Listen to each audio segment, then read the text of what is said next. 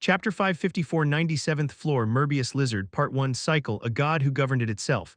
A being naturally crossed Taesan's mind. The serpent that governs the cycle of all things, or Roboros. There's no need to talk in such a cramped space. Errolnan said that and clapped her hands. At the same time the world was rewritten. Errolnan's rank covered everything, and they arrived. A space that was deeply dense and intense, yet utterly empty and vast. This place is... Akasha let out a groan. Having once been Errolnan's apostle, she had memories of this place. This was Errolnan's domain. With a face full of longing, Errolnan brushed her hand through the air. The aura surrounding the domain warmly wrapped around Errolnan as if welcoming its master. I've missed it. Rise, my temple, Ruyumbal. The domain resonated with its master's will. A colossal temple made of cycle filled the space in an instant. Errolnan settled onto the jade throne at its center. Now then. Where should I begin? Still seated on the throne, she slowly leaned forward. First, let me offer my thanks once more. Thanks to you, I was able to reclaim the reason I exist as myself. I'm not complete yet, but I should be satisfied with this much. Genuine satisfaction was clear on Errolnan's face. I can hold what I lost in my hands again. Akasha, you as well. Akasha trailed off. As if she already understood, Errolnan waved her hand. Enough. As you are now, you are his possession. It is regrettable to have lost a faithful apostle, but unless you and he desire it, I have no intention of making you mine again. Errolnan spoke calmly. Live your life as yourself, Akasha, though calling it life is questionable. In the end, you are a tool. Still, if you're satisfied, that is enough. Thank you. I should be the one thanking you. In the end, it's no exaggeration to say I was able to return because of you. As expected, you are someone worthy of being appointed as my apostle. From Akasha's silence, a deep emotion could be felt. Errolnan's gaze returned to Taesan. I debated how to explain things, but it's better to keep it simple. You must have quite a few questions for me. Ask, I will answer, if that's the case. Taesan asked the doubt he'd carried since hearing Errolnan's identity. What is your relationship with Ouroboros, the serpent of cycle? It too was a transcendent existence that governed the cycle of all things. Its concept overlapped with Errolnan's. By common sense, that shouldn't have been possible. You have seen something similar, two transcenders who govern the same concept. The god of death, Dersha, the god of strife and death, Rakaratas, both govern the concept of death. The difference was that Dersha governed all death, while Rakaratas governed death born of strife. So it's like that. It's not something I can call identical, but it is similar. Ouroboros is a mechanism-like existence that governs the cycle of all things. It cannot be viewed as a single entity. It is part of the vast universe itself. That is why its authority is great and immense. It could literally twist the time of the entire universe and rule the cycle. And even transcenders could do nothing about that interference, because it was such a colossal concept. If Ouroboros is the cycle of the entire universe, then you can think of me as an independent cycle. It is difficult to put into words. Should I think of it as a relationship similar to Dersha and Rakaratas? Well, I wouldn't say you're wrong, but phrasing it that way bruises my pride. Errolnan looked openly dissatisfied with Taesan's comparison. I am not Rakaratas, I am the god of cycle. Errolnan had the authority to intervene in cycle itself as a whole. Her rank was above even Rakaratas and Maria. Even now, incomplete as she was, the difference was easy to feel. Which was why Taesan couldn't help but be puzzled. Even someone like you lost to the usurper. Lost. Saying it that way bruises my pride, but it is true, so I have nothing to say. Errolnan grumbled. How had she lost to the usurper? To that question, Errolnan answered evenly. It encountered me, it fought me, and after an incalculable span of time it won, and then it usurped me. That is all. Someone like you lost to the usurper without any interference. Errolnan was strong. Even now, incomplete as she was, she carried a rank higher than any god Taesan had ever seen. By the standards of a transcender, it wouldn't be strange to say she had reached the highest place. Cycle was, to begin with, a concept that pointed to the universe's beginning and end, and yet she lost to the usurper. I am strong. I do not deny that, but the usurper had its own trump card. A trump card, if only temporarily, it can devour this world. Wasn't that something it could already do? The usurper could devour the world's concepts, put them into a treasure chest, and wield them. Yes, but it is different. It can devour it completely. Errolnan's narrowed gaze turned toward Taesan. You defeated the usurper's fragment and emptied that treasure chest. The usurper must have been greatly weakened. However, when it defeated me, that treasure chest held nothing so remarkable. There were only one or two great concepts. That meant the usurper back then was far weaker than it was now, yet it still defeated Errolnan. It will be aiming for you. I would like nothing more than to tear it apart myself, but... A cold, killing intent settled in Errolnan's eyes. Having had everything stolen by the usurper, she would surely hate it. But she restrained her emotions. It is unbecoming for the defeated to step forward again. I will leave it to you. Do not be careless. I understand. Taesan silently took Errolnan's warning to heart. He had no intention of leaving the usurper to someone else either.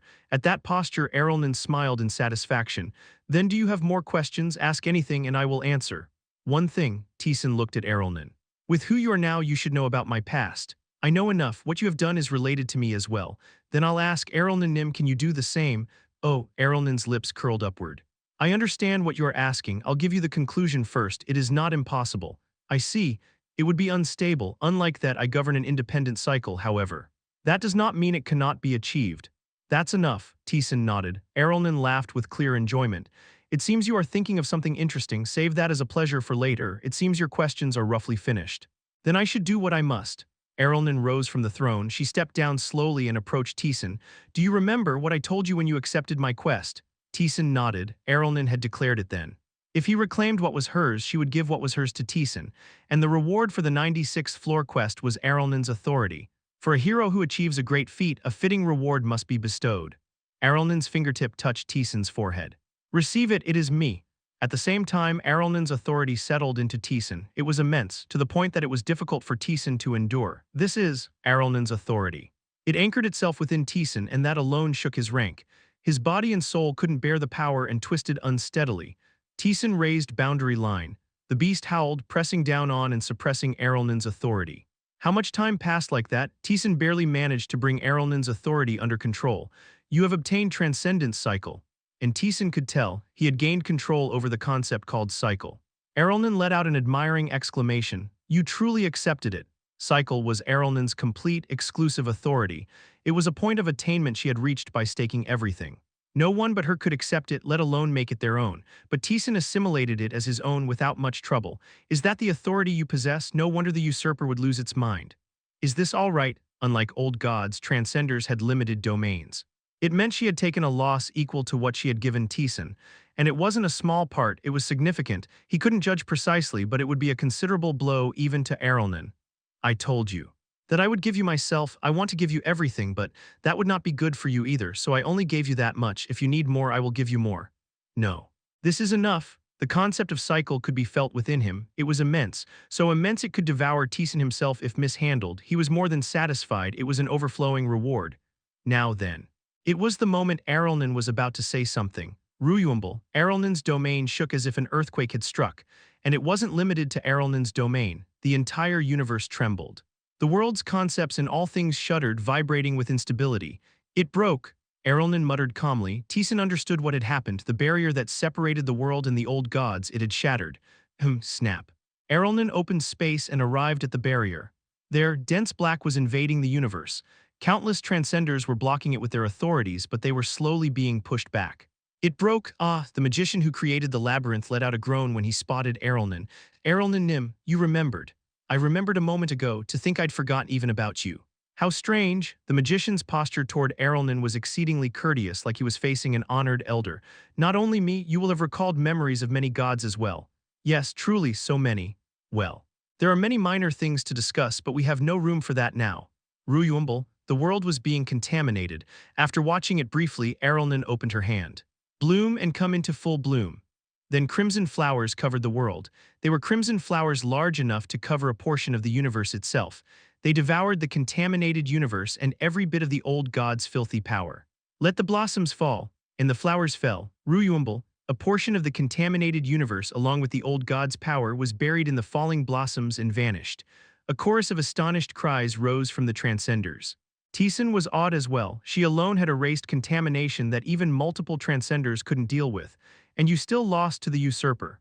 Errolnan's face was dissatisfied. Only this much.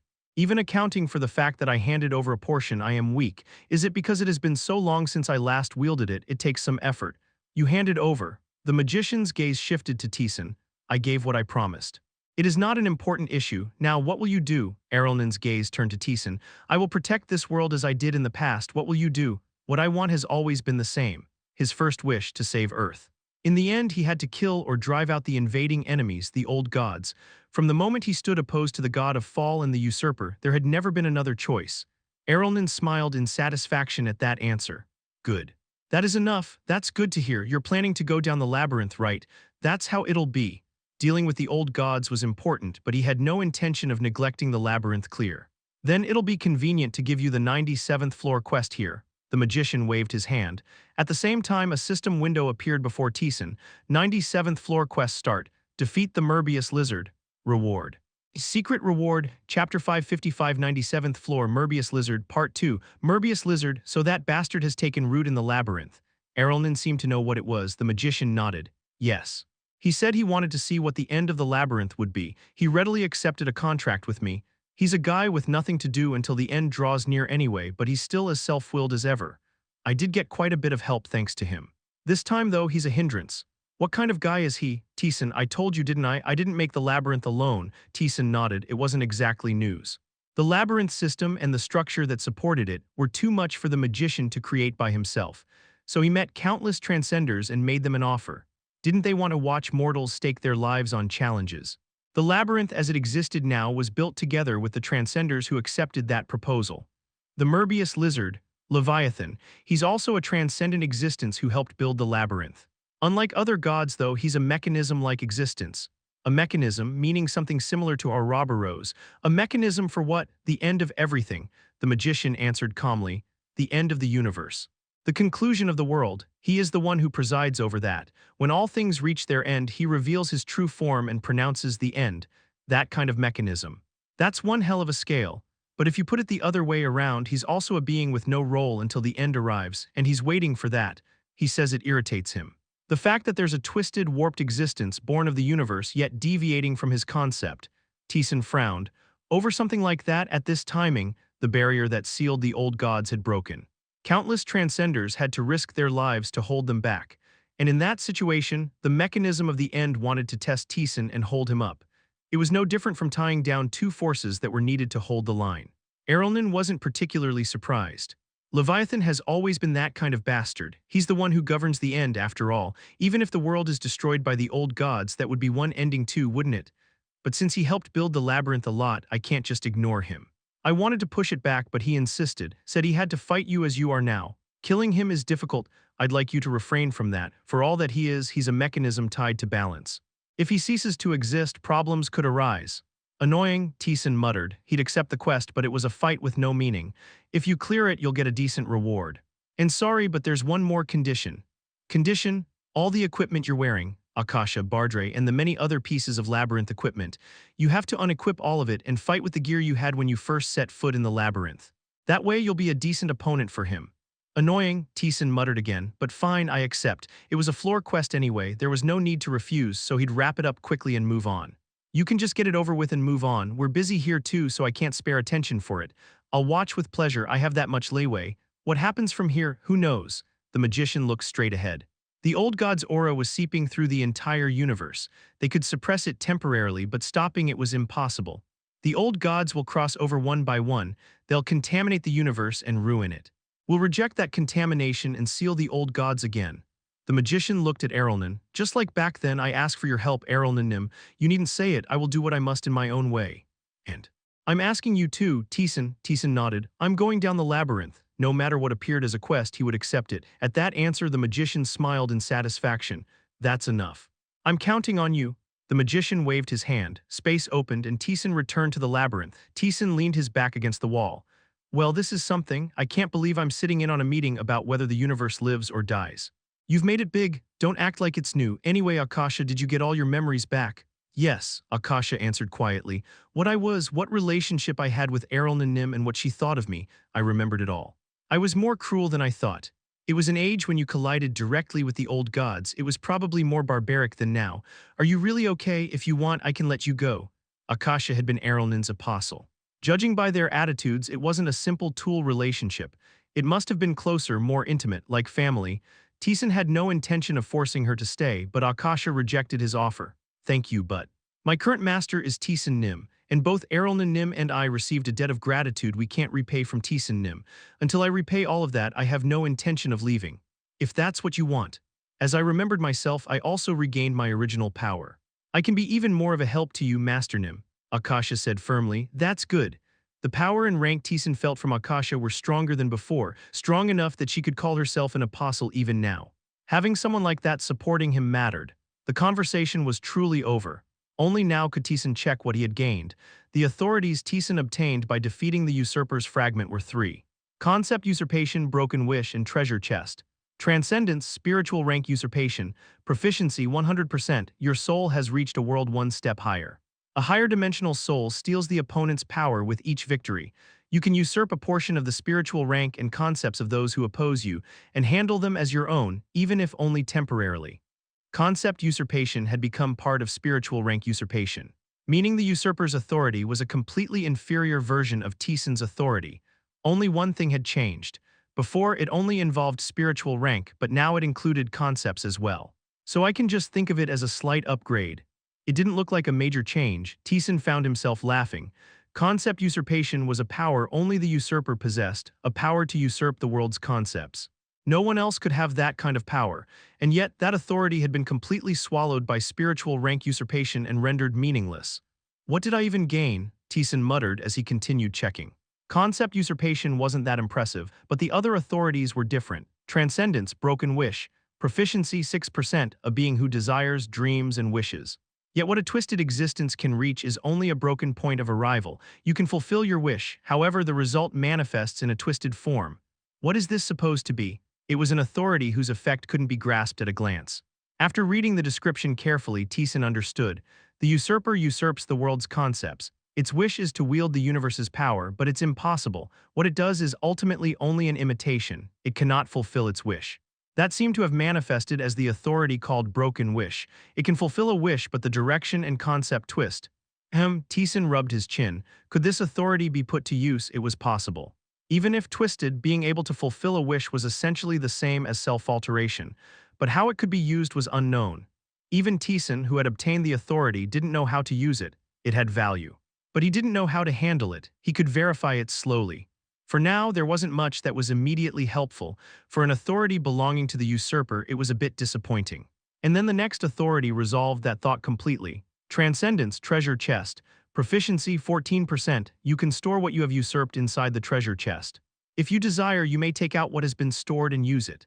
Oh ho, Taesan let out a sound as he read. The corners of his mouth rose. He already recognized it from the name, but the description made it even clearer. This was the usurper's treasure chest itself. He could store what he usurped. I get the general idea. The usurper, through concept usurpation, steals the concepts of transcenders it defeats. But unlike Taesan, it cannot usurp permanently. So it stores the concepts in the treasure chest, and it draws out those stored concepts and wields them through broken wish. The three authorities seem to function like that. If you looked at it simply, Taesan didn't really need the treasure chest. Unlike the usurper, he could usurp permanently, but with spiritual rank usurpation, the story changed. Spiritual rank usurpation could usurp an opponent's spiritual rank and concepts mid-battle, but it was only temporary usurpation.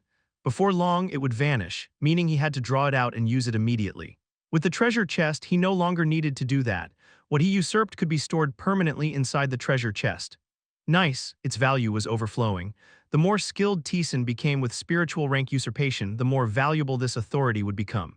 That was everything he gained from the usurper, and what remained was the authority Errolnan had bestowed upon him. Transcendence cycle, proficiency 42%, an independent concept cycle itself, you can interfere with cycle. Due to a missing part, it cannot be handled as a complete authority. Already 40%, Errolnan had given him a truly large portion. The immense authority of cycle could be felt inside him. Taesan raised his hand. Bloom, at those words a crimson flower bloomed. It was smaller and more unstable than what Errolnan wielded, but it was unmistakably a flower of cycle, and it wasn't limited to manifesting it as a flower. Taesan could now interfere with cycle itself. What could he do with this? There was so much he could do that it was hard to grasp. The cycle of an object, he could intervene in every turning process. Perhaps he could even replace what he had lost. For now, something simple, something he had actually done before. Taesan focused his mind. The crimson gradually began to turn ash-gray. An ash-gray flower manifested in the world. He could mix boundary line and cycle. If so, Taesan recalled the beast that had taken root within him. Is it possible? Taesan extinguished the ash-gray. That rough check was enough. He headed for the stairs. A massive presence could be felt below. It was the lizard of the end that heralded the conclusion of all things. Annoying. But Taesan felt nothing in particular. With nothing more than an annoyed expression, he went down the stairs. Get in, this is my first time watching from this far away. Good luck. Master Nim, I pray for your victory. Taesan put all of his equipment away, and for the first time in a long while he equipped the labyrinth's early gear, Step. Step, he went down the stairs and Taesan arrived on the 97th floor. There was a room the size of a stadium, and filling half of it there was a single red dragon. Merbius lizard Leviathan has appeared. Taesan stared blankly at the enemy before him. Kea, brilliantly gleaming red scales. Reptilian eyes that seemed to gather all the killing intent in the world. In the breath it exhaled, white flames flickered here and there. The red dragon let out a low growl, the king of dragons.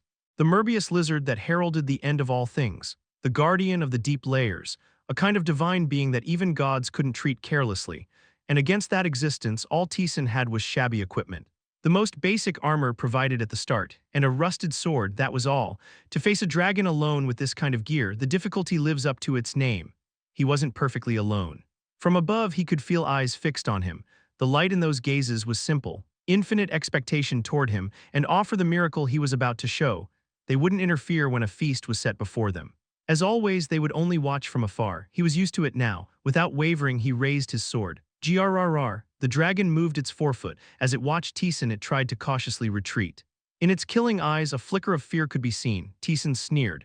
"You're the one who wanted to see this, so why are you the one scared?" Kah. As if it had made up its mind, the dragon roared and moved.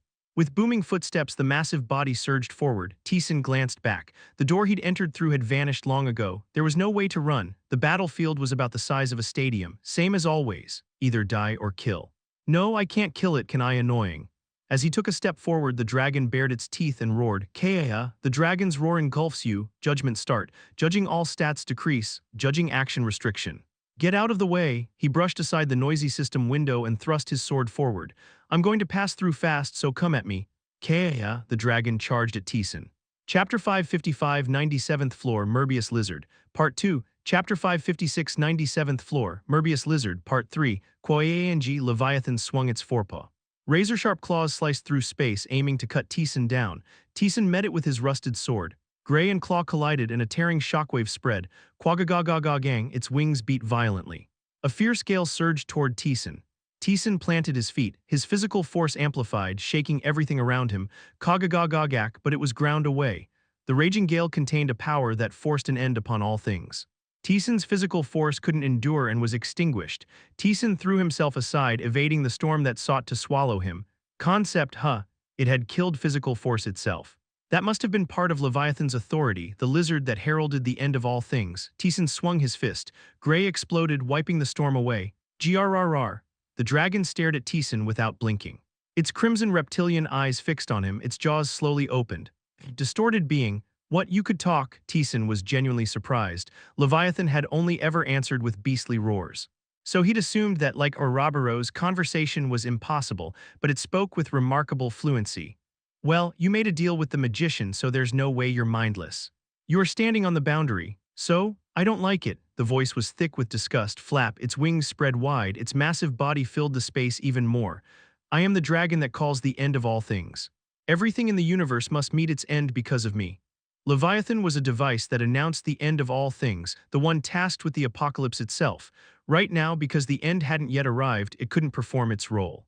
But if the end ever came, Leviathan would swallow the entire universe whole. "But you, though born of this universe, have escaped my control." Those eyes, brimming with killing intent, bore down on Taesan. Within them was a power that forced an end no existence in the universe could resist.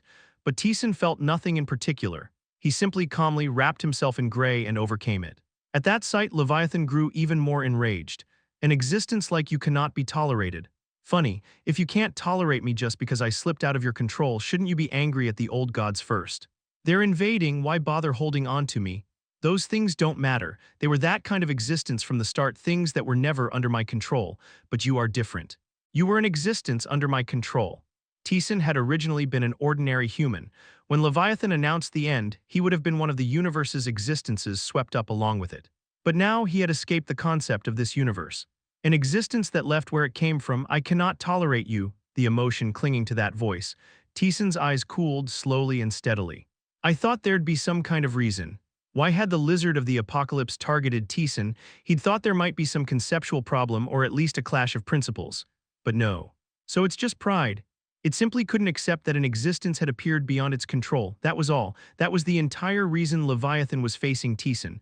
Childish. Leviathan was a device-like existence like the god of death or robber rose.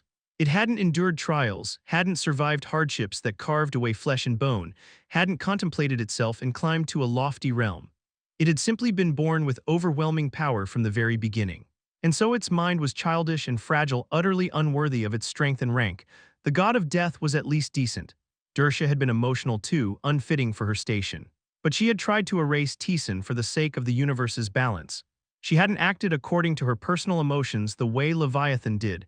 Taesan's eyes grew colder than cold could ever be. Leviathan, as if displeased by that attitude, let out a furious roar. "How dare a trifling thing look at me like that? So what? I will grant you the end." Quoyang, the labyrinth shattered. A colossal storm swallowed the world. And they arrived in a single domain. Everything collapsed and was annihilated. Thunder and storms ravaged the world. It was the domain of the apocalypse. A single landscape reached when all things revealed their end. Die. Distorted being, Leviathan drew in a breath. A gigantic power condensed within its maw. Then its mouth opened and its breath was unleashed. A gray breath. Taesan stomped, gathering his mana and swinging it out. You activated rainbow rush of diverse colors. The gray breath collided with rainbow-colored streaks, and the rainbow streaks began to rot and vanish in an instant. The magician's great magic, exactly as it was, couldn't exert any strength at all. As if it had been nothing from the start, it couldn't block the breath in the slightest. The breath surged forward and swallowed Taesan. Quoyang, Taesan's body was buried in the gray breath and vanished. Leviathan burst into wild laughter. "Ha ha ha ha ha, trifling being, be extinguished, be trampled by my authority and vanish. Shut up." What? The remnants of the breath dispersed. Taesan stood there, gray covered his entire body.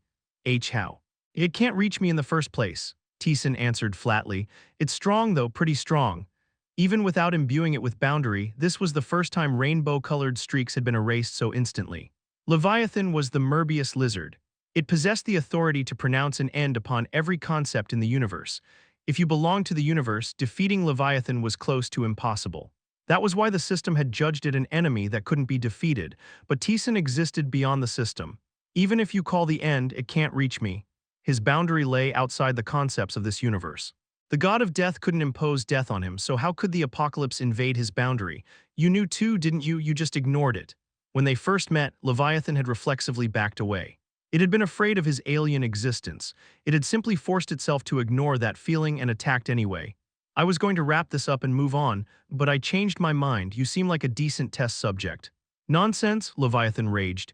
"It was the dragon of the apocalypse, the existence that announced the end of all things. Even transcenders feared it and kept their distance. And now this thing dared to call it a test subject. It was an insult it couldn't tolerate. Of course, Taesan didn't care. Come on, with everything you've got," Taesan hummed lightly. "You bastard," the enraged Leviathan drew in a breath. Once again, the breath of the apocalypse poured toward Taesan. Taesan spread his hand. Bloom. And a red flower burst into full bloom.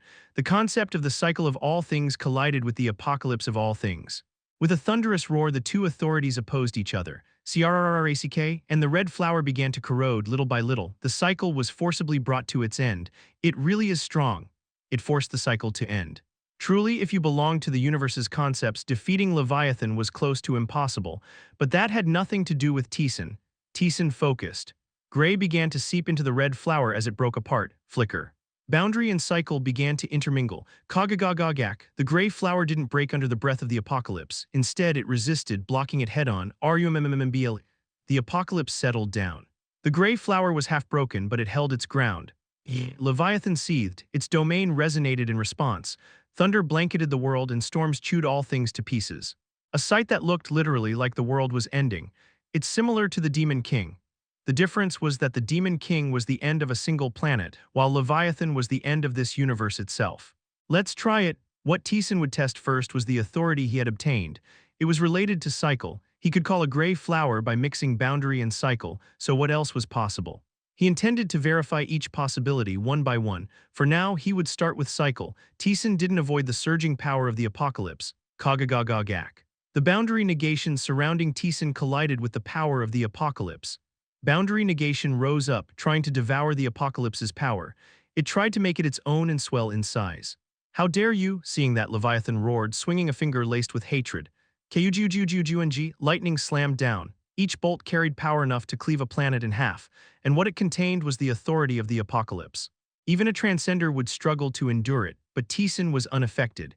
The boundary negation around him blocked it all. Still, consumption was unavoidable. No matter how far beyond it was, this was the apocalypse itself. Because the authority itself was so lofty, boundary negation was consumed at a rapid pace. Seeing that, Leviathan bared its teeth. Its authority was piercing Taesan's alien existence. At that fact, Leviathan was deeply satisfied. Dai Kyujujujuenji power surged and boundary negation began to bottom out, and Taesan had been waiting for that moment. He handled the authority he had obtained. He controlled it, guided it, and intermingled the cycle of all things with his own. Then a flower bloomed. That flower touched the boundary negation surrounding Taesan. You activated Transcendence Cycle. Boundary negation began to cycle. The authority that had been consumed refilled at high speed as if time itself were accelerating. What? Leviathan was horrified while Taesan grinned. So this is how it works. Taesan could control the concept of cycle, but he'd been uncertain how to apply it. The authority had far too many possible uses. So he decided to focus on a small concept first. Cycle. Then could he forcibly cycle his own power? Could he rapidly restore what had been consumed? The result was yes. He forcibly cycled the spent boundary negation and filled it again. Impossible. How? Leviathan, enraged, unleashed its breath once more. Taesan neither blocked nor dodged. Kwayang, and that alone was enough. The boundary negation, filled once again, blocked the apocalypse. Taesan tried to activate cycle on boundary negation again, but it was impossible. As if bound by some restriction, cycle could not resonate with boundary negation. There's a limit. It seemed you couldn't cycle something that had already been cycled once. Then Taesan manifested magic and black magic. In an instant, dozens, then hundreds of forces formed and crashed down on Leviathan. Useless, Leviathan beat its wings. I am the one who announces the end of all things. With that alone, the magic and black magic shattered and vanished. With the concepts of this world, you couldn't attack Leviathan. Black magic belonged to Baal, but simple black magic alone wasn't enough. Taesan already knew that. What he was trying to confirm was something else. Using countless spells, his mana quickly began to bottom out. Then Taesan activated his authority again. You activated Transcendence Cycle. The mana and black magic that had been near-empty refilled at high speed. In an instant, they reached their limits. There was a limit to repeatedly cycling a single kind of power, but if the types of power were different, you could keep the cycle turning. Cycling boundary and magic, black magic and the like, was possible. Then a single possibility flashed through Taesan's mind. He believed it might be possible, but even he wasn't fully certain. You activated Rainbow Rush of diverse colors. A rainbow poured down. Leviathan let out a shriek. You think this kind of power can reach me? I don't. Taesan snapped his fingers. You activated Replication. The rainbow streaks replicated, doubling. At the sudden replication, even Leviathan faltered for a moment. Replication, a tremendously powerful skill that replicated power as is, but it had a cooldown of 1 hour. Using it twice in a single battle was difficult, but if cycle existed, you activated Transcendence Cycle. Click. Time turned back forcibly. It began to cycle, and Taesan could tell. Taesan quickly swung his hand. You activated Replication. Replication activated again. The streaks became fourfold. Leviathan hurriedly spat out its breath. Kwayang, the breath of the apocalypse annihilated and rotted all the rainbow streaks. What did you do? It works. Taesan let out a hollow laugh. Cycle was literally cycle. It could forcibly cycle all things objects. Even the system, Chapter 557, 91st Floor, Merbius Lizard, Part 4. Why you bastard? Leviathan beat its wings. The authority of the apocalypse swung down to trample Taesan. Quagagagagang. Dodging the attack, Taesan thought rapidly. He had forcibly cycled Replication's cooldown with the authority of cycle. That meant he could interfere with the system itself. Then could he cycle skills whose cooldowns weren't an hour like Replication's but several days long. You activated Fall of All Things. All things fell. The apocalypse was included in that as well. Leviathan's rank plunged for an instant. You activated Transcendence Cycle, and he forcibly cycled Fall of All Things cooldown. You activated Fall of All Things. Arg, the rank that had fallen once fell again. The gap was big enough that anyone could feel it. It works. Taesan's lips curled upward. Even a Transcender's authority, even a skill with a cooldown lasting several days, could be cycled without issue. What in the? Leviathan, flustered, activated its own authority. Raising a fallen rank again wasn't particularly difficult. For Leviathan, which governed the end of all things, even a fall could be forcibly brought to an end. But that wasn't why it was shaken. Leviathan was one of the Transcenders who had helped build the labyrinth. As such, it understood what the labyrinth system was and what concepts it operated on. And because of that, Leviathan knew better than anyone that it was impossible to activate skills like Fall of All Things or Replication in rapid succession. How are you chaining a skill of that level over and over? Replication, it doubled a skill's effect. Even to a transcender, it was a skill that exceeded specifications. Leviathan could accept the skill's existence itself. It knew the labyrinth system could create skills at that level, but a skill of that level had to have a long cooldown. Yet Taesan activated it repeatedly as if there were no cooldown at all. Fall of all things was the same. He could receive a transcender's authority, sure, but there had to be restrictions on its use. He was cycling the cooldown with Transcendence Cycle, but since it was happening entirely within Taesan, Leviathan couldn't grasp it. Interesting, Taesan was satisfied, forcing cooldowns to cycle and reactivating skills. This was a massive advantage. It's a different direction from designated skill reset, but this is good in its own way. Each had pros and cons. Designated skill reset's advantage was that you could repeat the same attack skill, that let you stack multiplication, but cycle couldn't be used that way.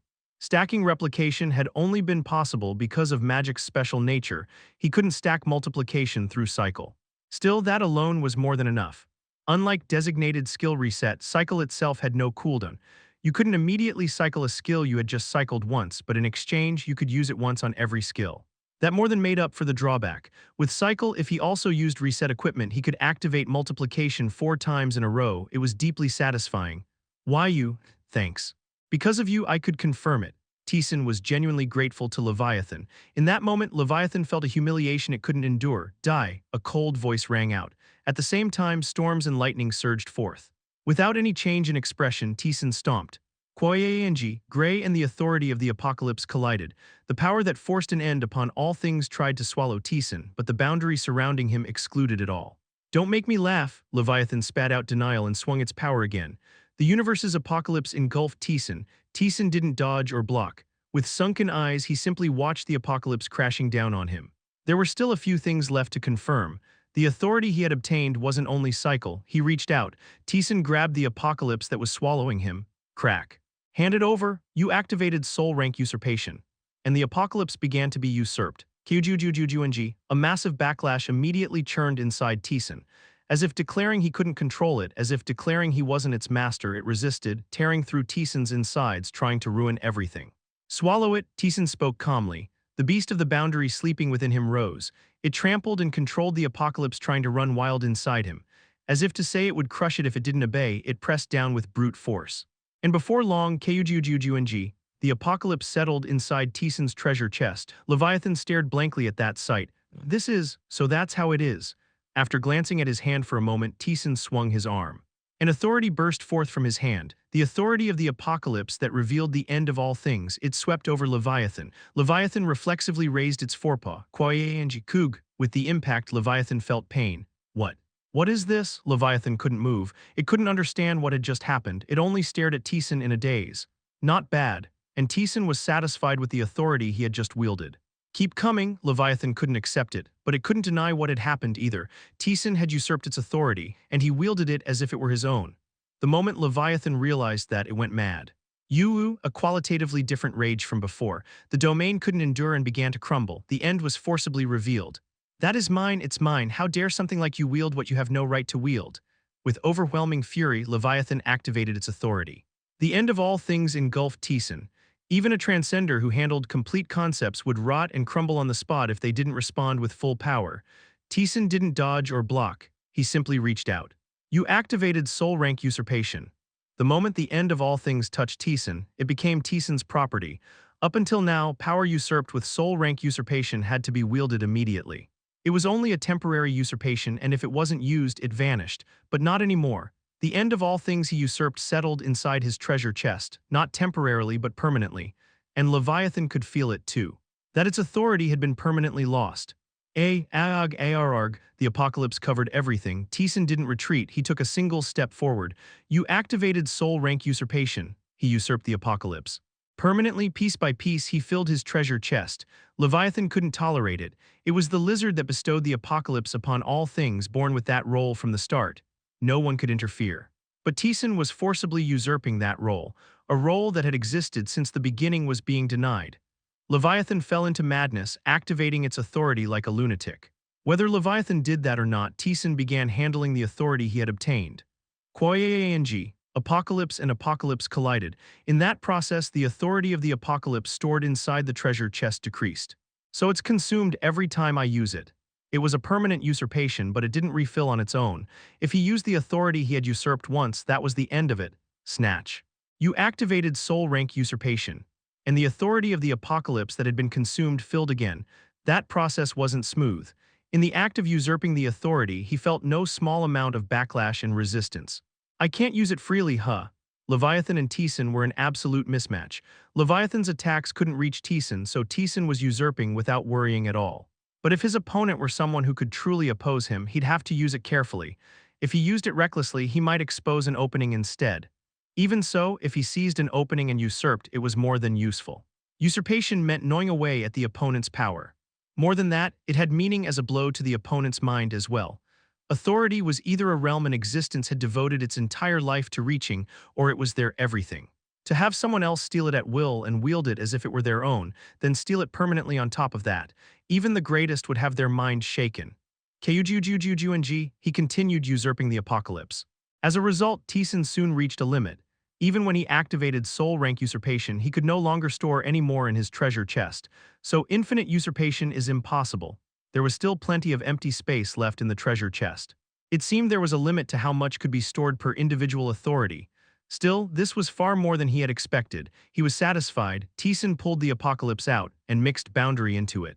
An apocalypse of the boundary manifested in the world and smashed Leviathan. Leviathan tried to defend, but the apocalypse of the boundary pierced through that defense by force. Kuung. Krghhhhhk. I can mix boundary into what I usurp without any issues. Great. Taesan smiled, pleased, then lastly Taesan focused. He drew up the beast of the boundary and poured cycle into it. A concept that belonged nowhere began to cycle. Grrr, the beast snarled. It was like a child whining while being forced to eat food it hated. At the rejection, Taesan withdrew cycle.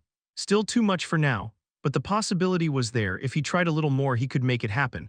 All right, then I'd like to be done now. He had tested everything he needed to test. He had no more business with Leviathan.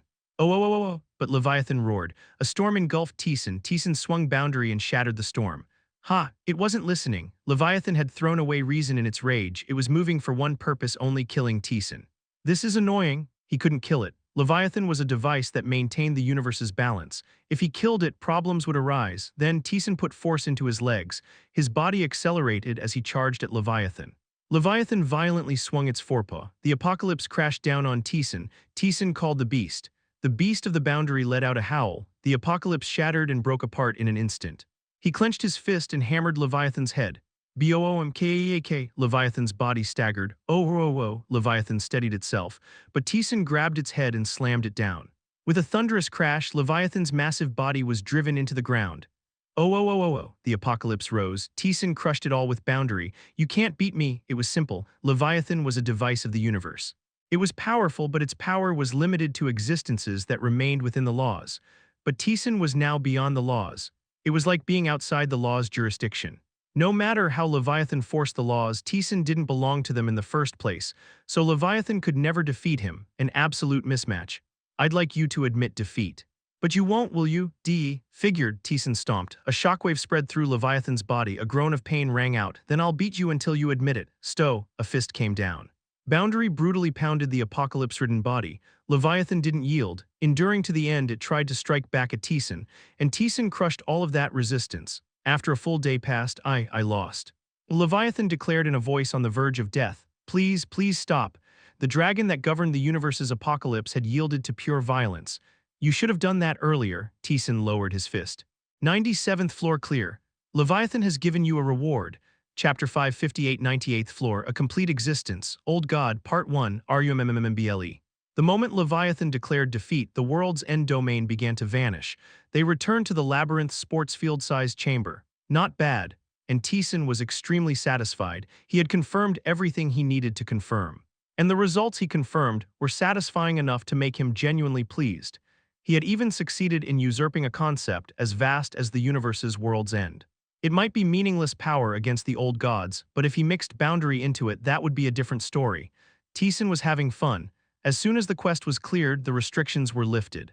Taesan pulled out all the equipment he had been holding and put it on. Bardre and Akasha immediately asked, Taesan, how did it go? Did you win? Yeah, Taesan nodded. The two of them looked at Leviathan. And Bardre and Akasha swallowed. They felt an instinctive fear toward Leviathan. The thought of winning against Leviathan, enduring it, or losing to it didn't even occur to them. They were just scared. They didn't want to come into contact with it. They wanted to get far away and slip out of its sight. It was an instinctive terror close to something every living being in the universe carried. Ta Taesan, you beat that thing. Yeah. It was nothing. Hha. Grrr. As if it didn't like that, Leviathan let out a low growl, but it didn't do anything beyond that. Like a dog, it crouched down and kept sneaking glances at Taesan's face. At that sight, Bardre was at least able to suppress the urge to run away on the spot. Bardre let out a hollow laugh. The lizard of the end. Huh, how did you even beat that? It was nothing to me. Taesan felt nothing about defeating Leviathan. Leviathan was certainly powerful. With power and rank like that, Taesan would have had to stake his life. But it was an absolute mismatch. Just like how the god of death was strong enough to oppress transcenders yet couldn't affect Taesan at all, Leviathan was the same. Since it was an opponent he couldn't lose to in the first place, there was no reason to feel happy about winning. Still, a win is a win. Taesan walked up to Leviathan. Hand it over. Taesan had cleared the 97th floor quest. And the quest target had to give Taesan a reward for clearing it. Leviathan flinched, its body trembling. Honestly, it had never considered it might lose. It had believed without the slightest doubt that a being of the universe could never stand against it, the one who governed the world's end. Even if Taesan stood on the boundary, he thought Taesan's roots were still of the universe, so his authority would work. But it didn't.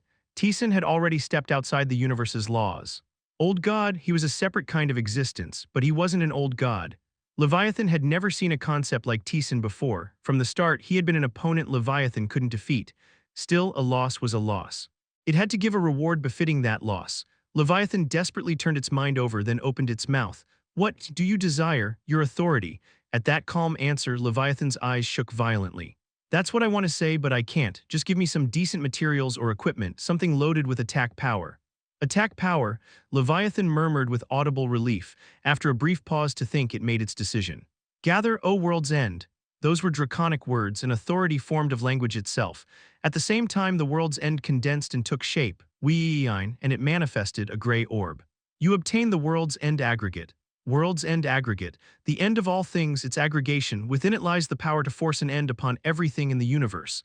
An aggregation of all world's end. The power contained within it was close to a complete concept. It was power focused purely on destruction. If he handled it properly, he could forge a highly powerful piece of equipment. Manifest here, my tool. That wasn't the end. With Leviathan's declaration, a sword appeared before it.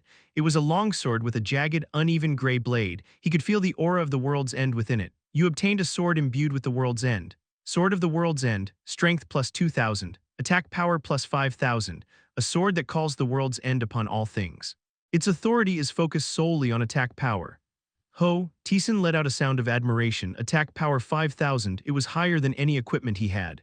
Bardre and Akasha's attack power had risen a lot too, but they still hadn't reached the 5,000 line. It was a value worthy of a reward from Leviathan, the one who called the universe's world's end. It's been a while since I swapped gear. Recently, the rewards hadn't been equipment overall, so he hadn't changed anything. Attack power was the most valuable stat to Taesan right now. It meant a lot. This is enough. Then I will take my leave, Taesan nodded. Leviathan hurriedly opened space and fled. That was suffocating. Only then did Bardre and Akasha let out the breaths they'd been holding.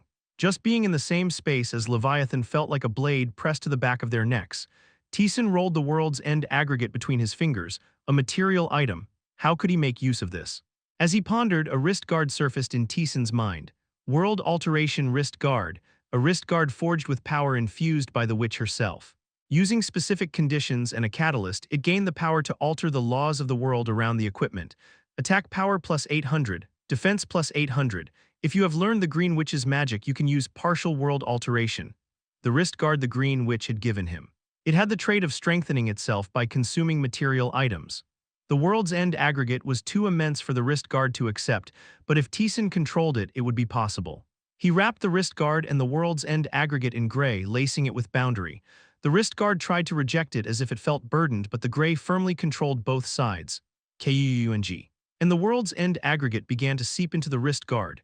That enormous might and concept slowly began converting into the numerical value called attack power. Kagagagak. And at last, all world's end settled within the wrist guard. World Alteration Wrist Guard, a wrist guard forged with power infused by the witch herself. Using specific conditions and a catalyst, it gained the power to alter the laws of the world around the equipment. Attack power plus 480, Defense plus 800. If you have learned the Green Witch's magic, you can use partial world alteration. You can temporarily invoke World's End. Not bad. His attack power had risen by a full 4,000.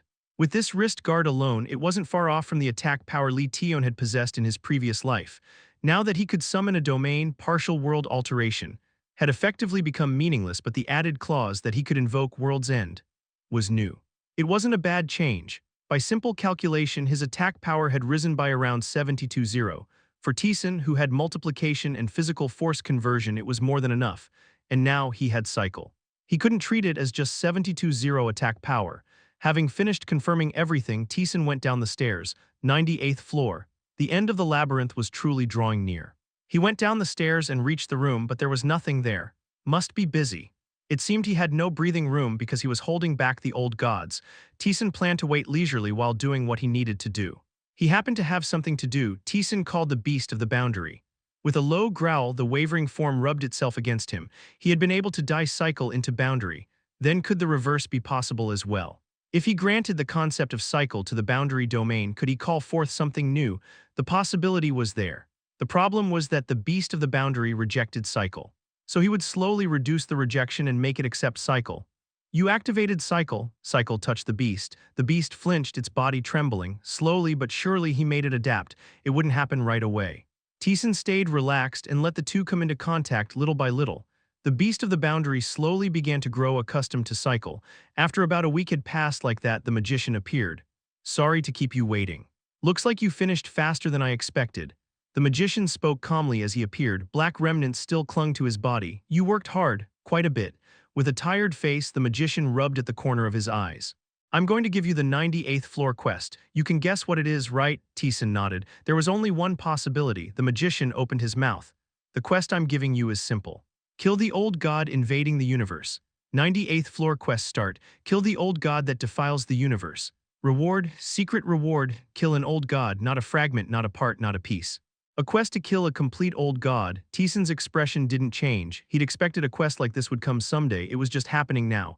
An old god, huh? What's the situation? I should start from there. Like you know, the barrier broke. The beings beyond began to defile the universe. And the old gods, which you could call their core, scattered. Scattered? Yeah, the old gods scattered across the universe and are defiling parts of it. The transcenders are stopping them, so they're all split up. Old gods don't really get stronger by joining forces. If anything, their authorities get in each other's way. The old gods were all separated. With that information filed away, Taesan asked, have you confirmed all the old gods' locations? They're working hard to defile the universe, so it'd be impossible not to. We've confirmed all of them except for just one. One, the usurper. At that, Taesan's face tightened into a frown. Is it hiding itself? That's the most likely. The Transcender's eyes and ears are spread across the entire universe. If it uses even the tiniest bit of power, we should be able to pinpoint it immediately. But we still haven't confirmed it. It has to be somewhere in this universe. Have you found Essence's location? No, the magician shook his head. Like you said, it should be somewhere in this universe, but I can't see it. For an existence at that level of concept, hiding itself shouldn't be easy. Really, I have no idea how it pulled it off. The usurper and Essence both were hidden. Well, it's not something to worry about right now. If they show themselves, we'll know immediately. What matters is the situation. The magician clapped once, shifting the topic. We're definitely weaker than we were in the last war. Countless transcenders were annihilated in the past war. In contrast, the old gods were undying beings. With a tiny handful of exceptions, they still remained. There was no choice but to be pushed back. But it's not as bad as you'd think. It looks like they took a fair bit of damage while breaking the barrier. Of course, given time, they'll recover completely, but not immediately. If we push a little, we can keep the balance. I'm that role, Taesan asked in a calm voice.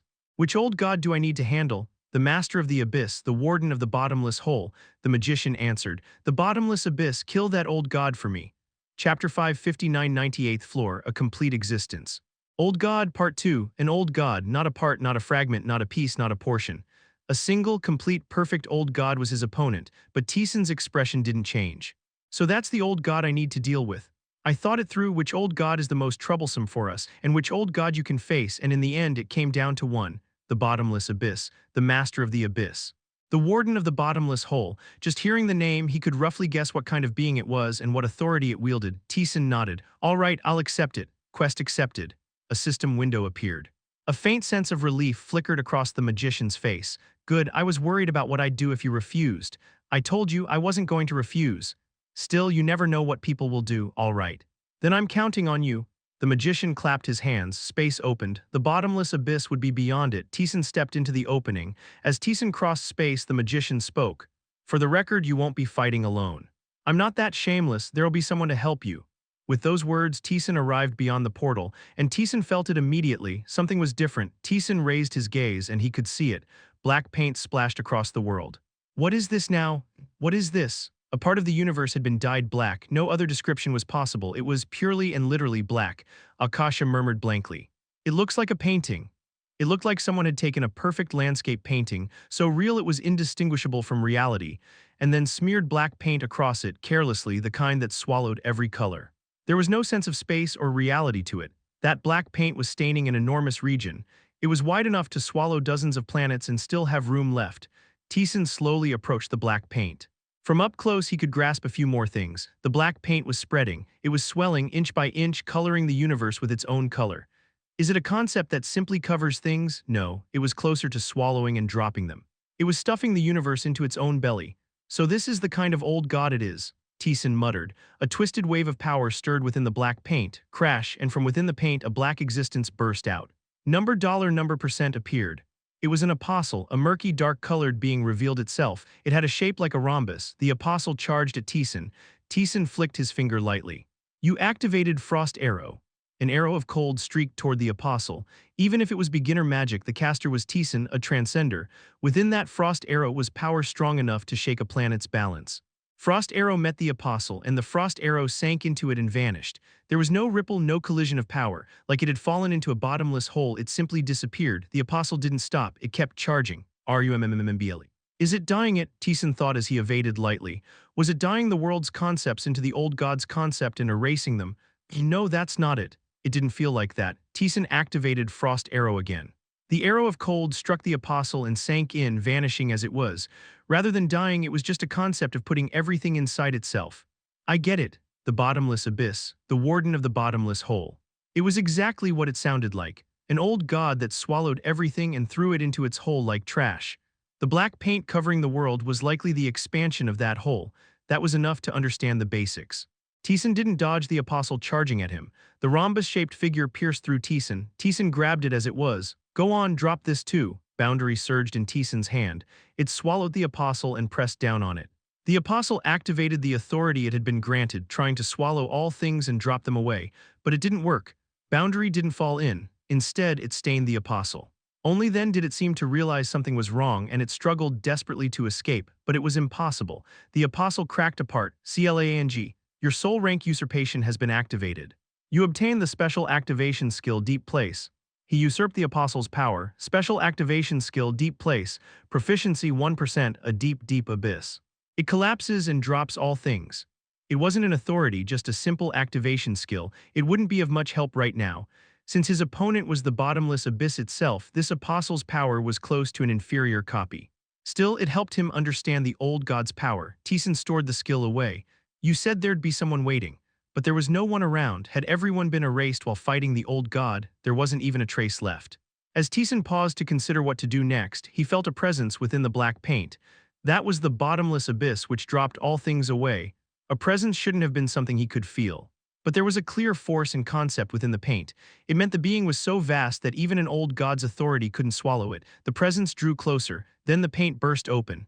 Ah, an irritated voice rang out. White skin was smeared here and there with black paint. Even within a blackness like pitch, her black hair shone brilliantly. The black paint rose, trying to swallow the being that had burst out. Grinding her teeth, she flicked her finger. Get lost, darkness gathered. Not the old god's blackness, but pure darkness of the universe. A jet-black night that covered the world and stained it. That condensed darkness collided with the old god's authority, canceling each other out. A massive wave shook the universe, but the black paint didn't yield easily. It crawled forward, trying to grab its opponent no matter what, and swallow her whole. Her expression hardened, bite it off. And in that moment, Taesan moved. The beast that obeyed his command surged up. It pounced like a flash, tearing off and grinding apart all the paint that had latched on. Then it spat it out and burst it. KABOOM, a huge shockwave spread. The black paint that was eating into the universe was pushed back, only a little but unmistakably. With the opening gained, the woman finally took in Taesan. You are. Her ebony hair had lost its color. Her cat-like sharp eyes were full of irritation. Her long black dress was torn, revealing patches of bare skin. It's been a while, demon god, Taesan offered his respects. The demon god, Lucifer. She was one of the transcenders who favored Taesan. No, if anything, it wouldn't be an exaggeration to say she was the one who favored him most. After confirming Taesan, the demon god smiled softly. They said support was coming. So it was you, looks like it. The demon god tried to say something, but the black paint spreading out between them cut her off. Tusk, are we going in right away? That's what I want to say, but I'm not in perfect condition either. The demon god clicked her tongue. Half of her was painted over with black, her rank was swaying heavily. It was the first time he had ever seen a complete transcender, someone who had reached such heights shaken like this. For now, I think I need some rest. Let's open some distance. Are you sure you'll be all right? I made some scars of my own. I'll recover before long, but it'll buy time. In that case, Taesan moved with the demon god to another place in the universe. After putting enough distance between them and the old god's sphere of influence, the demon god frowned. That damned contamination, it's annoying. The black paint staining her was shaking her rank. Taesan watched for a moment, then held out his hand. May I take care of it? Ho, the demon god grinned. Go ahead, try it. She took Taesan's hand. Taesan focused. Come out, eat it. He gave the beast its command. The beast of the boundary obeyed. The demon god let out a short groan. A strange sensation swept over her. Krakkk, the black paint staining her was swallowed into the boundary and vanished. Before long, the demon god returned to her original state. Ho, after checking herself, the demon god looked surprised. The old god's contamination was completely gone. If I'd tried to remove it myself, it would have taken quite a while, and I would have lost a lot too. The demon god's condition couldn't be called good. To remove the old god's contamination, she would have had to cut away her own domain. Power loss was inevitable, but Taesan had removed only the old god's contamination perfectly. Now that I've experienced it, I'm sure it's impressive. If you're here, we could truly end this war. Are you fully recovered? I want to say yes, but not quite. I still need a bit of rest. Then please rest, Taesan spoke evenly. From the far end of the universe, distorted beings were charging in. All of them were apostles of the bottomless abyss. I'll take care of the annoying ones. At the same time, boundary covered the universe. The apostles charging in vanished without being able to do anything. At that sight, the demon god let out a small laugh. I'm counting on you. The demon god recovered herself slowly. Apostles kept charging in the entire time, but Taesan dealt with them without any issue. As he did, Taesan asked the demon god something he was curious about. I thought you'd be fighting the former demon god. The old god that had once ruled the demon realm, the former demon god. Taesan had encountered it before. Since it was the demon god's opposing existence, he expected she would fight it. I planned to, but that bastard was dead set on avoiding me. I could chase it, but I didn't have the luxury. That's why I came here. The demon god opened her eyes. The gaze she turned on Taesan held amusement. Back then I was disappointed because I thought I wouldn't get to tear it apart and kill it, but thinking about it now, it was fortunate. Why? Because it let me fight with you. The demon god chuckled. I wanted to fight alongside you once. Well, not like this, but still, I'll take the supporting role. Supporting me? Because you're the one who can kill an old god. No matter what she did, the demon god couldn't kill an old god. Her concept couldn't damage an old god's fundamental nature, but Taesan was different. Taesan could kill an old god, and you might even be stronger than me. Too humble, no. I mean it, there wasn't a hint of wavering in the demon god's voice. Her attitude was as if she were stating a simple fact. You became strong, wholly and entirely on your own. You overcame our trials and proved your worth to reach this place. To the point where he could meaningfully take part in the battle that decided the universe's survival between the old gods and the gods. It had taken an absurdly short time. To transcenders, it was practically an instant. From a weak mortal to a lofty seat, you've come a long way, the demon god murmured as if it struck her anew. Chapter 5, 98th floor. A complete existence, Old Gods, Part 3. It's good, but it's hard to be happy about it outright. Why is that? It's nothing. The demon god let out a bitter laugh. Nothing major. Just a small plan getting warped. She raised a finger and pointed at Taesan. You remember, right, the little child of mine you saved? I remember, Vekaseta's lamb, Anetcha, the demon child Taesan had saved. He knew she held affection for him. I was going to use her to settle you in the demon realm. You were. That surprised him slightly. The demon god had said something similar before, but he didn't expect she'd thought that far ahead. In the end, what holds on to the strong is emotion. Well, that was only if you stopped at the level of a mortal or an immortal. You've come too far now. Taesan, as he was now, wasn't someone who could be bound to a single mortal. Hugh, with a short sigh, the demon god rose to her feet. Are you fully recovered? To a degree, fully is impossible. That would take far too long. The contamination swallowing the universe was steadily growing. Before it becomes unmanageable, we need to clean it up, but I do have time for a light test. She turned and looked at Taesan. Taesan, how about sparring with me lightly? A spar, just lightly. A clash that won't burden either of our powers at all. If that's what you want, Taesan didn't refuse. The demon god smiled. I thought you'd answer like that. She drew in power. Darkness gathered and swallowed the world. She flicked her finger. At the same time, darkness surged forth to swallow Taesan. It was all the darkness in this world, the absolute authority that the one who governed Ma itself could wield. Taesan let out a hollow laugh. You said it would be light. This was nothing like light. An immortal couldn't even respond. Neither could a faith god, neither could a transcender who ruled a minor concept. The only ones who could stand against it were transcenders who had reached a lofty seat. And even they wouldn't be able to respond easily. The concept the demon god held sat high among all concepts in the universe. The demon god, Lucifer, she was a being who had reached that realm, but Taesan didn't retreat. There was no fear in his eyes. Ripple, ash gray revealed itself to the world. Darkness and ash gray collided. The world's concept and that which was not a concept opposed each other, twisting. Krang, then darkness and ash gray shattered apart. Taesan didn't yield at all against the demon god's power. She let out a small laugh and gathered the darkness back in. You've reached a stable state. With you can win against the bottomless abyss. Not only that, you could kill countless old gods and bring stability back to the universe. That's still far off.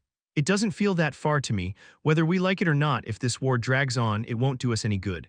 The other transcenders will want to end it as quickly as possible too. The last war dragged on because we had no means to finish it. But this time we have you. Taesan could kill old gods. He could bring an end to the tiresome war. We could lose, the universe might fall back into their grasp, but one way or another there will be an end, favorable to them or favorable to us, so I'll ask you one thing. What is it? When everything is over, where will you lay your body to rest? When everything was over, where would he lay his body to rest? It was something the demon god had asked Taesan before. Back then, it was an unimaginably distant story. He didn't properly understand old gods or transcenders, and he knew nothing about his own origin.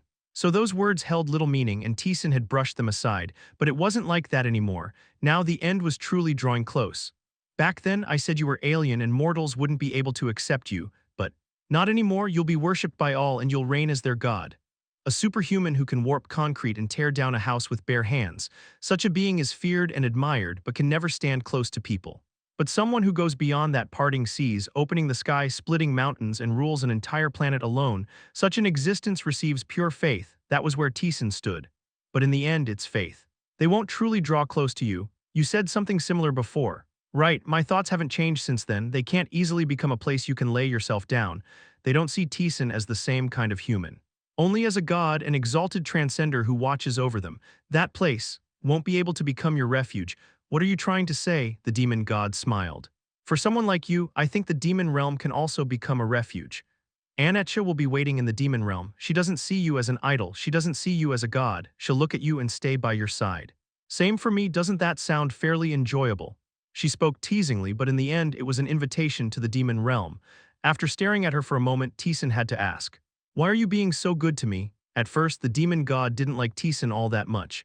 Just seeing his attitude, she'd nearly crushed his head on the spot. But after he passed her trial, her reaction changed abruptly. She helped him in various ways and treated him with favor obvious even at a glance. It wouldn't be an exaggeration to call her the most favorable transcender toward him. It's nothing special, she laughed playfully. Like I told you before, I like you. All right, then let's go. She brushed off her hands. Before her and Taesan, black paint was swelling larger by the moment. The old god is in there, deep inside. But it's very deep and there's a lot in the way. I'll open a path to reach it. The one who had to face the old god directly was Taesan himself. Then, Taesan nodded and raised his sword, slithering ash gray wrapped around the blade. He poured in physical force and boundary and swung. Taesan's authority met the black paint. A hole opened. As if tearing a painting itself, the far side of the black paint came into view, and Taesan could see it. Countless distorted beings inside the hole. Old gods' tools beyond counting, apostle-class monsters without end. They all charged at Taesan. Each swung the authority they had been granted toward him. Your opponent is me. The demon god flicked her finger, darkness surged. The apostles charging in were instantly shredded by darkness and vanished. Gather, she brought her hands together. Within them the essence of darkness condensed. It was all demonic energy in the world itself. She extended her hand. The condensed darkness exploded. Krash, and the black paint was pierced through. The blackness that had swallowed the universe was the bottomless abyss's authority. That authority was pierced open by the demon gods. A path opened. She clenched her fist. Strength surged into her hand. Karekkarekkarekk, the opened hole began to be forcibly maintained by her authority. Thanks to that, Taesan could see it, a massive existence at the end of the path. She steadied her breathing. Her actions just now had consumed a great deal of her power. SHRRRK, and the black paint began to crawl in, writhing. It approached to exclude Taesan and the demon god. She stomped her foot. Dense darkness collided with the blackness and shattered apart. Then I'll leave the rest to you. Understood. The demon god opened the path and blocked outside interference. Taesan's role was to kill the old god in that time. You activated acceleration. You activated skill acceleration. He accelerated his body and dashed forward, piercing through the path formed by darkness. And the presence he felt beyond grew stronger and stronger. Hello, you activated magic overlap. You activated great collapse boundary. With the greeting, ash gray gathered. The condensed gray boundary flew toward the existence beyond, and the existence beyond responded. It expanded its body. Within that expanded bulk, the ash gray great collapse was swallowed. There was no sound, no ripple of power. As if it had never existed from the start, it vanished. Different from the worthless one. The worthless one had erased Taesan's power. It erased value itself, turning things into nothing. But the bottomless abyss was different. It wasn't erasure. It simply stored it within itself. It swallowed it and removed its impact. The bottomless abyss has appeared. The master of the abyss, the warden of the bottomless hole. Taesan stopped right in front of the bottomless abyss. It looked like a massive lump of flesh. Its black-stained form wobbled thickly like fat. It had no legs, no arms, no head, only an obese mass of flesh. Its size rivaled a mountain. Compared to the world shatterer, it wasn't that large. But its bottom could not be seen. The bottomless abyss was empty, like a monster that swallowed everything. The bottomless abyss looked at Taesan. He could feel the gaze of an old god, and he could feel the emotion within it, a hunger like a maw. Even after swallowing all things, even after swallowing the universe, it still held an endless starvation it couldn't endure. Squirm. The bottomless abyss began to move. Centered on the obese flesh, the black paint that swallowed everything began to spread wider and wider. The opponent is at number, $%, and in end, the opponent before him was a complete old god. Taesan, too, was facing such a being for the first time. Direct comparison to those beyond was impossible, but in terms of pure rank and power, it wouldn't be wrong to say it was above the one Taesan had fought, Rakuratas. There weren't many old gods, and yet the number of transcenders who ruled complete concepts was several times larger. Despite that, they were being pushed back. That meant a single old god could overwhelm several transcenders at once. If it were someone like Rakuratas, maybe not, but in ordinary cases that would be true. And right now, a complete old god stood before Taesan. He had fought Rakuratas in a decent match, but Rakuratas had accommodated him. The bottomless abyss would truly try to kill him, an opponent he had never once faced. But Taesan revealed it plainly. In other words, if he won this battle, it wouldn't be wrong to say he could potentially win against any other old god as well. Rather, it's a good opportunity, a low murmur echoed. The black paint rushed toward Taesan. Taesan stomped his foot. Chapter 5, 6198th floor, a complete being, old god, part 4, black paint swept through the air. A single authority that devoured everything and stuffed it into its own belly. Taesan drew out gray. A boundary infused with physical force charged toward the black paint and collided with it, but the black paint didn't budge. An authority wielded directly by a complete old god. Perhaps because of that overwhelming power, Taesan's boundary was swallowed whole by the paint. It vanished as if it had never existed. The paint encroached on space itself, pressing down on Taesan. He stomped the ground and quickly widened the distance, slipping away from the spreading paint. So it eats boundary too, an authority wielded directly by a complete old god. Naturally, its rank and level were incomparable to anything he'd faced until now. Boundary alone wouldn't work. Then what if he used an old god's authority as well? Taesan focused. Boundary manifested into the world, and the manifested boundary gradually lost its color. An old god's authority, worthless, revealed itself. It collided head-on with the bottomless authority that devoured all things. KRRRRANG. Only then did a true clash occur. The black paint twisted, unable to properly swallow worthless. It works. The moment Taesan confirmed it and tried to push his authority higher, squelch. The true body of the bottomless abyss moved. Massive lumps of flesh shuddered, and the black paint expanded. Worthless was swallowed instantly by the bottomless abyss's authority, then surged straight at Taesan. Taesan hurled himself aside in a flash, but the black paint brushed him. KAGGJK, boundary negation flared around Taesan. It shook off the black paint trying to swallow him and instead tried to swallow it back. One of boundary negation's traits. It can devour an enemy's power that touches him and turn it into his own. But this time it was impossible. There was nothing in the black paint. There was no power for boundary negation to consume, so boundary negation was depleted in an instant. Taesan pulled out boundary, then he compressed it into the shape of spheres. KAGAGJK, the sweeping black paint collided with gray spheres, their forces spread outward, waves blanketing the surroundings, but the spheres couldn't hold for long. Before long, the black paint completely devoured the boundary. Taesan brought his arms together. You have activated magic stacking, a spell manifested, layered with hundreds of boundaries. A quality and quantity that could pulverize a planet and still leave an impact even on a galactic scale. Yet the moment it touched the paint, it was swallowed and vanished. Annoying, the magician had said the bottomless abyss was an old god Taesan could handle, but fighting it directly it felt like the opposite. The bottomless abyss was close to Taesan's counter. The boundary he possessed was something that existed between the universe and what lay beyond it. Because of that, he held a massive advantage in compatibility against both sides. If he fought head-on in a contest of force, Taesan likely had the upper hand. That was why the Transcenders who fought Taesan had to respond to boundary in all kinds of ways, and why Taesan could start battles with a certain degree of advantage. But not the bottomless abyss. The bottomless abyss was an empty existence. There was no need to respond in the first place.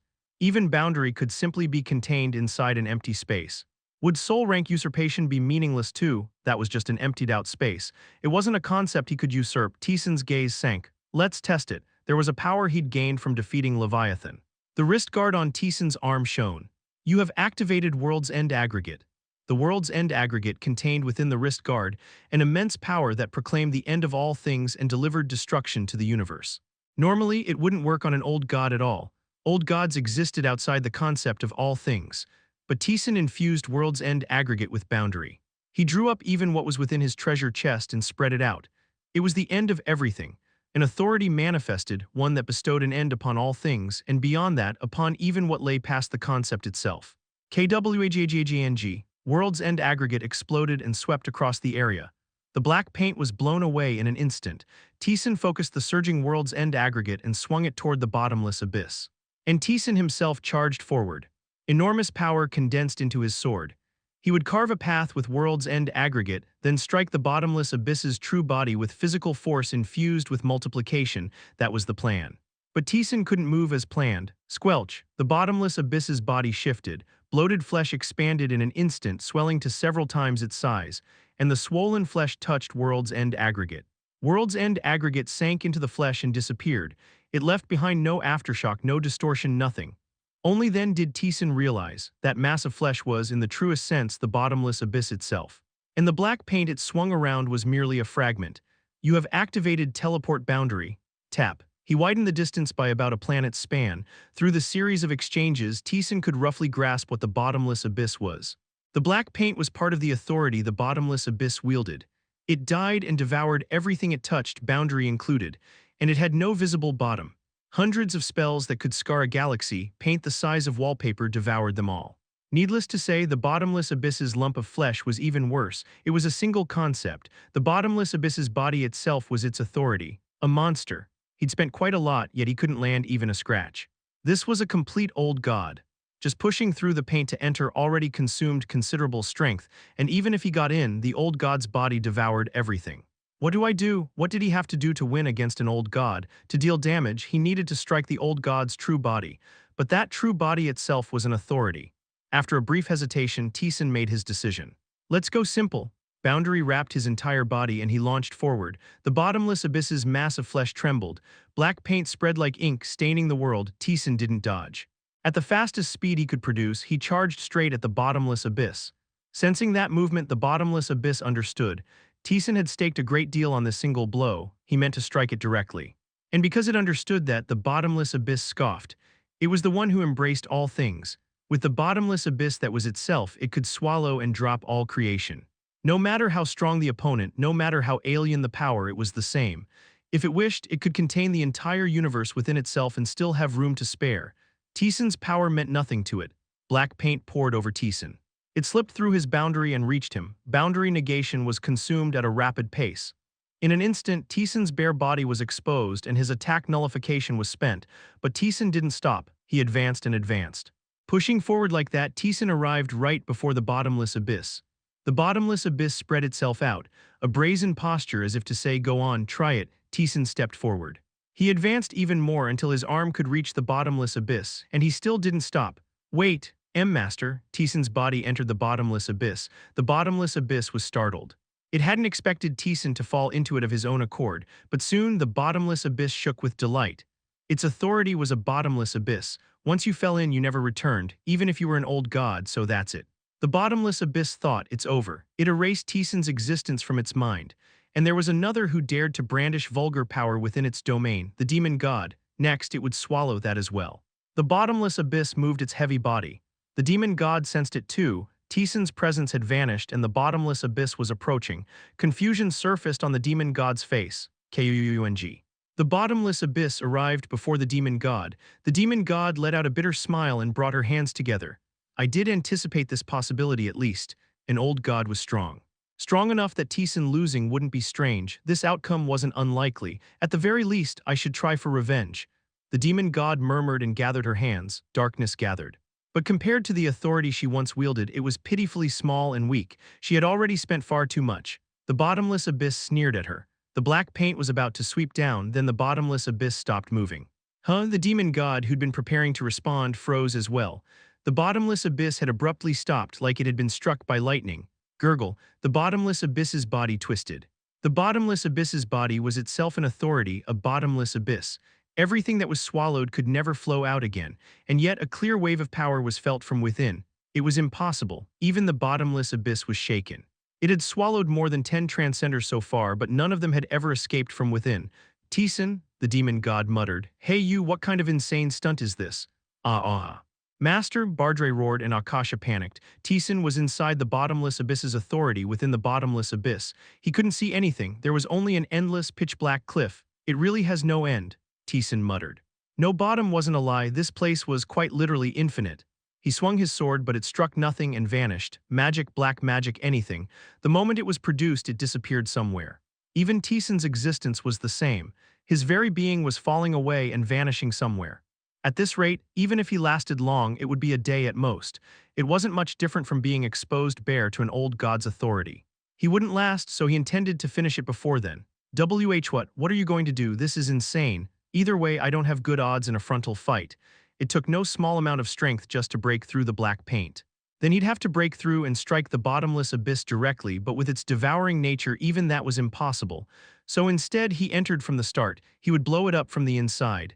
And no. I mean, that sounds nice, but with what? I've got something in mind, something that's paid off for me plenty of times. What exactly? The bottomless abyss's black paint completely devoured my magic, but it couldn't do that to boundary infused with world's end aggregate. It was infinite, but there was a limit to what it could eat, and at what rank. That limit is absurdly high, though. Unlike the black paint, it had likely swallowed countless transcenders and stored them inside itself from the start. In other words, with normal means, you couldn't reach that limit, but I can. Taesan could break through that limit. Only then did Bardre realize what Taesan was doing. Wait. It's a gamble, but the odds are more than good. You have activated conversion, 70,338. You have activated addition, 140,676. You have activated blade of fighting spirit, 422,028. You have activated critical point designation, 844,056. You have activated strong strike. You have activated replication. Kung physical force revealed itself within the bottomless abyss. He infused it with boundary. Boundary and physical force intermingled and something else manifested. Even the bottomless abyss, which dragged all things down and made them fall, couldn't devour boundary infused with physical force. His attack power was higher than before. The damage was over 70 billion on a completely different level than before, but it still wasn't enough. Designated skill reset wasn't available. He couldn't stack multiplication, but now he had the authority of physical force. Taesan controlled the authority of physical force that he possessed. He stored the 70 billion damage inside his sword without swinging it, and in that state, he reset everything. You have activated cycle. He cycled all the skills he had used, then he activated them again. You have activated conversion. You have activated addition. You have activated blade of fighting spirit. You have activated critical point designation. You have activated strong strike. You have activated replication. Damage exceeding 70 billion was packed into the sword once more. Bardre groaned. W8. Hold out. No, it's not that. This feels like it's going to snap. Hold out. Taesan focused and controlled physical force. Even he who governed physical force itself found it difficult to endure, but it wasn't over. You have activated Ring of Distorted Regret. Multiplication's cooldown has been reset. One more time. He stacked skills with no cooldown like addition and multiplication, and one more time, you have activated Cycle. KUGUGUK, physical force built from 4 rounds of multiplication condensed within Bardre. Uug, Bardre retched, it was enormous gray physical force, a towering authority that shone purely even within infinity. The inside of the bottomless abyss warped and broke apart. Taesan swung his sword, the blade met empty air. And infinity began to shatter. Chapter 562 98th floor, A Complete Being, Old God, Part 5, BOOO. The condensed physical force was released, the power stored within it swept out in all directions, KRASH. The inside of the bottomless abyss was scoured clean. Black things were pulverized and flung away by gray physical force. The bottomless abyss, the keeper of the bottomless abyss, its authority was, quite literally, infinity. And physical force swept that infinity away. At this point, even the bottomless abyss couldn't possibly not know. The Taesan it had swallowed was trying to come out from within. The bottomless abyss burned with rage. It was the one who devoured everything. There was nothing it could not contain. If it wished, it could swallow not only the universe but even old gods into its whole. It was an existence of that rank. The only being granted infinity was the bottomless abyss. And yet you dare confront that infinity head-on. The bottomless abyss expanded its abyss with fury. Taesan could feel it. The bottomless abyss's interior was expanding without end. The speed surpassed even the expansion of the universe itself.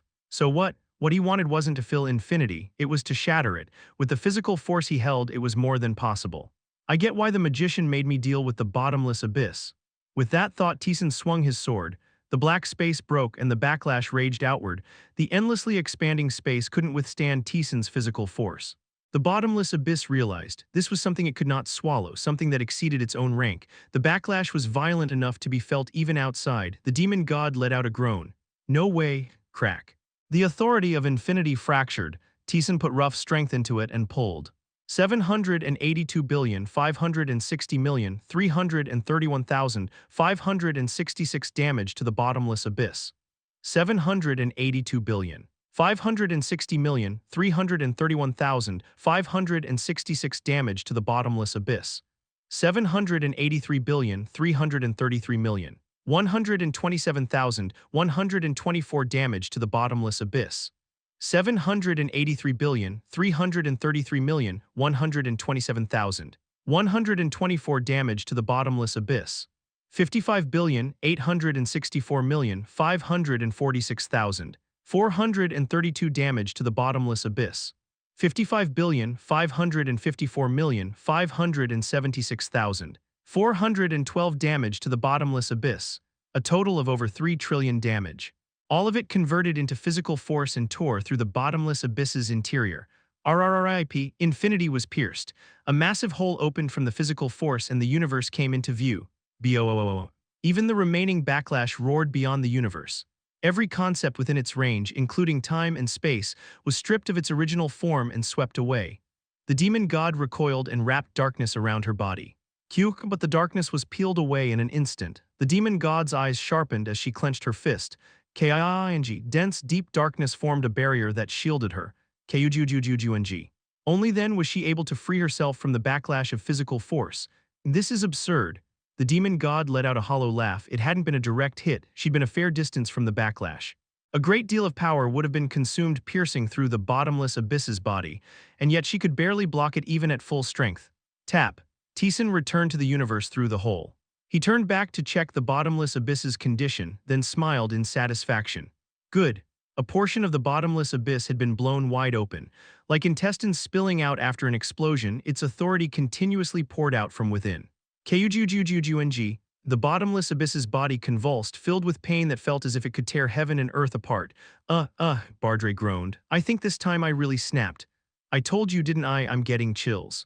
What the hell was that? Master, this is… Akasha couldn't even finish her sentence. The demon god approached with a stunned expression. Taesan, how? I just forced my way through with brute strength. The bottomless abyss. With brute strength, the demon god let out a scoff. Who was the bottomless abyss? The master of the bottomless abyss. It could drown everything that touched it and make it all meaningless. More than a few transcenders had fallen into the bottomless abyss and never returned. Even if every transcender in the universe put their heads together, there was no way to subdue it. so they forcibly expanded space itself to create a place where nothing could reach it. A straightforward approach showed no answer, so they resorted to a workaround. And yet Taesan had just punched straight through the bottomless abyss with sheer force. It meant he'd done what not a single transcender in the universe had been able to do. How is that even possible? The bottomless abyss definitely devours everything. It has no bottom. It could swallow even the universe, even old gods, and store them all within itself. But there's a limit to what it can swallow. It had no bottom, but it couldn't truly drown everything in the absolute sense. Just like the black paint, if a concept and power rose too far beyond, the bottomless abyss couldn't consume it. And physical force created through multiplication was power the bottomless abyss couldn't swallow. That was how he'd shattered infinity. Do you even understand what you're saying? It meant the power Taesan had swung was above any transcender in the universe. The very idea of punching through infinity with brute force was beyond imagination. You're beyond what I can picture. I don't know whether the magician will be happy or miserable. The demon god grinned. Either way, you made it back. So you went in on purpose. Compared to dealing with it from the outside, I judged it would be more effective to blow it up from within, and I had a card that could do it. Seriously, even so, to actually go into the bottomless abyss. If it went wrong, he might never have returned. The demon god laughed, her eyes filled with awe and respect. As expected, you're incredible. But there was no time to talk leisurely. A howling spread, something beings of this world couldn't hear. The bottomless abyss shook its body. From the hole torn into the mass of flesh, pitch-black paint poured out. The amount was no joke. It looked like it could stain the entire universe. Your strike dealt the bottomless abyss serious damage it can't recover from, but it's still dangerous all the same. With a grave expression, the demon god gathered darkness. That paint flowing out has slipped beyond the bottomless abyss's control. If we mess up, the entire universe could fall into that and vanish. Kung darkness spread. A colossal curtain formed, separating them from the universe. I can block it, but I can't hold for long. Sorry, but I'm asking you one more time. I know. Taesan stepped before the bottomless abyss. The bottomless abyss, writhing in pain, stared at Taesan. What lay within that gaze was pain and searing hatred, a fierce hostility toward Taesan who had dared to wound its authority. I did hurt it, but even so, his odds were still slim. Taesan had in effect burned through one of his strongest cards. An old god was still an old god. It wouldn't be wrong to say it was a step above him. So he too needed to climb a step higher. He summoned the beast of boundary. With a howl, a distorted form manifested into the world. It was the embodiment of boundary itself, a world between the universe and what lay beyond. But even this wouldn't be enough to pierce the bottomless abyss. The bottomless abyss shook its body. Boundary and all its greed showed plainly, as if to say it would swallow everything and bury it away. If it was the beast of boundary, it could tear and punch through all of that paint. But the bottomless abyss's true body, breaking through that bottomless authority with brute force, was impossible. To pierce that, he needed power that exceeded its rank. At the very least, the current beast of boundary didn't have the strength to break through everything and bring down an old god. So he would give it that strength and that rank. The greatest characteristic of boundary was that it was a domain, yet also possessed the self of a beast. Even without Taesan's orders, it could act of its own will.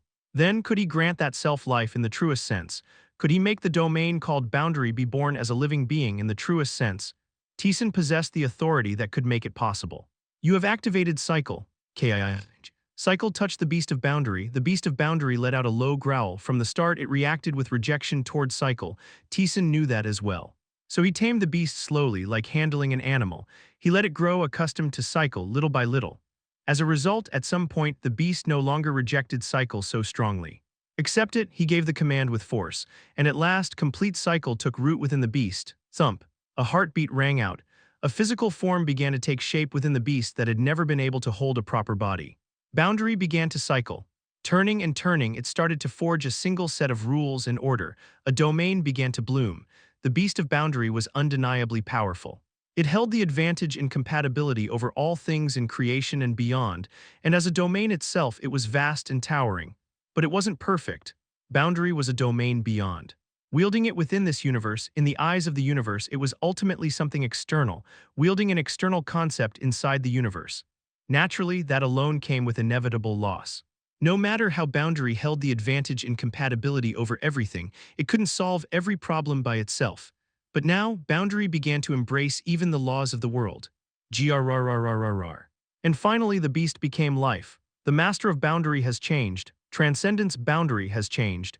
A long system window didn't appear, only the fact that two things Taesan possessed had changed. But Taesan understood better than anyone what had happened and what had changed. Squelch. The materialized boundary settled beside Taesan. It was still an amorphous mass with no true shape, but now he could touch it and feel its texture. The rank of boundary had been altered, but that alteration wasn't bad. The enraged, bottomless abyss expanded its body. The abyss spilling out shot toward Taesan. With pure boundary alone, he couldn't respond to that abyss. Only physical force using multiplication could shatter it, but not anymore. Block it. A living domain rose. Having gained even perfect physical force, it flew of its own will and collided with the abyss. Boom. With a thunderous roar, the abyss shattered. Boundary slid back and settled beside Taesan. Now it works, Taesan laughed brightly, a complete old god's authority. He could now respond to it with boundary alone without any other power mixed in. He had reached the same realm as an old god. Let's do this properly one more time. Chapter 5, 6398th Floor, A Complete Being, Old God, Part 6. The wounded bottomless abyss wielded its authority. Black paint charged forward, devouring everything in its path. Taesan didn't retreat. He wrapped himself in boundary and charged in alongside the beast of boundary.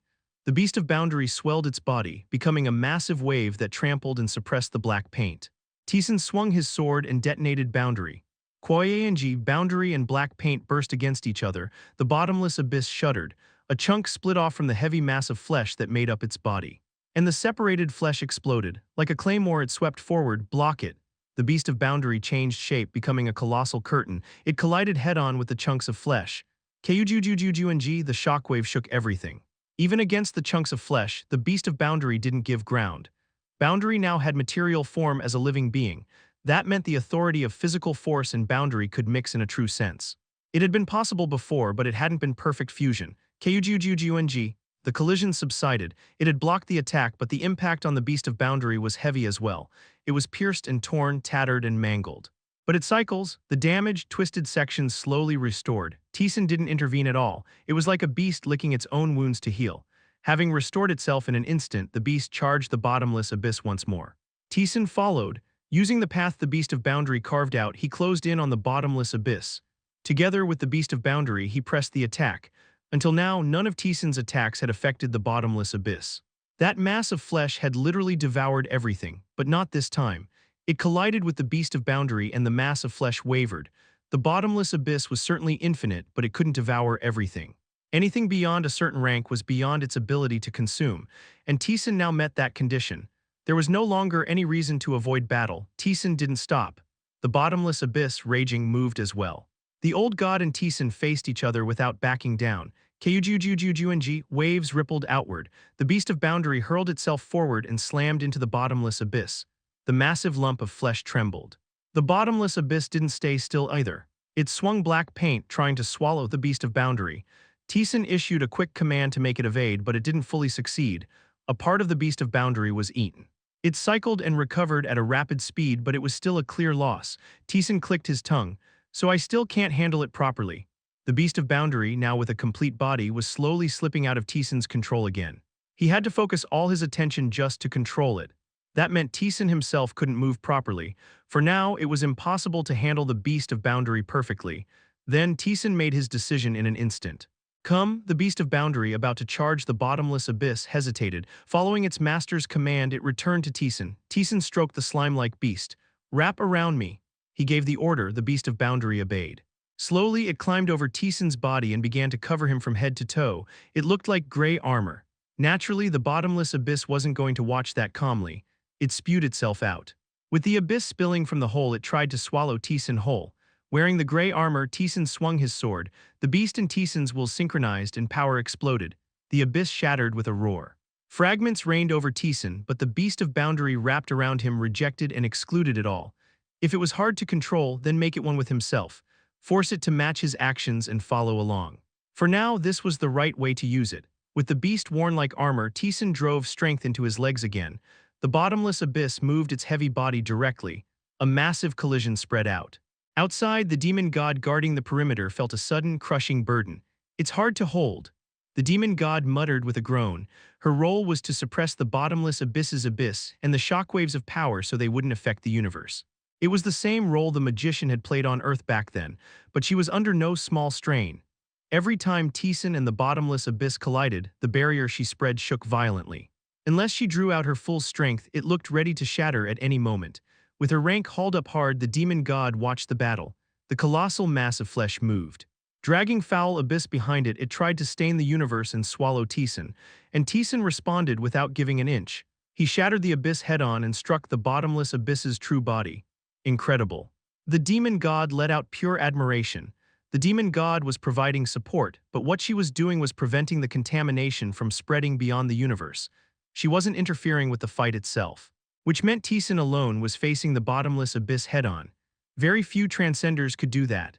Someone like Rakaratas could defeat a low-tier old god like the Gatekeeper, but against an old god like the bottomless abyss, it was close to impossible.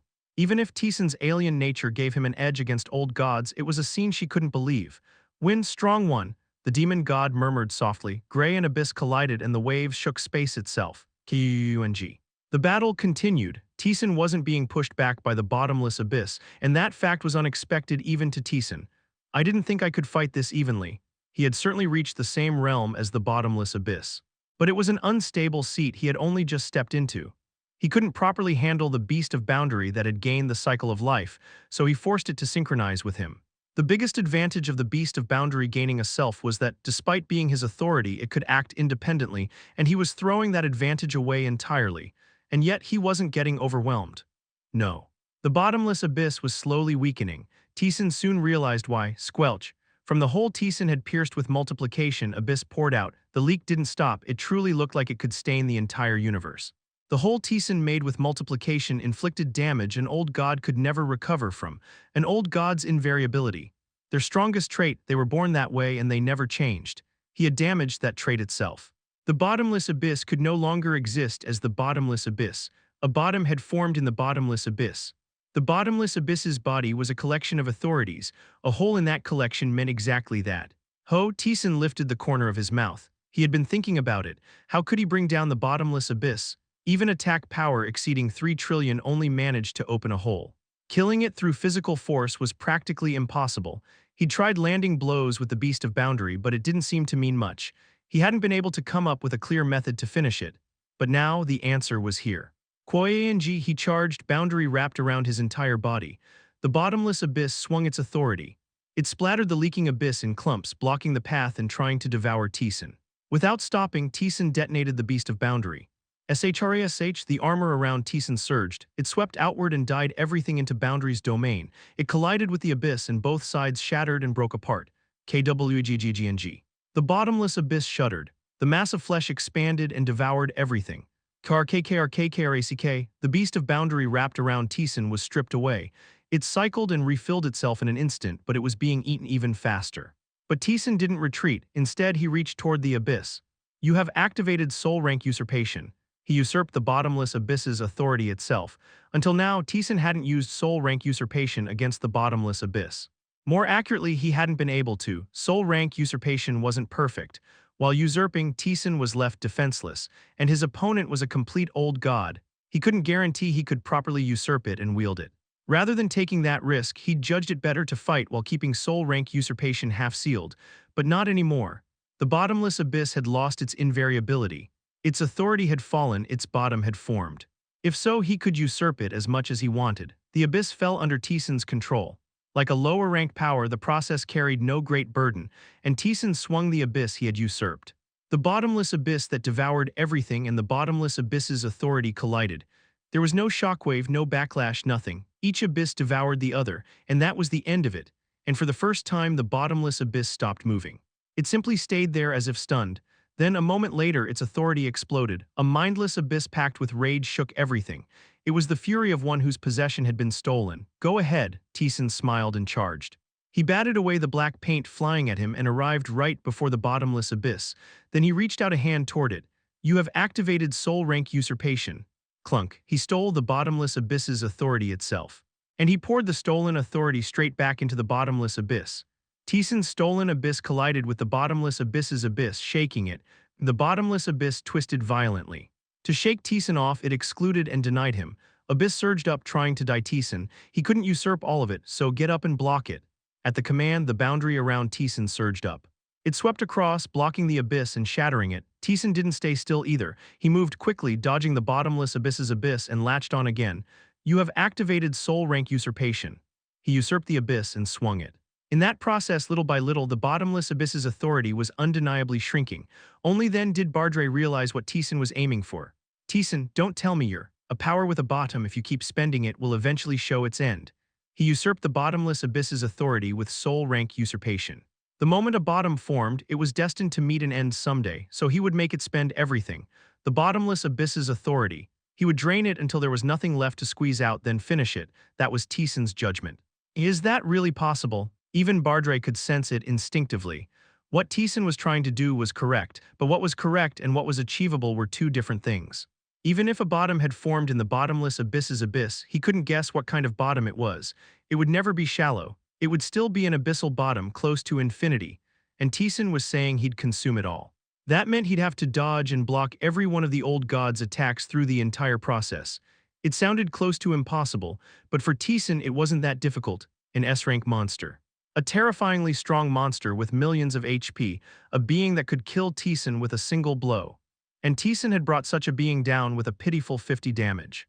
At the end of that, he had obtained the alien power called rank increase. He had already done it once. The opponent had simply changed from an S-rank monster to an old god. The fundamentals hadn't changed. If anything, this is easier than back then. He recalled the memories and experience of the easy mode days. Taesan's gaze sank as his body charged toward the bottomless abyss. Chapter 5, 6498th floor, a complete being. Old God, Part 7, time passed, so distant, so long, enough time for someone's memories to be forgotten. No, you couldn't even call it time passing.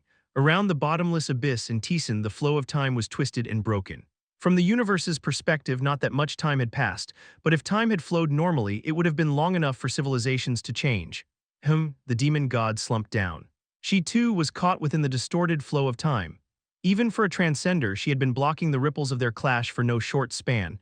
She was exhausted, worn down. For the first time in a very long while, the demon god saw her bottom, but she didn't yield. More accurately, she couldn't afford to. She barely raised her head, and what she saw was a colossal monster, a bottomless monster. The bottomless abyss shook its entire body. Power that could swallow the whole universe if it wished shook, devoured, and raged in every direction. And Taesan, a tiny existence, responded. Taesan reached out. He made the bottomless abyss's power his own. Then he detonated it, pressing the bottomless abyss. Boo! He carved a path, latched onto the bottomless abyss, and detonated his own power, forcing it into the bottomless abyss's body. Rumble, the bottomless abyss resisted. Power exploded and convulsed. Taesan looked as if he was being swallowed into it, but he broke free. He wrapped his whole body in distorted gray and swung his sword. Overwhelming physical force smashed into the bottomless abyss. Kung, the bottomless abyss's body lurched. A long stretch of time, one that didn't feel short even to a transcender. For that entire time, Taesan fought the bottomless abyss. Overcoming hundreds of crises, breaking through unending threats to his life, steadying his shaking mind and body, he never retreated even once. The demon god couldn't hide her awe. At the very least, it was something she could never do. With Taesan fighting like that, she couldn't possibly back down. She hardened her resolve even further. Grant me strength. Those who believed in her, every demon she ruled, lent her their strength. She held the curtain she had spread even more firmly, and after how much time had passed, at last the end arrived. Rumble, the bottomless abyss's body trembled. Its ripples were clearly different from before, slow, heavy. As if it had reached its limit, Taesan could feel it. The bottomless abyss had finally seen its bottom. The endless ocean had become like a spring with a visible floor. Is it finally over? Taesan himself didn't know exactly how much time had passed. He had fought until he nearly forgot his own mind, but he knew it hadn't been short. The end was in sight. Taesan stroked the beast of boundary wrapped around his body. It's the last one. So, with everything, grrr. The beast roared, as if it had been waiting, as if it had been unable to reveal its true instincts until now. Power burst out. Kwggng, boundary swept and crushed everything. In an instant, it carved a path to the bottomless abyss. Taesan drove strength into his legs and charged. Krak, his sword plunged into the bottomless abyss, and he detonated boundary. Gray swept through the bottomless abyss's interior. Until now, the bottomless abyss had stored most of it within itself without issue, but not anymore. Like a balloon overfilled with water, the bottomless abyss's body began to swell, as if it could hold no more, as if this was the limit. Go in, Taesan ordered the beast of boundary wrapped around him. The beast peeled away from Taesan and entered the bottomless abyss. Rumble, it forced its way inside, shook it apart and filled it. The inside of the bottomless abyss was filled with the domain of boundary. Crrrraack, cracks began to spread across the bottomless abyss's body. It splintered and broke. The bottomless abyss hurriedly tried to harden itself further, trying to devour the beast that had seeped into it, but it was impossible. The cracks spread even faster. Gray began to seep out from the bottomless abyss's body. Detonate, Teeson gave the command. As if it had been waiting, the beast opened itself. Cracks became fissures, then it shattered. Crash. With a warped, grating sound, the bottomless abyss's entire body shattered and broke apart. What had formed the bottomless abyss became fragments and scattered in all directions, and those fragments began to turn into Teeson's property. You have activated Soul Rank Usurpation. Special activation skill Deep Place has been destroyed. You have obtained Transcendence Bottomless Abyss. Something immense and intact old god's authority became Teeson's possession, thump, and Teeson's inside was filled with a vast bottomless hole. This again. It was too big, too immense, big enough to make him feel like it could contain everything he had, but he gathered it in. Like bringing downgraded power under control, he made it wholly his without much trouble. Before long, Teeson made the bottomless abyss his own. He let out a short breath and swung his hand. The beast of boundary, its task finished, was gathered back inside Teeson. I'm tired. It had been a long time since he'd felt like he had hit his limit. Teeson moved. His body leapt across space and arrived beside the demon god. You won. Yes. The demon god withdrew the curtain she had spread. She let out a hollow laugh. I won. That's how it turned out, Teeson replied calmly. The bottomless abyss had been completely erased from the universe. Incredible. The bottomless abyss really was erased. The demon god hadn't only clashed with the bottomless abyss in this war. Even in wars from the distant past, she had fought and collided with the bottomless abyss many times. She clearly remembered countless transcenders being swallowed into it. An old god believed to be impossible to kill, one that devoured all things and could eat the universe itself. And that existence was now gone. That fact stirred a strange feeling in the demon god. How much time has passed? Teeson had lost track of time while focusing on the battle, but he knew a great deal of time had passed. What had happened during that span? That was what worried him, but the demon god shook her head. A fair amount passed, but you don't need to worry. Around you, the flow of time was distorted from the outside's perspective. At most, only a few days have passed. That's a relief. It is plenty of time to rest too. As she spoke, the demon god steadied her breathing. Her condition was terrible. Most of her overwhelming rank and power had been spent, and she was staring at her bottom. As she was now, she'd have to go all out even to face a faith god. For now, I need to rest in my domain. Until my rank recovers, I can't move. Thank you, Teeson expressed his gratitude. Thanks to her control, Teeson had been able to fight without distraction. I'm the one who should be grateful. You're the one who dealt with the bottomless abyss. The demon god waved her hand. Space opened her own domain. Before stepping inside, she asked Teeson, what will you do now? First, I'll rest. He had recovered through soul rank usurpation, but he wasn't at full strength. He planned to check the power he had gathered in the labyrinth and rest. And then, I'll do what I have to, Teeson answered calmly. There was only one thing that could mean. The demon god looked at Teeson with strange eyes. We've controlled and suppressed old gods countless times, temporarily sealing them. There's no counting how many times we've done that. In overall power, the Transcenders held the advantage, yet the war dragged on. The reason was simple. In the end, we could never erase old gods. They're immutable beings without the concept of death. So even after winning, the Transcenders could do nothing but banish them. But you killed the bottomless abyss. Teeson had erased an old god's existence. It was something no one had ever accomplished. You can end this war in the truest sense, bring an end to an endless war. Everything is your choice, so. I'm asking you. With those words, the demon god stepped beyond the open space. Teeson was left alone in the ruined space. Before long, his body leapt across space as well. 98th floor quest cleared. Balbamaba will give you a reward. Balbamaba was what greeted Teeson when he returned to the labyrinth. You have returned. Balbamaba greeted Teeson with proper courtesy. Where's the magician? He is currently unable to confirm this place, so most annoyingly I have been made to manage the labyrinth for the time being, Balbamaba asked in a low voice. Then what do you desire? Give me attack power. Or give me some cooldown reset gear. Other than those two, nothing really mattered anymore. After a brief consideration, Balbamaba decided on the reward. Attack power then. That seems the least burdensome. Balbamaba has activated number 4. Your attack power has increased by 5,000. Only 5,000, you could have spared a bit more. I have not been granted much authority. I ask for your understanding. Well, fine, it was small but still satisfying. You could say his current attack power had gone up by about 10%. If the magician's gone, does that mean the 99th floor is empty right now too? Only 2 floors remained. It was truly not far off, Balbamaba affirmed it. It is beyond what I can handle. You will have to wait until the magician returns. Do you at least know when he'll come back? That.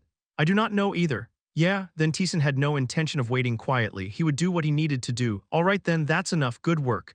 Then, Balbamaba left Teeson's side, who, Teeson gathered his condition. Not bad, but not at its best. He needed to recover to some extent, and more than anything, there was something he needed to confirm.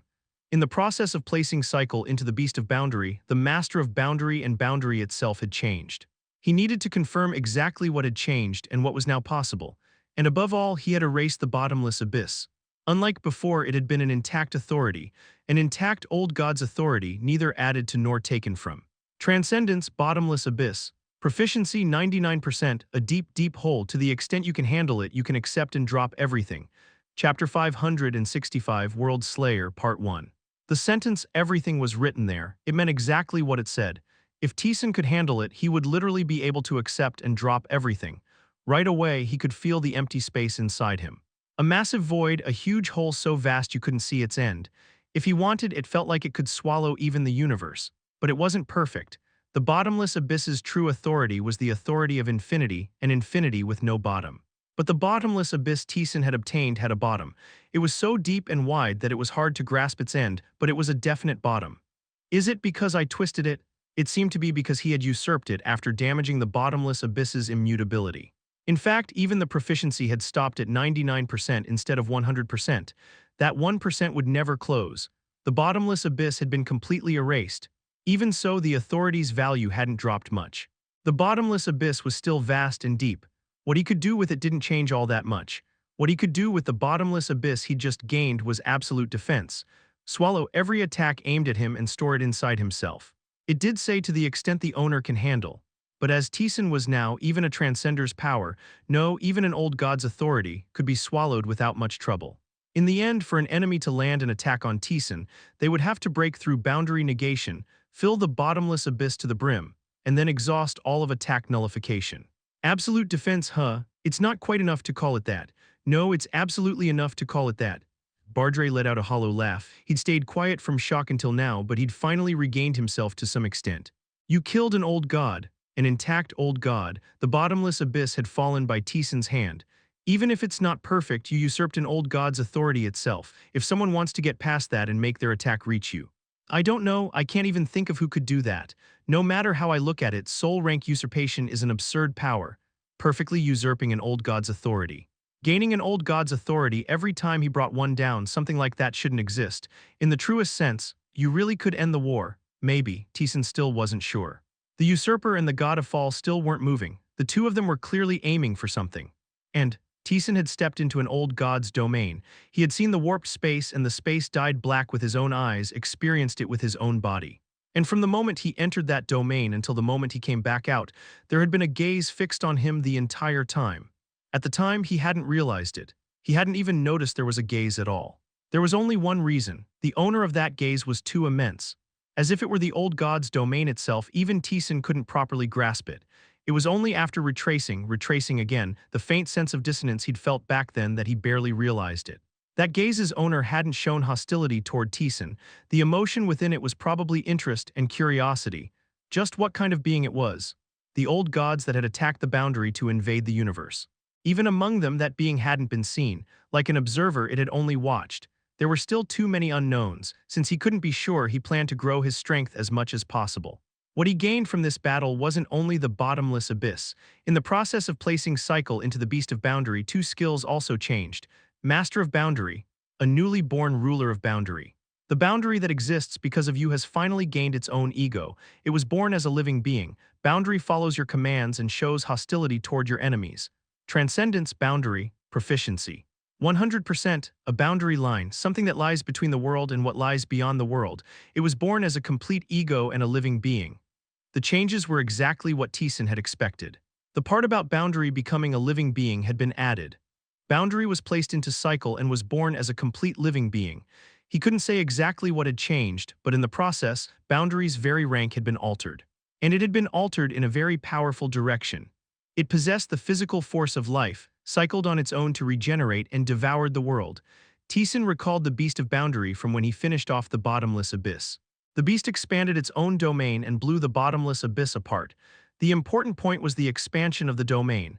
When the beast, having gained life, expanded its domain, something was different. In the truest sense, it made all things its own. In that moment, that place had become boundary itself. That could become another card. Taesan stored that method away in his mind. For the first time in a while, Taesan checked the community. The players on the community were slowly preparing for the end. Most easy mode and normal mode players had reached the 100th floor. Hard mode wasn't much different. The frontrunners had arrived in the late 90s, discussing how to clear the remaining floors and how to reduce casualties. Just as Taesan had said before, they were delaying the clear as much as possible, but if they wanted to, they were in a state where they could return to Earth immediately. After watching them for a moment, Taesan called the solo mode players and asked, Kang Taesan solo, how far are you? Kang Jun Hyuk solo, Hyung, I'm on the 78th floor right now. Amelia Aaron solo. 85th floor. Kang Taesan solo, faster than I expected. Taesan was surprised. In the last return, Kang Jun Hyuk had been on the 69th floor and Amelia had been on the 76th. Those were the deep layers of the labyrinth. And in the deep layers, breaking through a single floor took a very long time. He thought 5 floors at most would be the limit, but both of them exceeded Taesan's expectations. At Taesan's words, Amelia spoke as if it were ridiculous. Amelia Aaron solo, you're saying that? It's all because of you. Taesan realized what Amelia meant. Kang Taesan solo, so it's pretty usable. Taesan could be seen as a transcender who ruled over intact concepts. And Earth's players were his believers. Taesan had bestowed the authority of physical force to them. Among them, Amelia and Kang Jun Hyuk were Taesan's apostles. They were directly under him. That was why Taesan could bestow boundary to the two of them directly. Taesan didn't know how they would handle it, but it seemed they were using it better than expected. Kang Jun Hyuk solo. It's not just usable. Amelia Aaron solo, honestly, we can't even use it properly. We're handling it in a pathetic way, literally just picking it up and swinging it around. But even that is strong enough. Boundary stood above all compatibility. Just swinging it could shatter both an enemy's offense and defense. In the first place, boundary was something that couldn't even be countered unless you were at the level of a transcender or an old god. Even in the deep layers, it was a balance breaker. Amelia Aaron solo, it feels like we're relying on it too much, like we're freeloading. Kang Taesan solo, that's still your power in the end, there's no problem. Amelia Aaron solo. I know, but it feels strange. From Taesan's perspective, it wasn't a bad thing to hear. It meant that if they were his apostles, they could use boundary without much trouble. Kang Taesan solo. What about Lee Taeyeon? Lee Taeyeon solo, 90th floor. Lee Taeyeon was also quite fast. She had gained the authority of physical force, and as Maria's apostle, she also possessed authority related to that. She was far beyond a normal adventurer. Lee Taeyeon solo, Taesan, what about you? Kang Taesan solo, 99th floor now. Amelia Aaron solo, damn, Lee Taeyeon solo. So it's really the end now. Kang Taesan solo, I don't know how long it'll take from here, but it could be very short. After talking briefly, Taesan closed the community. He closed his eyes and rested. He inspected his body's condition and eased his fatigue. Once he had recovered enough, Taesan went down the stairs. He arrived on the 99th floor and there was nothing there. It was just empty. Not even a system window appeared. It meant he couldn't proceed with the 99th floor right now. It would probably stay like this until the magician returned, and Taesan had no intention of waiting quietly. He seized space. I'm leaving on my own, but he'll understand. Muttering softly, he pulled space toward himself, and he thrust his body into it. Taesan disappeared from the labyrinth. The universe tore, not a metaphor or an exaggeration, literally. The universe itself was being ripped apart, and the one causing that phenomenon was enormous. A humanoid monster on a scale that shook and shattered the universe itself, and there were those who opposed that being. Damn World Slayer, a curse was spat out. It was a handsome man. He swung his hand roughly, bind him. Shariak, chains burst forth. They were the universe's concept, the authority of restraint. The man was the god of restraint. Using his concept, he tried to bind the World Slayer, but it didn't work. As if annoyed, the World Slayer lightly shook his body. With that alone, the universe trembled. The authority of restraint collided with immutable self and shattered. The god of restraint ground his teeth. It doesn't work. The World Slayer raised his fist. That action alone twisted and broke the universe's concepts. The fist swung, that massive body moved to strike the god of restraint. It was the moment the god of restraint tried to respond. Kiing, a sword descended, a colossal sword large enough to split a planet itself. It was the very concept of a sword, the god of restraint muttered. Ehilia, the god of sword, Ehilia, Kaggk, the sword blocked the World Slayer's fist, and a formless force seized the World Slayer's fist. It was the authority of control which governed and suppressed everything in the universe. It didn't end there, another authority descended, crush. With a rough voice, something compressed pressed down on the fist. It was the authority of compression which compressed and compressed all things. The god of restraint also didn't stand still. He wielded his authority to stop the fist, four gods who wielded intact concepts, their authorities combined. A collection of authorities that could literally shake the universe. CRRRACK, but it broke. Immutable self wrapped around the world's slayer shattered and rejected the world's concepts. Kwang, the authorities were blown apart. Freed, the world slayer swung his fist. The universe screamed as it tore apart. Chapter 566, World Destroyer, Part 2, Rumble, the universe was breaking apart. Shaking, distorted space encroached on the surroundings. Within it, the god of restraint clicked his tongue. This is a real mess. Even with four transcenders gathered, we can't stop it. You knew from the start, didn't you? The god of sword, Eheli, spoke calmly, his black hair swayed softly. That being can truly tear the universe apart in the literal sense. Rumble. A massive body that occupied a portion of the universe moved. The universe shook from the mere aftermath. Nearby stars crumbled into dust and black holes twisted out of shape. The god of restraint, the god of compression. The god of sword, the god of control. The four gods gathered here were not trying to defeat the world destroyer. Their goal was to prevent the world destroyer from affecting the universe. This is a blow to our pride, the god of restraint muttered. He was a transcender born after the ancient war. He did not truly know the strength of the old gods. He was an existence that presided over the concept of all restraint in the universe. A transcender who ruled over a complete concept. He wielded influence within the universe that was close to absolute. That was why he could not understand why four transcenders had to gather just to stop a single old god. Of course, the four of them were not especially high-ranking among the transcenders who ruled complete concepts. Compared to beings like Rakaratas or the demon god, there was a clear gap in rank. Even so, he had believed without a doubt that they would be more than enough to restrain it, but that was not the case. They were somehow holding it back, but restraining it was impossible. For the first time since becoming transcenders, they were feeling helpless. Only Eheli remained calm. It was the same in the ancient war. The world destroyer cannot be stopped through ordinary means. Then how did they seal that thing back then? They simply pressed it down. Immobilized it along with space itself. The god of control let out a hollow laugh, pinning down something so large that it occupied a portion of the universe. That was not something one or two transcenders could accomplish. Our role is to control it so it doesn't tear apart the universe. Don't forget that. I know, but, Rumble, the world destroyer moved. The god of restraint shouted harshly and unleashed his divine power. Crack, a wave spread out. It was an immense divine power that restrained all things and prevented them from moving. But it did not work. The moment it touched the world destroyer's immutable self, the restraining divine power warped. It endured for a brief moment, but it did not last and scattered away. A massive fist tore through the universe. Clang, clang, clang, swords descended, the sum of every sword in the world. It tried to stop the fist from striking the universe. Crack, the world destroyer's fist was pushed back, but the swords shattered as well. Even the very aggregation of all the universe's swords could not withstand it. This is absurd. The god of restraint ground his teeth. The world destroyer's divine power was extremely simple. The immutable self that enveloped that massive body negated and rejected all concepts of the universe. It prevented their divine power from reaching it. That alone was not particularly special. The divine powers of the other old gods were similar, though their orientations differed. The world destroyer merely had that trait taken to an extreme. The real problem lay elsewhere. Namely, the world destroyer's physical body. A size so vast that it held meaning even from the perspective of the entire universe. The physical force wielded by that size alone was, in itself, a calamity. It was the only old god capable of tearing apart the universe through pure movement alone. An immutable self that rejected and negated all concepts. Wrapped in that, it moved that enormous body. It was extremely simple, yet impossible to counter. The world destroyer had overwhelming compatibility against most beings in the universe. Their divine power shattered and twisted. They were somehow holding it back, but this was a hopeless mismatch. How long are we supposed to hold it back for? Until the other old gods are excluded. Is that even possible? Even Eheli could not properly answer that complaint. He remembered the gods who had died to hold back the world destroyer in the ancient war. Every time an old god was sealed, many transcenders perished. Only after those sacrifices had they barely managed to seize victory. For now. We endure. I don't know how long that'll be possible, but we have to try. The god of compression laughed hoarsely and unleashed his divine power.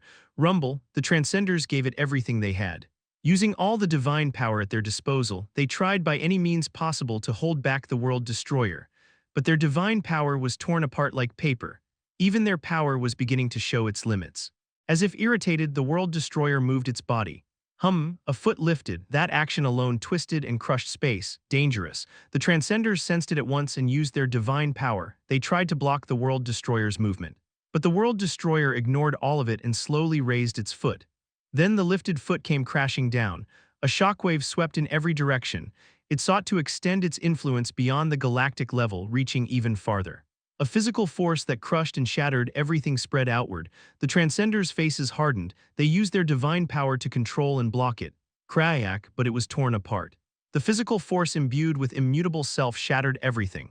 GHK, even the Transcenders could not withstand it and were hurled away. Among them Ehelia was in the worst condition. The swords he had drawn forth shattered and embedded themselves into their master. The World Destroyer did not miss that opening. It lightly raised an arm and brought it down toward Ehelia. The Transcenders hastily used their divine power to protect him.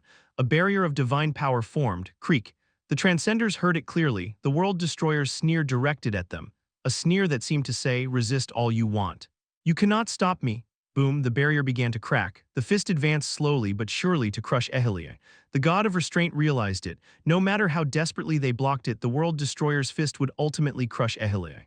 And at the same time, he realized one more thing. At that very moment, Ehelia would die. A Transcender could die. That fact made the god of restraint's skin crawl. They desperately poured more divine power into the barrier, but the outcome was already decided. The fist slowly shattered it. The World Destroyer's sneer deepened. It was at the moment Ehelia realized his own death and closed his eyes. What a mess, a voice rang out. Ehelia opened his eyes. A being stood before him. A somewhat familiar voice continued. What is this now? Saying it's big doesn't even begin to cover it. I can't even grasp the scale of its size. So this is the true World Destroyer. The name suits it. Isn't it just too big? Aren't all those old gods like this to begin with? A voice far too relaxed for the situation. You are. Long time no see, or not, I guess. Not much time has passed by your standards, right? Crack, the barrier finally shattered. The fist came crashing down toward Taesan and Ehelia. Taesan grabbed Bardre. Bardre startled at the condensing physical force. Again, you're enduring it just fine, so stop making a fuss.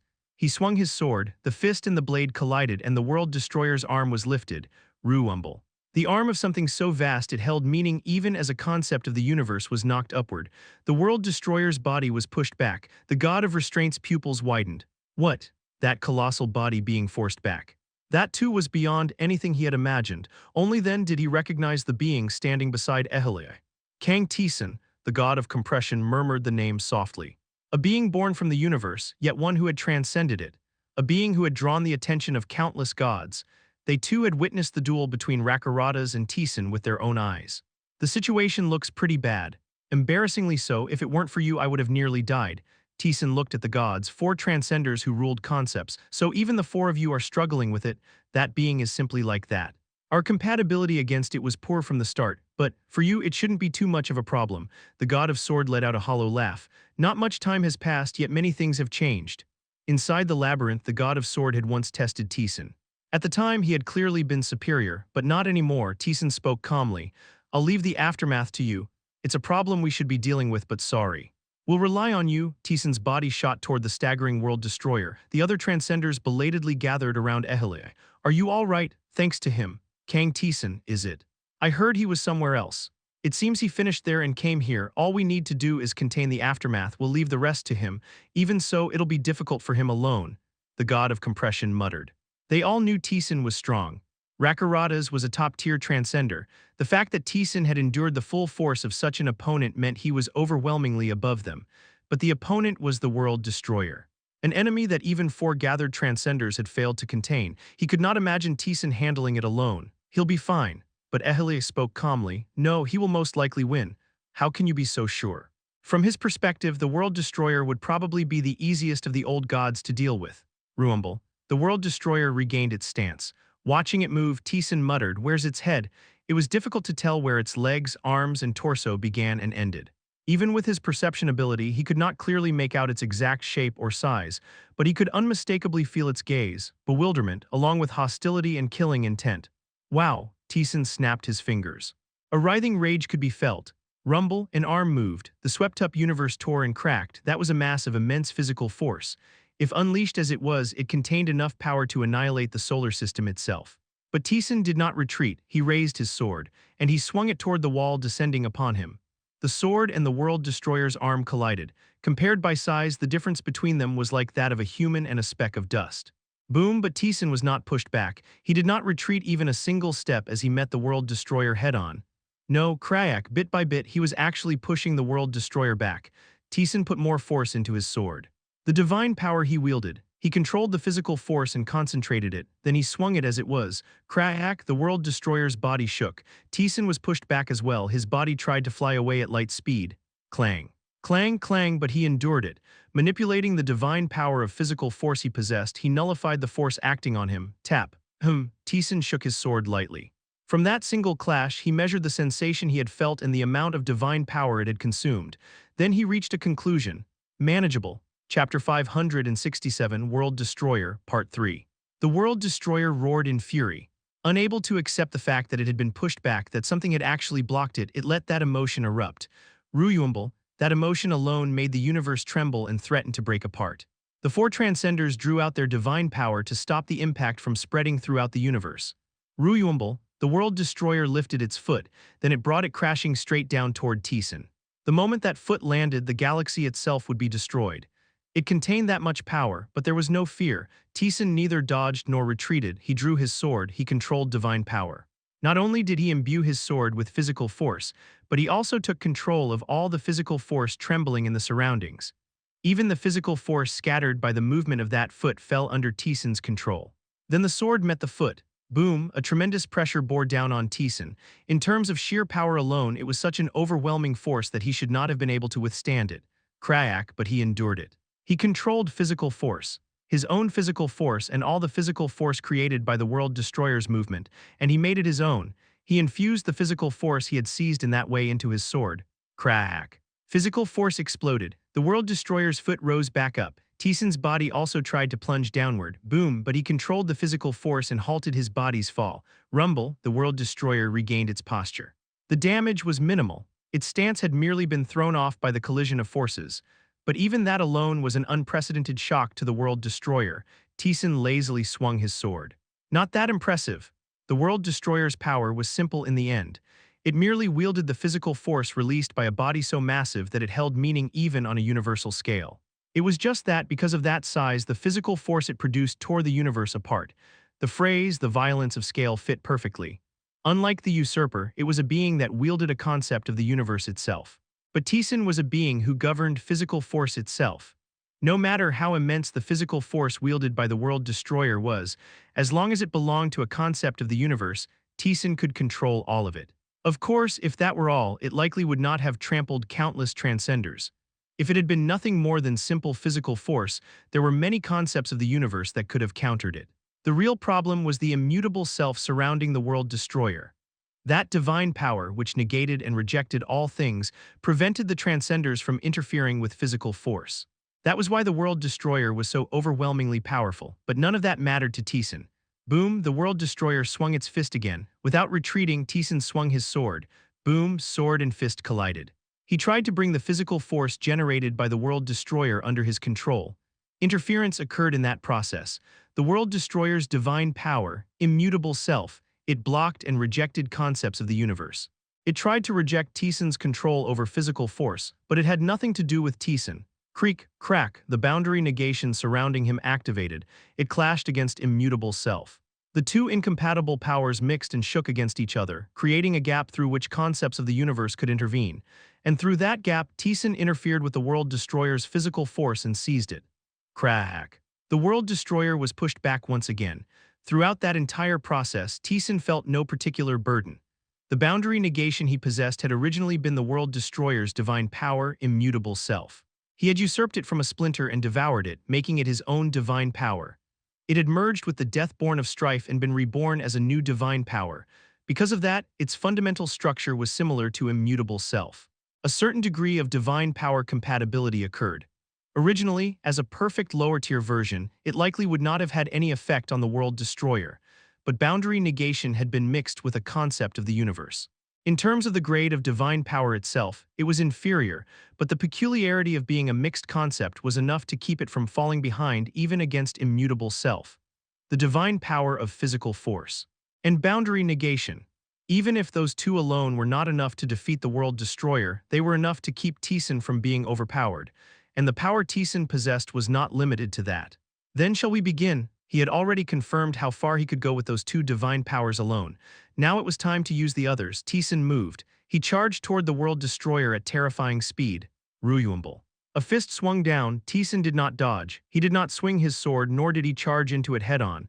The moment the fist was about to touch Taesan, Taesan opened himself, and the fist was swallowed into Taesan. The divine power of the bottomless abyss which devoured and dropped all things was now unfolding within him. The World Destroyer's body began to sink into Taesan. The World Destroyer reflexively pulled back its fist. It was shaken. Its divine power had not been devoured or broken. It had simply vanished, as if it had fallen somewhere. It's hard to clash head-on with just my body. Taesan also felt the strain. It seemed that trying to drop an attack from a being on the World Destroyer's level head-on placed a considerable burden on him as well. Then he simply would not meet it head-on. He would steadily gnaw away at it and drag it down instead. Taesan's body shot forward at high speed. Boom, his body accelerated, wrapped in boundary. He clung to the World Destroyer's body and swung his arm. Clang, the World Destroyer's torso touched that arm. And the immutable self enveloping that torso fell into the bottomless abyss. On its scale, it was an insignificantly small amount, but the divine power had undeniably vanished. The World Destroyer reacted. It violently twisted its body. A savage wave of force burst out, trying to shake Taesan off. Doesn't work, but physical force like that meant nothing to Taesan. He swung his hand. He turned all the physical force produced by that wave into his own, and struck. Crack! The World Destroyer's own force slammed into the World Destroyer. Its torso shook slightly, and in that instant, Taesan once again dropped some of its immutable self into the bottomless abyss. Rumble, he gnawed away at it and kept striking. The damage was not significant, but the World Destroyer was being pushed back without pause. The World Destroyer made a decision. It could not allow this to continue. It was an old god that had slaughtered countless transcenders. It did not wield nothing but simple brute force. The World Destroyer's immutable self intensified. The divine power concentrated in its fist thickened and deepened, to the point that Taesan's bottomless abyss could no longer drag it down, so it's concentrating its divine power. Certainly, if it handled things like that, even the bottomless abyss could not drag it down. Boundary negation was also at a disadvantage, making it difficult to block it properly. But Taesan still had not used all his divine powers. If the opponent responded by concentrating its power, then Taesan would do the same. He gathered power. Ripple, the beast of boundary, settled into Taesan's sword. It became one with physical force. He swung it just like that, a collision of raw force against raw force. A thunderous roar erupted. Taesan did not retreat a single step. He aimed for the opening in the staggering World Destroyer and drove toward its chest.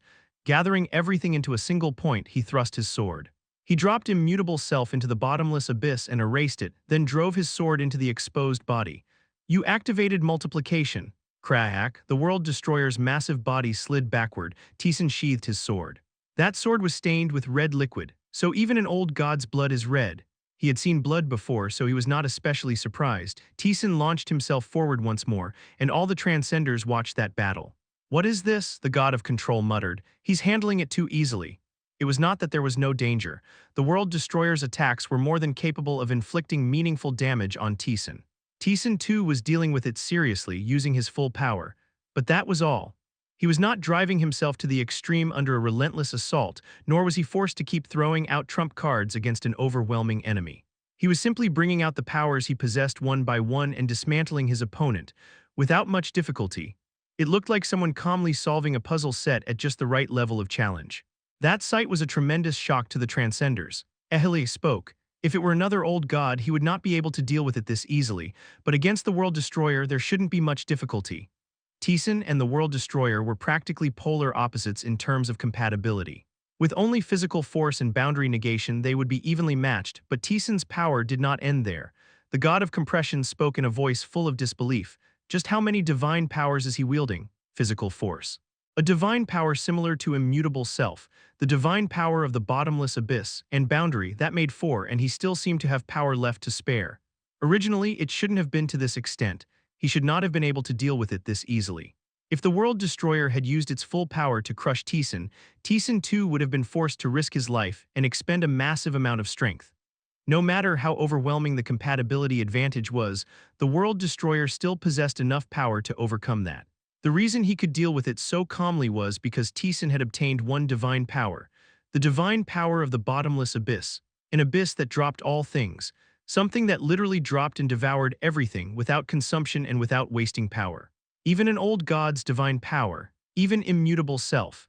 He dropped immutable self into the bottomless abyss, pierced through what remained with boundary negation, then penetrated the body itself with pure physical force and boundary. That was why Taesan could respond so easily to the World Destroyer's attacks. Spiritual rank usurpation. Ehele muttered. He was a god who had resided in the labyrinth. He knew of the power Taesan possessed. Taesan usurped that power when he defeated someone, even if that someone was an old god or a transcender. Back when it was soul rank usurpation, he had only usurped fragments, but once it evolved into spiritual rank usurpation, he began usurping complete concepts. That was truly absurd. To usurp the complete divine power of every transcender or old god he defeated and wielded as his own. It was no different from saying he grew exponentially stronger every time he defeated an enemy. That divine power of Taesan's had been a miscalculation for both them and the old gods. Splash, crimson blood scattered. While devouring the World Destroyer's swinging attack, Taesan shook his sword. Disgustingly big, he was steadily accumulating damage, but on a universal scale its size still held meaning. These were only scratches, they were not fatal wounds, simple attacks would not be enough. Its form is humanoid, then what about vital points? You activated reconnaissance boundary. He looked at the World Destroyer. He scouted the old god. He could not discern its concept or origin, but he could understand the basic structure of its body well enough. As a result, Taesan learned that the World Destroyer's bodily structure was not much different from a human's, even down to its vital points. Then, after thinking for a moment, Taesan made a decision. He put strength into his legs. His body accelerated through the universe, straight toward the World Destroyer's chest. The World Destroyer roared in fury. There was no sign of defense or evasion from Taesan. It was a movement that intended to pierce through with pure force alone. Ruyumble, filled with rage, it raised its fist. Its immutable divine power gathered into that fist.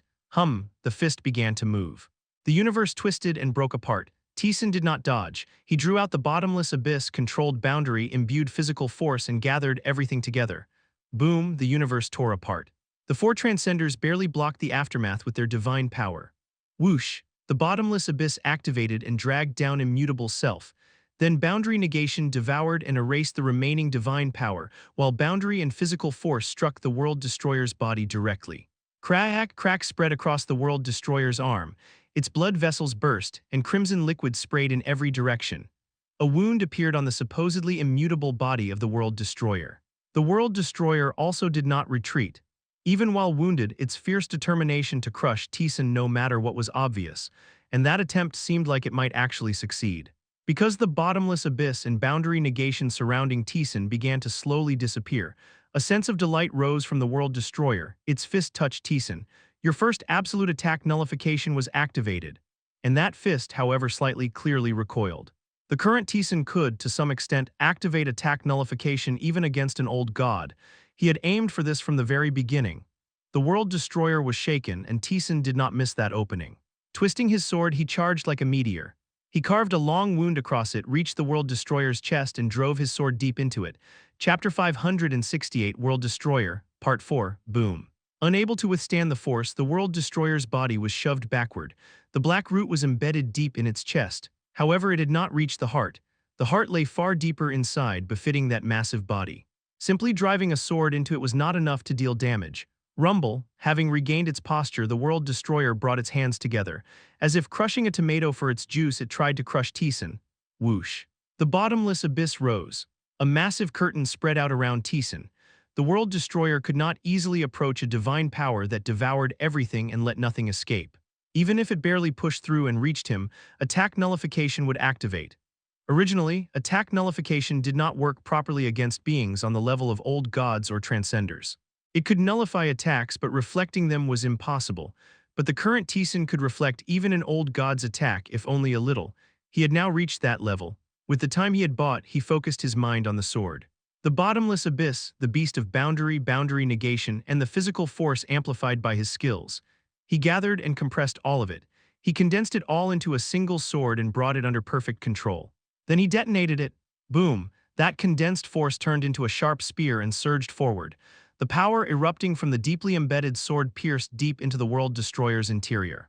And that advancing force reached the World Destroyer's heart. Thud, the World Destroyer's body shook. Taesan pulled out his sword and widened the distance. Until now, the World Destroyer had barely reacted to Taesan's attacks, but this time was different. Rumble, the World Destroyer's body shook as if it had taken an irreversible wound. Got it. The corner of Taesan's mouth curled up. He had inflicted a fatal wound. His power had pierced the World Destroyer's heart. And that was not the end of it. Corrupting, staining, breaking. Boom, the World Destroyer's body shook once more. In the process of piercing the heart, he had planted the Beast of Boundary inside the World Destroyer.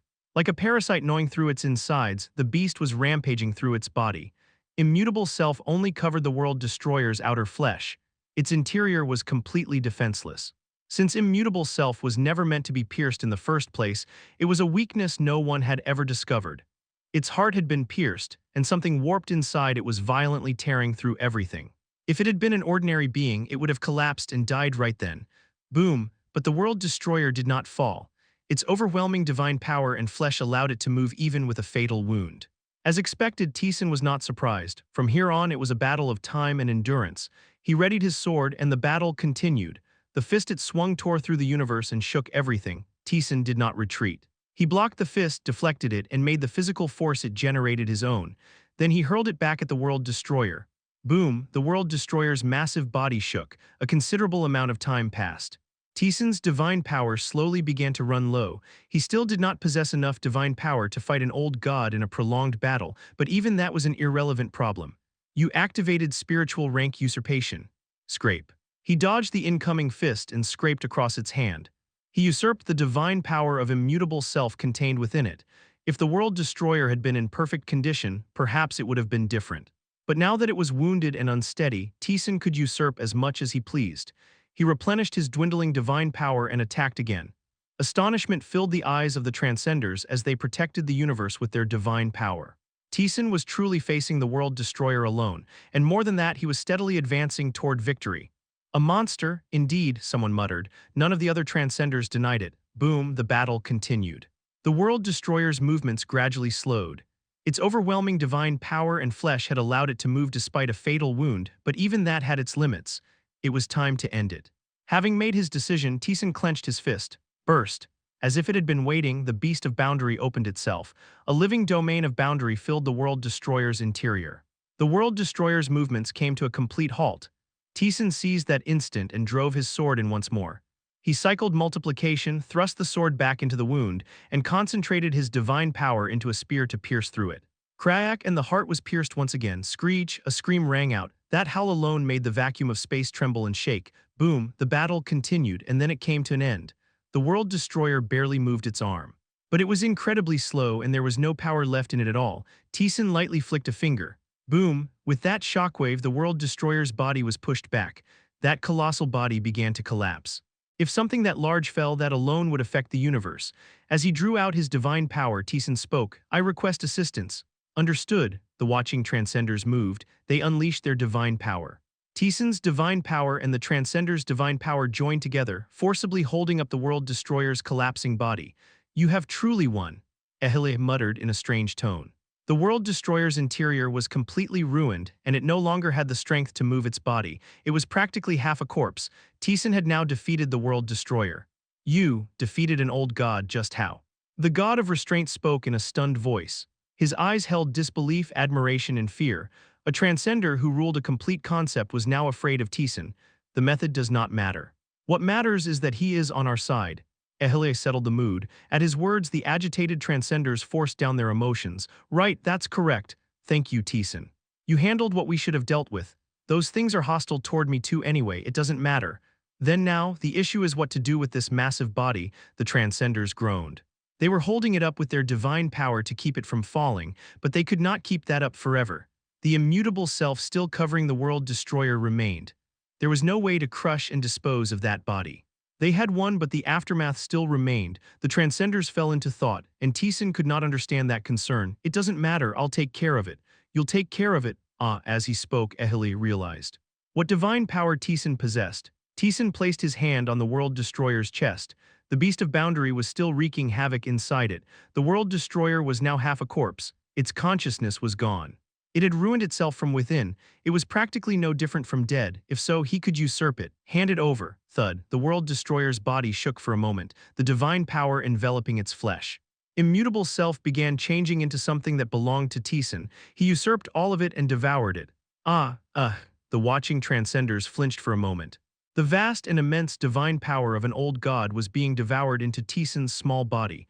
It was an extremely alien and distorted sight. The transcenders felt a powerful sense of incongruity. It was like witnessing a single, colossal miracle. Before long, Taesan had taken in the world destroyer's divine power.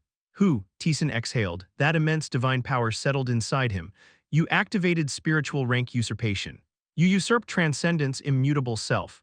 Transcendence Immutable Self has been integrated into Transcendence Boundary Negation. It's done. The immutable self that had enveloped the world destroyer's body had completely become Taesan's. Now I can handle it without any problem. Now the world destroyer was practically no different from an empty shell. It was merely enormous, and once that was all it was, getting rid of it was not difficult. Then do it. After a moment of silence, the Transcenders moved. Their divine power devoured the world destroyer. The world destroyer's body gradually crumbled into dust and disappeared. Given its size, it took quite a long time, but eventually it vanished without leaving behind even a trace.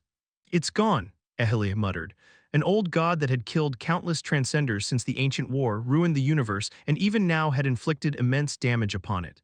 A being that could never truly be killed, only barely suppressed and driven outside the universe, the world destroyer. That being had now met a perfect death. The transcenders rested.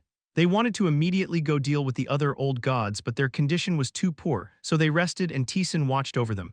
I don't know if this is necessary, but I'll stand guard. That is appreciated. Ehelia quietly recovered his divine power. He needed sufficient rest since he had suffered more damage than the others. As he slowly replenished his divine power, Ehelia muttered as if something had just come to mind. You have defeated 2 old gods. Taesan silently nodded. Ehelia let out a bitter smile. 2 old gods.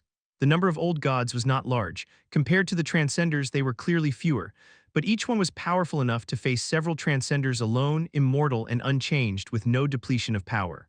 That was why the war had remained evenly matched.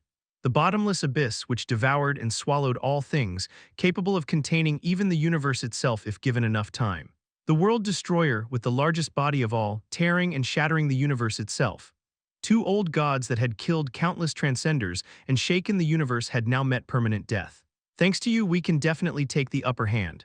The demon god had been freed. The gods of sword, restraint, compression, and control could now assist the other transcenders. With 2 old gods gone, even more room had opened up. The transcenders of the universe could now decisively pressure the old gods. And you are here as well. Someone who could face an old god alone and overcome it, and someone who could grant them permanent death. The war will truly end, whichever way it went. After guarding them for a while, Taesan returned to the labyrinth, because he too needed to check the divine power he had obtained. And the next day, the old gods disappeared from the universe without a trace. Chapter 569, World Destroyer, Part 5, Taesan checked the changed boundary negation. Transcendent boundary negation. Proficiency 100% negates all interference. It rejects, negates, and tries to kill anything that interferes with you, whether it belongs to this world or not. Taesan smiled. The description itself had not changed, but the proficiency section had changed dramatically. Boundary negation's proficiency had reached 100%. It had completely devoured the world destroyer's immutable self.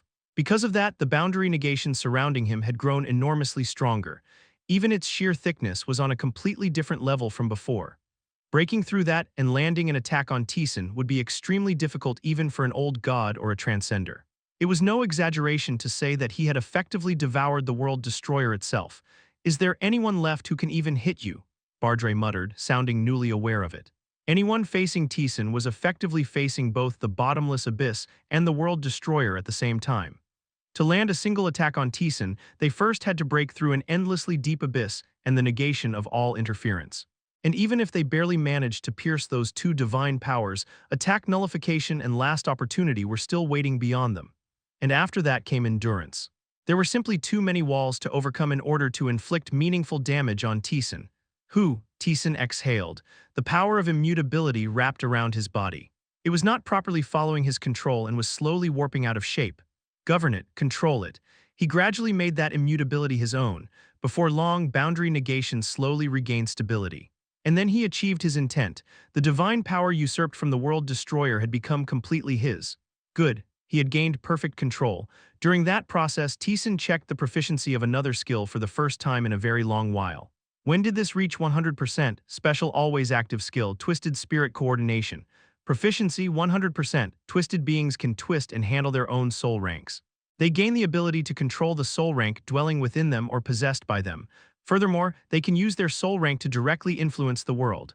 Twisted spirit coordination's proficiency had reached 100%. The newly added effect was that a twisted soul rank negated the interference of righteous things.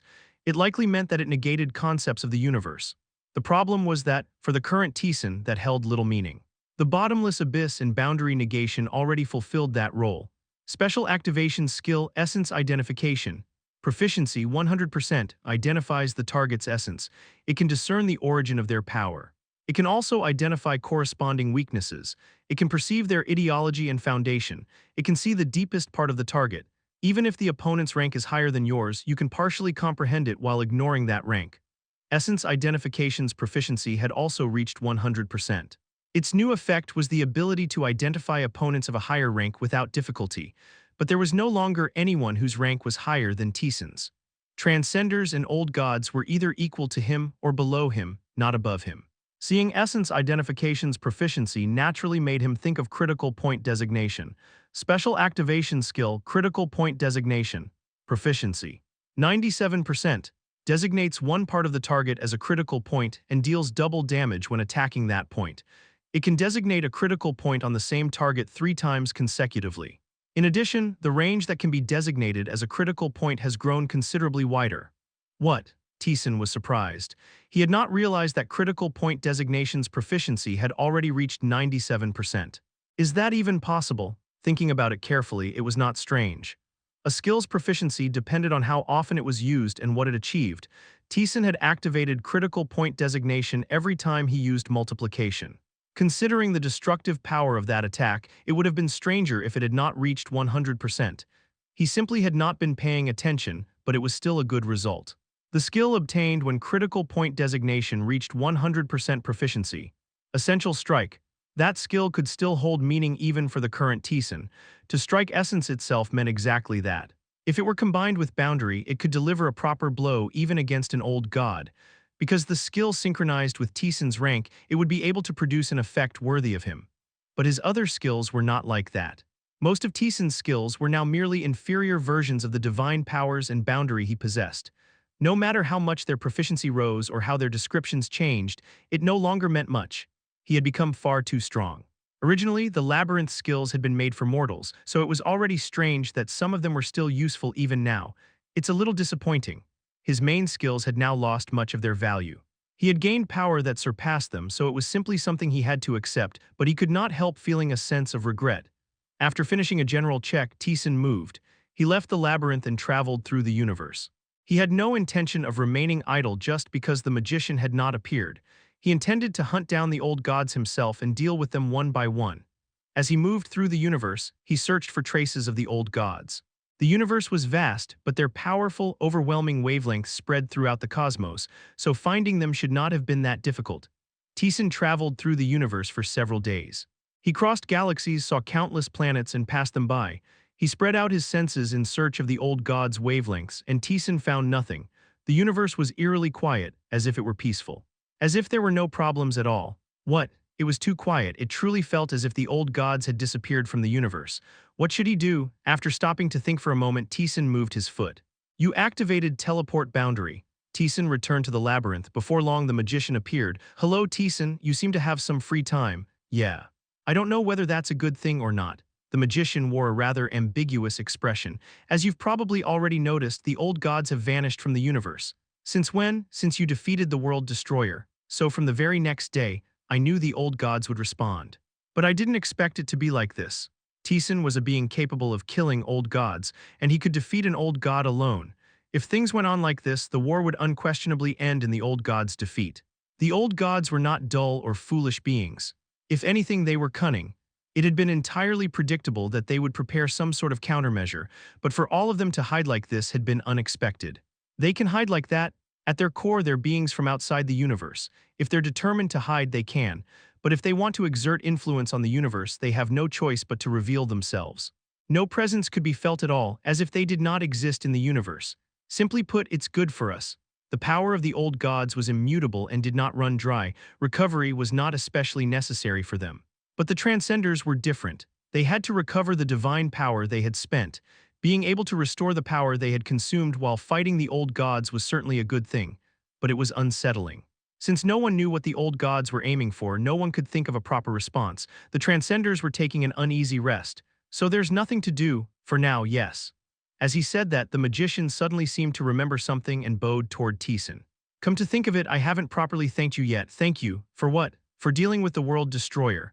That had been completely separate from the labyrinth's quests. It had been Taesan himself who moved and dealt with the old god. Thanks to that, the Transcenders had gained considerable breathing room. I'd like to give you some kind of reward. Is there anything you need? A reward, Taesan had already decided. Can you raise a skill's proficiency? Proficiency, critical point designations proficiency. Wait a moment. The magician snapped his fingers. Whether he had checked Taesan's proficiency status or not, his expression grew deeply ambiguous. I see what you're aiming for. The magician stroked his chin for a moment, but he did not think for long. All right, it isn't a quest, but I can at least do that much. The magician flicked a finger. Taesan let out a wry smile. A skill he had acquired through tremendous hardship in both his past life and this one was now being handed to him as if it were nothing. The skill's proficiency changed. Critical point designations proficiency has reached 100%. You possess essence identification. Also, essence identification's proficiency is 100%. You have obtained the special activation skill Essential Shattering. The skill was different. It was not Essential Strike. Taesan opened the system window. Special activation skill Essential Shattering. Proficiency 1%. It directly affects the opponent's essence. It does not simply inflict damage but shatters and breaks that essence. This is new. In his past life, he had never raised essence identification to 100% proficiency, so he had always wondered, what would happen if essence identification reached 100%? In reality, essence identification itself had not changed very much. Instead, Essential Strike had changed into Essential Shattering, so it's a skill one level above it. Critical point designation had also changed quite significantly. Special activation skill Critical point designation. Proficiency 100% designates a critical point on the target and deals double damage when attacking that point. It can designate critical points on the same target consecutively. In addition, the range that can be designated as a critical point has become very wide. It can designate 3 critical points at once. The damage remained doubled, but the restriction on consecutive critical point designations had disappeared. On top of that, it could now designate 3 critical points at the same time. That was a highly meaningful change when striking multiple points simultaneously. Since it was a skill directly related to damage, it still held value even for Taesan. I knew that skill could change like that, but you're the first adventurer to actually pull it off. Well, isn't that something? For Taesan, it was an excellent outcome. If it truly was a higher-tier skill than Essential Strike, then its effect would likely be on that level as well. There was a strong possibility that it would remain meaningful even for the current him. By the way, he had checked everything he needed to check. Now he had to decide what to do next, but what should he do? The magician seemed to be wrestling with the same issue. The 99th floor quest I was going to give you isn't much different from what you've already been doing. In the end, it all came back to the old gods. At this point, there was no reason to hand out a quest unrelated to them, but those old gods had all vanished. It was awkward to assign a new quest now. For now, let's wait. The magician stroked his chin. I'll also try to gather information on my side. Until then, rest. Taesan nodded. The magician left. Taesan stared blankly into empty space for a moment, then flicked a finger. If there was nothing to do, then he would make something to do. You activated teleport boundary. His body leaped through space and landed, his hometown Earth. The current Taesan could reach Earth whenever he wanted. He looked up at the sky, the giant hole torn open in the sky. It was currently sealed, but it had not disappeared. That enormous hole still covered the heavens. Taesan narrowed his eyes. Could he, as he was now, block that hole? He had defeated the gatekeeper and he had grown stronger by another level. It was not impossible. Should I try it? The moment Taesan made up his mind and was about to move, the universe twisted. What? It was not only Taesan who felt it. Bardre and Akasha felt it as well. Something was twisting. Taesan frowned. What is this? He looked up at the sky. Beyond the part obscured by the rift, the universe was visible. Countless stars, the stars of the solar system, all of them were falling. The universe had begun to descend. Chapter 570, The God of Fall, the Usurper, Part 1, the entire universe was falling. It was not a physical descent. The scattered grass, the earth, the swaying wind, the quietly resting sea, the fragments of shattered buildings, all of it was falling. Its rank and concept were plunging downward. What is this? Taesan muttered. He could feel it. Everything in the universe was conceptually falling. It had no particular effect on him.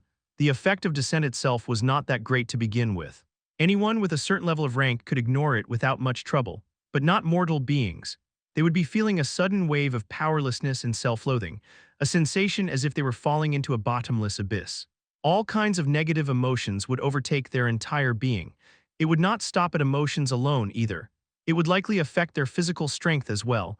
Every being existing in the universe would be affected. Humans would fall to a rank even lower than insects, and insects would possess a rank even lower than dust. Even the strong would be reduced to the strength of frail old people. This is the god of fall. That being was scattering its concept throughout the universe, and a powerful force spread from the rift torn across the sky. Cracks spread across the barrier sealing the rift. The cracks rapidly spread through the entire barrier. Ah, a voice rang out. The magician, who had appeared without anyone noticing, clicked his tongue and looked up at the rift. So this is how they're going to do it. Almost before he had finished speaking, countless presences were felt. What is this? What's going on? Panicked voices echoed out. Hundreds of millions of people suddenly returned to Earth. They were all easy, normal, and hard mode players. NGH. The moment they arrived on Earth, they groaned. The concept of descent spread throughout the universe did not spare them either. In easy mode's case, it was enough to make it hard for them to even breathe. This is. Kim Hweon looked at Taesan with a bewildered face. Taesan Nim, what in the world is happening? I want to ask you that. Why did all of you return to Earth? Kim Hweon's eyes widened as she looked around. What? Why are there so many people? So you don't know either. That meant they had been forcibly returned without any explanation or system window. As if mocking and ridiculing them, the system window only appeared after everything was over. Forced return, all players of the labyrinth are returning to Earth. What does that even mean? One thing after another, Taesan clicked his tongue. The people's panic did not last long because something even more serious than the forced return continued unfolding. At the same time, the universe began to distort. Several powerful, warped beings revealed themselves at once. They began polluting the world and staining it with their own nature. Old gods. Those who had vanished from the universe were revealing themselves once more. There's a lot of them. And their numbers were not small. As if they had decided to end everything this time, it looked as though all the old gods had descended here. They were still quite far from Earth, but not so far that they could not exert their influence. Cracks began spreading across the universe. People screamed and collapsed. The influence of the old gods swept over them. Even from a distance too far to even see, they gasped for breath. Their breathing was cut off and death pressed close. People fell into terror and began to slowly die. Just as Taesan clicked his tongue and was about to protect them, what a mess. A woman revealed herself. With a displeased look, she flicked her finger, and the death that had assailed the people was stripped away. The people barely managed to catch their breath. Taesan looked at her. Dershanim, the god of death, she had covered Earth with her divine power, so this is how it comes. It was within the range of our predictions, but this is still quite a sight. Seeing those things gathered in one place like this. Interesting. With a laugh, another woman appeared, the god of cycle. It was Erelnan. It was not just the two of them. One by one, the presences of the other transcenders could be felt. They began clashing with and confronting the old gods that had suddenly appeared. The magician clicked his tongue. They're determined to finish it this time. Did they decide to force a short-term battle? The old gods were immutable and did not decline. That was their advantage over the transcenders. Because of that, their battle strategy until now had been to draw things out. They exhausted the transcenders' strength and trampled them one by one. But Taesan's existence had distorted that method itself. He was a being capable of granting permanent death to the old gods, and on top of that, he even usurped their power and became stronger. So the old gods changed their method. They chose to surge out all at once and settle everything as quickly as possible. Ruyumbal Jirararea, a shockwave swept through, people flinched and covered themselves. Even though death and cycle were protecting them, the fear that they might be annihilated still seized them. Beings that could destroy the entire universe and beings that could restore the entire universe were all gathered near Earth. As if this were the final war, as if this were the end of everything, immense powers collided and distorted, and in the midst of it all, the descent covering the entire universe could be felt clearly. They're playing games. The magician twisted the corner of his mouth. Intense disgust and rage toward the god of fall could be seen in his eyes. Are they trying to kill themselves outright? What are they thinking? Is something like this possible for a transcender? Normally, no, but the god of fall is a god with its own rank and history. By spreading out its concept, it can temporarily affect the entire universe. The magician ground his teeth. But in the end, it's a suicidal act, a mad act that consumes its own domain. They're serious. Taesan looked up at the rift in the sky. The concept of descent spread throughout the universe was being felt intensely from there. I was wondering where it had gone, so it was hiding in that gap. The god of fall was hiding inside the rift in the sky. Taesan looked around. Among the countless players, there were no solo mode players to be seen.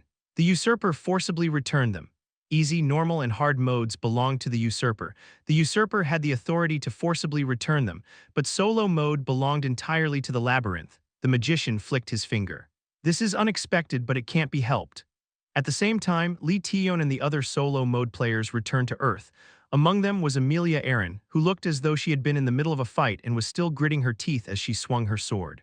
Ikha, her eyes widened. Taesan, oh wait, what? Lee Taeyeon felt the surging powers and flinched. Diana and Beldenkia had returned as well, they gasped. Don't ask for explanations. It's been a while since the last war.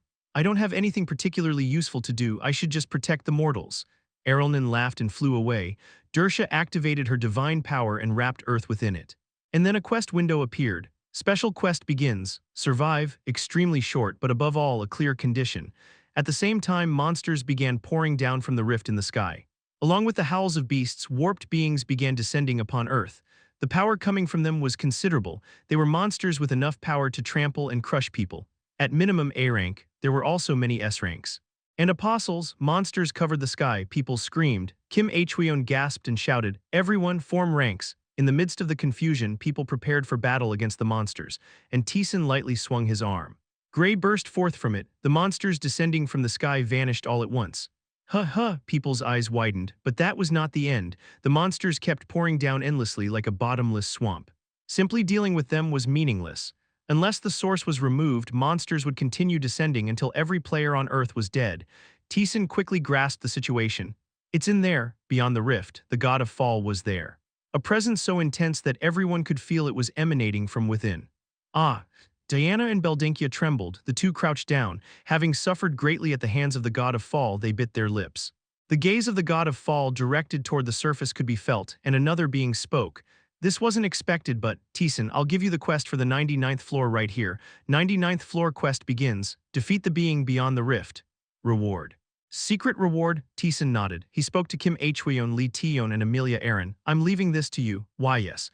I don't know what's going on either, but all we have to do is kill those things, right? Fine. We'll do it, Amelia Aaron answered energetically. The monsters landed on the surface. Despite the sudden crisis, the people responded calmly. The battle began. Monsters and humans collided and clashed. I want to help too, but I don't have the room to. Neither do I, and neither do the other transcenders. Ruyumbel. All kinds of shockwaves and collisions erupted outside Earth. The old gods and the transcenders were confronting each other. Even with two old gods gone, the remaining old gods were still powerful. The magician did not have the leisure to calmly help Earth. They intend to see the end of everything this time. In other words, if we block them now, we should be able to settle things to some extent. And beyond the rift, beings were waiting for Taesan. Win and come back. We'll do the same, Taesan nodded. The magician kicked off the ground, his body moved beyond space. Then, come back safely, Taesan. Lee Taeyeon smiled as she said that to him. Taesan gave a brief reply and flew off, Ruyumbel.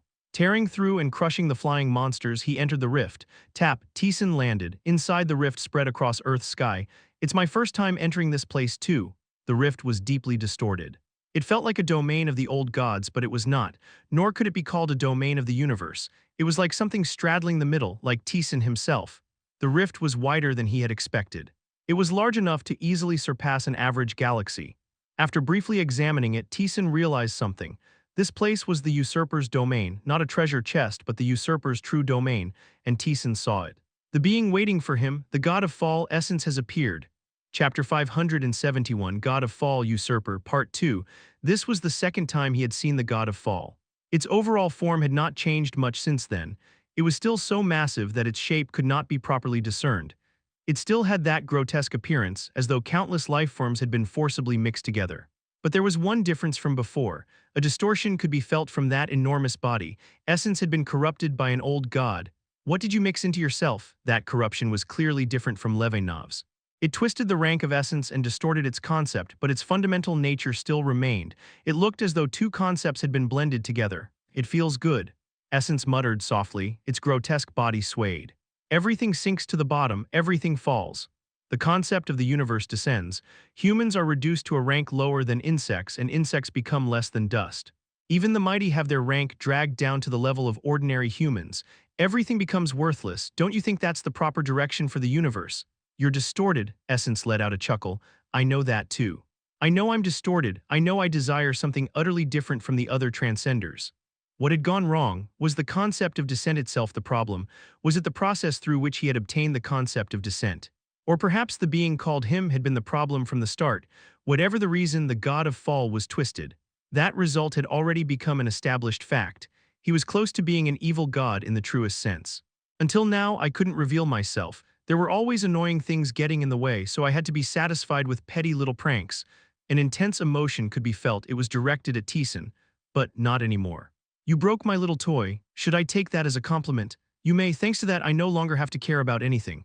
The god of fall bared its teeth. Its power exploded outward. I don't care about anything anymore, so now I can crush you. Rumble, rank surged forth.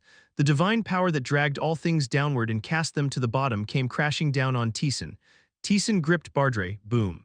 An explosion erupted. The divine power colliding with the boundary scattered apart. Without stopping, the god of fall continued attacking Taesan. The distorted divine power of descent assailed him over and over. He's gotten stronger. The god of fall was a transcender who governed a complete concept. Even among them, he possessed considerable power. The fact that he had established himself within the labyrinth in the first place was proof enough of his strength. But there had been a clear limit. The god of fall had once confronted the demon god. Back then, he had been unable to exert much power against the demon god and had been pushed back. He could not reach that level attained by top-tier transcenders like the demon god. And yet, the concept he wielded now had reached a point where even if he fought the demon god, he would not be at a major disadvantage. Is it because he fused with an old god? It was extremely unstable, but his rank and concept had been enhanced. It was enough to understand how he had managed to make the entire universe descend. But that was all. The boundary negation surrounding Taesan activated roughly. It devoured and shattered all the divine power of descent covering him. Doesn't work. He put strength into his feet and accelerated. Shattering the swirling power, he swung his sword at the god of fall. Screech! Essence's massive body shook violently. Meaningful rifts spread across its body. Essence had clearly fused with an old god and become stronger. It could even be said that he had surpassed the demon god, but that was precisely the limit. The current Taesan could defeat an old god alone. At this point, that level was no longer a threat to him. Even fused, you can't touch me. The reason it could rival the demon god was because it had become distorted through its fusion with an old god, but that meant little to Taesan. He had stood at that boundary from the very beginning. Rumble, Essence's swaying body barely regained its balance.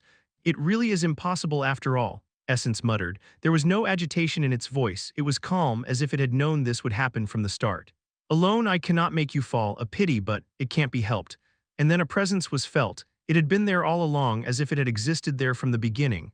Like Essence, it too was a distorted and broken being. The usurper has appeared. It was the usurper, not a fragment of the usurper, but the usurper itself in the truest sense. It was there. This was the usurper's domain to begin with, so it was not that surprising. Taesan looked at the usurper. So this is the first time I've seen it properly. Its basic appearance was not much different from the usurper's fragments. It was neither human nor monster. A distorted form that belonged neither to this world nor to the old gods. Something straddling the middle. But the rank and concept felt within it were on an entirely different level, a distorted, exalted rank. It's aberrant. It possessed a twisted rank unlike any old god he had seen or fought. The usurper, which had been quietly observing him, opened its mouth. The warehouse keeper is indebted to you. There's nothing to be indebted to me for. I gained a lot thanks to him too. Then it's time for collection. Try it if you can. Taesan gripped his sword. The boundary rose and wrapped around him. Two of them, the god of fall and the usurper. He could feel no sign of any other old gods. That meant those two were his opponents, an old god and a transcender joining forces. It was probably the first time something like this had happened in the long history of the universe. No, but the transcender denied Taesan's words. Not two, one, Taesan frowned. I desire the fall of all things. I desire all things to become meaningless and ephemeral. The god of fall slowly moved toward the usurper. In that regard, I am no different. The usurper expanded itself as if it had been waiting. Slowly, it began to take the god of fall into itself. Throughout that entire process, the god of fall offered no resistance. It was offering itself to the usurper of its own will. You're really something else. Something feels strange. Taesan clicked his tongue and dashed forward. He had no intention of standing there and quietly watching. Rumble, but a wave assailed Taesan, a violent wave that made all things collapse, tremble, and fall. As it merged with the usurper, that wave cleanly forced Taesan back and blocked his approach. Oh, ooh, the god of fall let out a moan. What had the god of fall done? What achievements had it accumulated to rise to that place? For mortals, it must have taken an unimaginable span of time, alongside countless accomplishments. All of that became part of the usurper. All of it changed into something utterly worthless and meaningless. The very existence known as him began to fall below even an insect. It was a horrifying and pitiful event even on a universal scale, but the god of fall was more overjoyed than anyone. My fall, my end. It was genuinely rejoicing in its own downfall. Mad. It was even more twisted than Taesan had expected. Rumble, the usurper enveloped the god of fall. That presence was buried within it and vanished completely. Now the god of fall was dead. The being that had governed the concept of descent in the universe, that had occupied a place in the universe for an immeasurably long time, had been completely devoured by the usurper. He didn't change until the very end. The god of fall remained the god of fall to the end. Rumble, the concept of descent began to change into the usurper's. Completely it became the usurper's possession. It was not simply storing it away in a treasure trove. The concept of descent itself was being dyed into the usurper. It gained perfect control and mastery over that universal concept. It was very much like Taesan. The concept of descent was stained black, so that's how it is. Erelnon was the god of cycle, a god who governed the very cycle of the universe.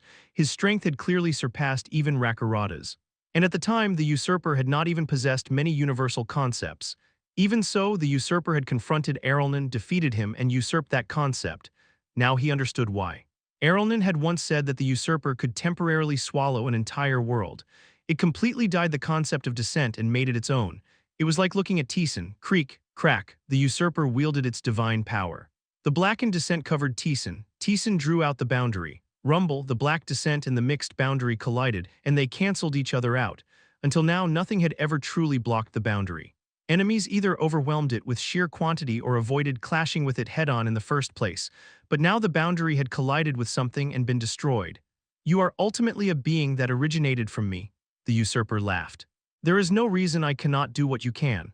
For something saying that, you sure seem desperate to have me. By devouring you, I can become more complete. The usurper's body swayed. The body that had swallowed the complete concept of descent was trembling unstably, so it was unstable after all. That thing too, it could endure but not for long. You are mine. I'm sick of hearing that. This was the usurper's domain. The domain itself clung to Taesan. The black descent tried to drag down both his soul rank and his body. That was a distorted, complete descent, something literally capable of covering and corrupting the universe. A twisted universal concept. Anyone who wielded that would surely have a superior affinity against almost every being in the universe. But so what? Taesan drew out the boundary. He swung the gray, screech. The black descent trying to swallow Taesan and the boundary cancelled each other out. Even after that, it kept trying to swallow him, but the boundary negation surrounding Taesan rejected and repelled it. The usurper was clearly monstrously strong. With that power, it could likely devour the transcenders of the universe. But Taesan also possessed power similar to the usurper's. He might be cancelled out or pushed to a disadvantage, but there was no reason for him to be overwhelmed. You're ultimately just a devourer. Your own divine power shouldn't properly exist. If all it could do was corrupt descent and wield it, it could not touch Taesan. He drew out the boundary. Knocking away the descent, he dashed forward at high speed and thrust his sword at the usurper. I know that too. I know wielding this alone will not be enough to defeat you. The usurper spoke calmly. Something grotesque undulated. Rumble, the descent gathered into one point. All concepts of descent were compressed into a small sphere. It swung that sphere toward the charging Taesan. It was very small, but it was everything. Taesan brought out the bottomless abyss. The bottomless abyss and descent touched. Screech, a shrill collision rang out. The bottomless abyss failed to withstand the descent and warped. If this continued, the bottomless abyss would be destroyed. Taesan judged the situation instantly, withdrew the bottomless abyss and leaped back. At that very moment, the sphere of descent expanded. In an instant, it swallowed and shattered the domain. The boundary negation surrounding Taesan was consumed in a single blow. Taesan summoned the Beast of Boundary. Rumble, using the Beast of Boundary, he forcibly escaped the domain of descent. Taesan frowned. What the usurper had just wielded was divine power, but it was not a universal concept, nor was it the usurper's own divine power. Taesan realized it. You've devoured other old gods too. Chapter 572. God of Fall, the Usurper, Part 3, the small sphere wielded by the usurper, that divine power which had gathered all of descent into itself. It was not the usurper's own divine power. A different alien energy could be felt from it. That was the divine power of another old god. The usurper had usurped another old god's divine power. I don't think gaining descent is enough to defeat me. By obtaining the divine power of descent, the usurper could wield both the power of the universe and the divine power of an old god at the same time. But Taesan could do that as well, and Taesan also possessed the bottomless abyss and immutable self. Even if the usurper could wield distorted power, it was still clearly inferior to Taesan, so the usurper's response was very simple. It would usurp as well the divine power of an old god. That was how it had placed itself on the same level as Taesan. Is that kind of thing even allowed? The problem was that the usurper was an old god. That kind of usurpation could not have happened without damaging the one being usurped.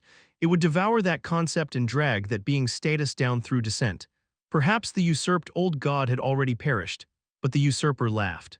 Ordinarily, they would have tried to crush and destroy me. Until now, my kin always feared that possibility and rejected me. But now that isn't a problem. We don't have the luxury for that anymore. Taesan had become far too strong. For a single old god to defeat him was all but impossible. At least two. Perhaps even more would be needed for there to be any chance of defeating him. But the other transcenders would never simply stand by and watch while the old gods joined forces to pressure Taesan. It was an impossible method from the start. But the usurper was different.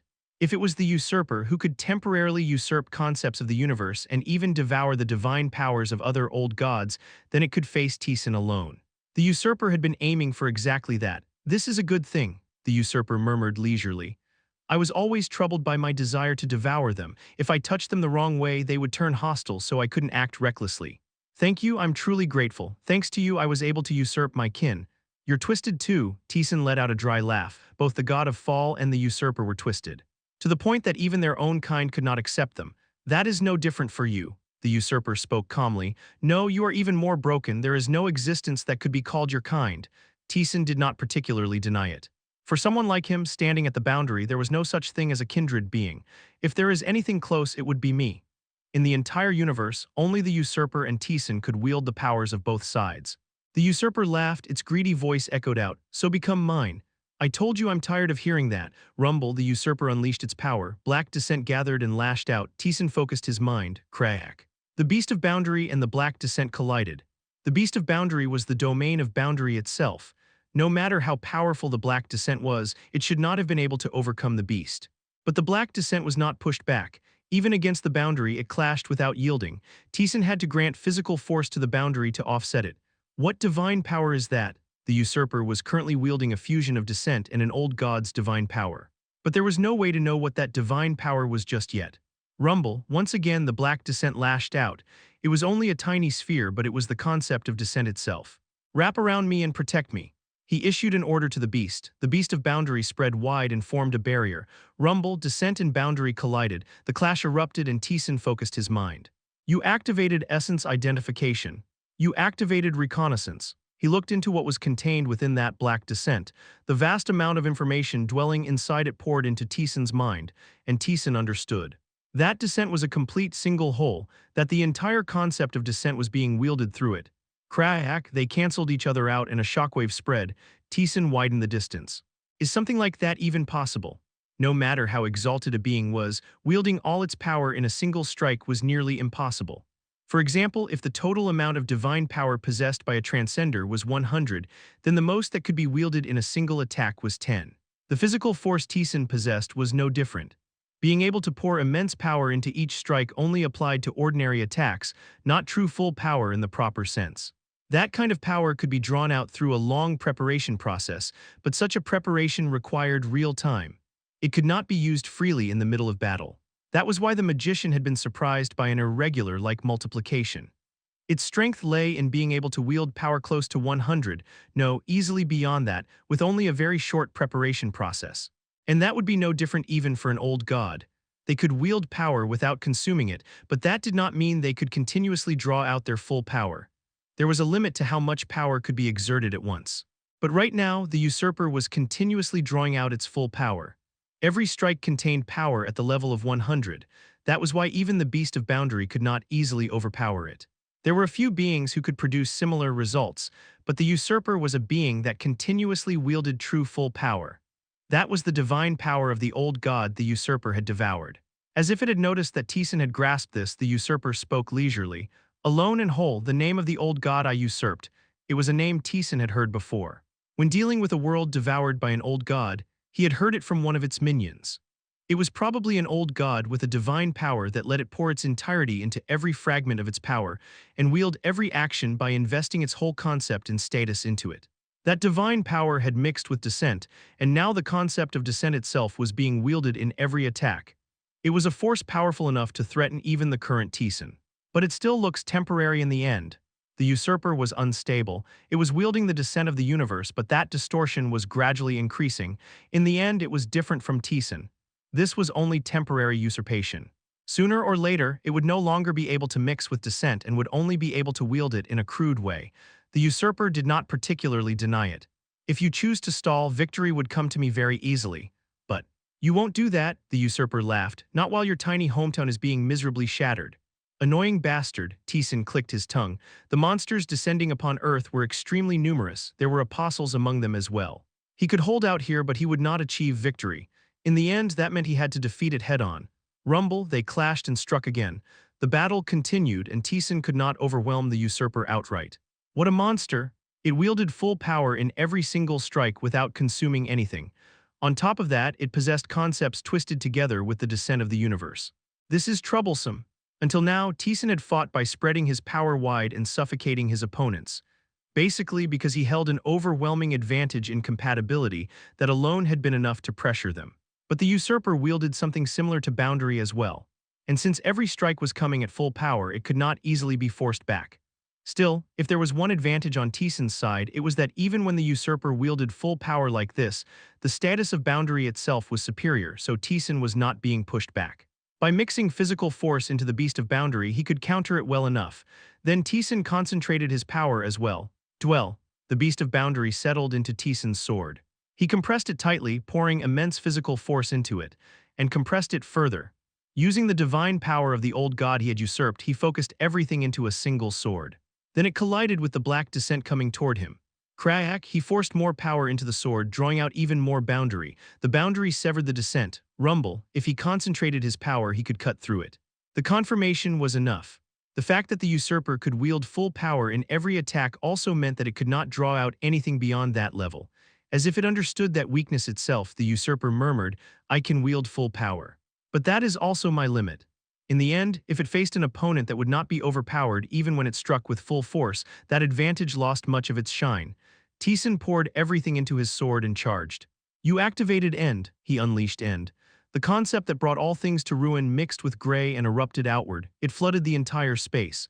The usurper shook its massive body, crash, black descent struck in every direction. Every single one of them was the usurper's full power. End was instantly pushed back and shattered, but it had bought time, that was enough. His body accelerated. He infused his sword with physical force. You activated multiplication. He infused all physical force into it, including the multiplied power. He concentrated it into the sword without releasing it. The usurper unleashed its power. Black descent became thousands of beads and shot toward Taesan. Taesan swung his sword. Crash, all of the descent was cut apart and destroyed. The concentrated physical force sliced through even the usurper's full power as easily as tofu. Thus, cutting through everything in an instant, he closed in on the usurper. The massive body loomed before Taesan. Taesan swung his sword as it was. He released the concentrated physical force. At that moment, the usurper's body changed. That distorted, formless body that belonged neither to this world nor to the things beyond shrank in an instant. It became something tiny, like a speck of dust. For a moment, Taesan lost track of its presence. He had been tricked. The usurper had been waiting for this. The physical force erupted, but it did not touch the usurper. Having transformed into something minuscule, it slipped past the attack. Rumble, the usurper's body changed again. It took on a massive, hideous, twisted form. At the same time, its status and power were amplified, far beyond before, incomparable, and it came crashing down on Taesan. Taesan had already attacked and was left open. He forcefully activated the bottomless abyss and boundary recoil to defend. Crash, the bottomless abyss and boundary recoil were pierced. The usurper's transformed body touched Taesan, and at that moment the usurper's body distorted. It clung to Taesan and turned into thousands of spikes that stabbed into him. Your first absolute attack nullification has been activated. Your second absolute attack nullification has been activated. Your third absolute attack nullification has been activated. All nullifications were consumed in an instant. Taesan unleashed his power. The beast of boundary exploded. Everything touching him was erased at once. Boom, taking that opening, he quickly widened the distance. Taesan clicked his tongue. You didn't just devour one. The old god the usurper had devoured was not just alone and whole. Taesan muttered in a tired voice. Just how many did you devour? What do you think? The usurper answered with a laugh. Chapter 573, God of Fall, the Usurper, Part 4, Rumble, the universe trembled. The concepts of all things crumbled, then repeated the process of restoration. It was literally like witnessing the end and the birth of the universe, and at the center of it all was Earth. Fight, someone shouted, blood splattered, worthless lives fell and died, but they did not stop. Gritting their teeth, they roared. We will be victorious. Kaya, the monsters answered with shrieks. Humans and the monsters of the old gods clashed. Yu, a giant charged. With every step it took, the earth crumbled and people were thrown aside. An S-rank monster, and among them it was one of the single-digit ones. People tried to widen the distance in terror, but the giant, as if mocking them, closed the gap in an instant and raised its fist. The moment it was about to bring it down, a woman charged at the S-rank monster. She swung her sword directly into the descending fist. A deafening roar erupted. Uo, and the one that went flying was the giant. People cheered. Uo, Miss Tion. Lee Tion rushed toward the giant as it was flung backward. Countless monsters tried to block her path. There were easily hundreds of them. Every single one was an A-rank monster. Monsters that even hard-mode players could barely contend with even when going all out. But Lee Tion stepped forward. Crack! Hundreds of monsters were ripped apart all at once. Lee Tion poured strength into her sword. Infusing it with physical force and skills, she drove it into the monster's chest. Crack! The monster was sent flying without even managing a scream. Just like that, the S-rank monster fell. Lee Tion caught her breath. She needed even a moment to recover after pouring out all her power, but there was no time for that. Yuir. The monsters charged again. People were flung around like toys. Lee Tion gritted her teeth and threw herself forward. Rumble, the battle was ferocious, and naturally the side being pushed back was humanity. Kaya, Krayek, they never end, Kim Hweon shouted harshly as she swung her sword. A-rank monsters were literally descending without end. The number of S-rank monsters was not small either. Powerhouses like Diana and Beldenkia were holding them back, but even they were nearing their limits. People resisted desperately, but they were still falling one by one, and above all else, amidst that chaos, there was a terrifying existence. Squelch. Just by moving, the ground corroded, everything melted away and vanished. An existence the system window could not even explain, an apostle. It moved toward the people. People swallowed dryly. Instinctively, they knew that simply being near that existence meant death, and there was someone holding back that existence. Seriously, no time to rest. Lee Tion, having finished off the S-rank monster, dashed over. She swung her hand. You have activated the responsibility, duty, and right of choice. The divine power of Maria, the god of choice, activated. In an instant her rank rose. She swung her sword. It collided with the apostle and the sound of impact spread. Crack! The apostle's massive body was pushed back. She landed and steadied her breathing. You did well. Gonna die? Amelia groaned as she retreated. While Lee Tion had been dealing with the other monsters, Amelia had been holding the line against the apostle. And that time had not been short. For over an hour, Amelia had faced the apostle alone. Amelia had not even cleared the labyrinth yet. She was by no means at a level where she should have been able to face an apostle, but there were no major injuries on her body. Lee Tion muttered in amazement. The boundary really is a monstrous power. The reason it had been possible was precisely because of the boundary. As Taesan's apostles, Amelia and Kang Taesan had been allowed to use boundary. An anomaly that belonged neither to the concepts of the universe nor to the old gods. By wielding it, they had endured against an opponent of a higher rank. You've worked hard. Can I rest now? You know there's no time for that, right? Damn, but I've sorted things out for now. I can help too. Good, let's do it. Amelia gritted her teeth and drew out boundary, smoldering gray wrapped around her. Kang Taesan was not yet at the level where he could hold his own against an apostle. The two of them had to keep the apostle from reaching the people. Horrifying, truly, Lee Tion muttered. The monsters attacking them were overwhelmingly numerous, and all of them were powerful. It was a scale incomparable to the time Earth had been destroyed in her past life, but they were holding on. Hold the line, maintain formation. Even with casualties, the people endured and kept formation. Compared to her past life, the number of survivors was overwhelming. There were hundreds of millions of them, and in terms of sheer numbers, they were not inferior to the monsters. With those numbers, they endured sacrifices and maintained their battle lines. And above all else, Taesan's existence was significant. The divinity, elementals magi, and the divine power of physical force he had granted to Earth's players. Those had raised the people's level by an entire step. Current hard mode players could now defeat A-rank monsters without much difficulty. All of that was thanks to Taesan. We can endure. Li Tian tightened her grip on her sword. The woman who once trembled in fear and only pretended to be calm was gone. With steady eyes, she stepped toward the apostle. At that moment, divine power descended upon her. Li Tian's eyes widened like a rabbit's. A mighty divine power, a rank, governed her. It was a blessing on a level that could contend even with an apostle. Lady Maria, Li Tian was flustered. She was Maria's apostle. Maria could bestow blessings upon her, but she had not expected it, because even the transcenders had no room to spare, being too busy dealing with the old gods. Unexpectedly, I have some room to breathe, Maria's voice, divine words echoed in her mind. The number of old gods is fewer than expected. Fewer? Yes, clearly fewer, a fortunate thing. For us that is, but Maria's voice was not bright, it was confused, as if she had been caught off guard. I heard it from Erelnon, but I never thought usurpation could be done by multiple beings. No way, Li Tian looked up at the sky. The universe was distorting, and there, visible within it, was the rift in the sky. A violent wave was flowing out of it, a thick, deep wave of collision that could be felt even from outside. A clash of power so intense that if it had erupted outside, it could have shattered the universe. Taesan was there, fighting their greatest enemy. It may be more dangerous than we thought, perhaps he— No, Li Tian shook her head. As an apostle, she was denying the words of her God. It should have been impossible, but her face was filled with certainty. He will win. There had been countless impossible situations. Situations where anyone and everyone had thought victory was impossible. Situations that seemed beyond even Taesan's abilities. But every single time, Taesan had seized victory. I believe, an immutable truth engraved in her heart, Taesan never loses. So win and come back, Taesan. With a quiet voice, Li Tian charged toward the apostle, divine powers intertwined. The divine powers of descent, of alone and whole, and of unknown old gods, they mixed, fused, and became one. Their rank and concept transformed once again into something abnormal. Rumble.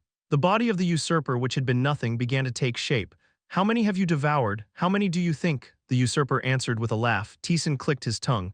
At least 3, maybe more. That many old gods dwelled within the usurper. Its pure rank itself was higher than Taesan's, and significantly so. I will no longer resort to deception and the like. In a direct clash, I will make both your spirit and your entire body submit. Only then will it truly have meaning. A calm voice echoed out. The usurper's body gradually transformed into a physical form, shapeshifter. An existence that can change into all things. Compared to me, it is merely a crude imitation of form, but it has its uses. Rumble, that abnormal rank began to compress.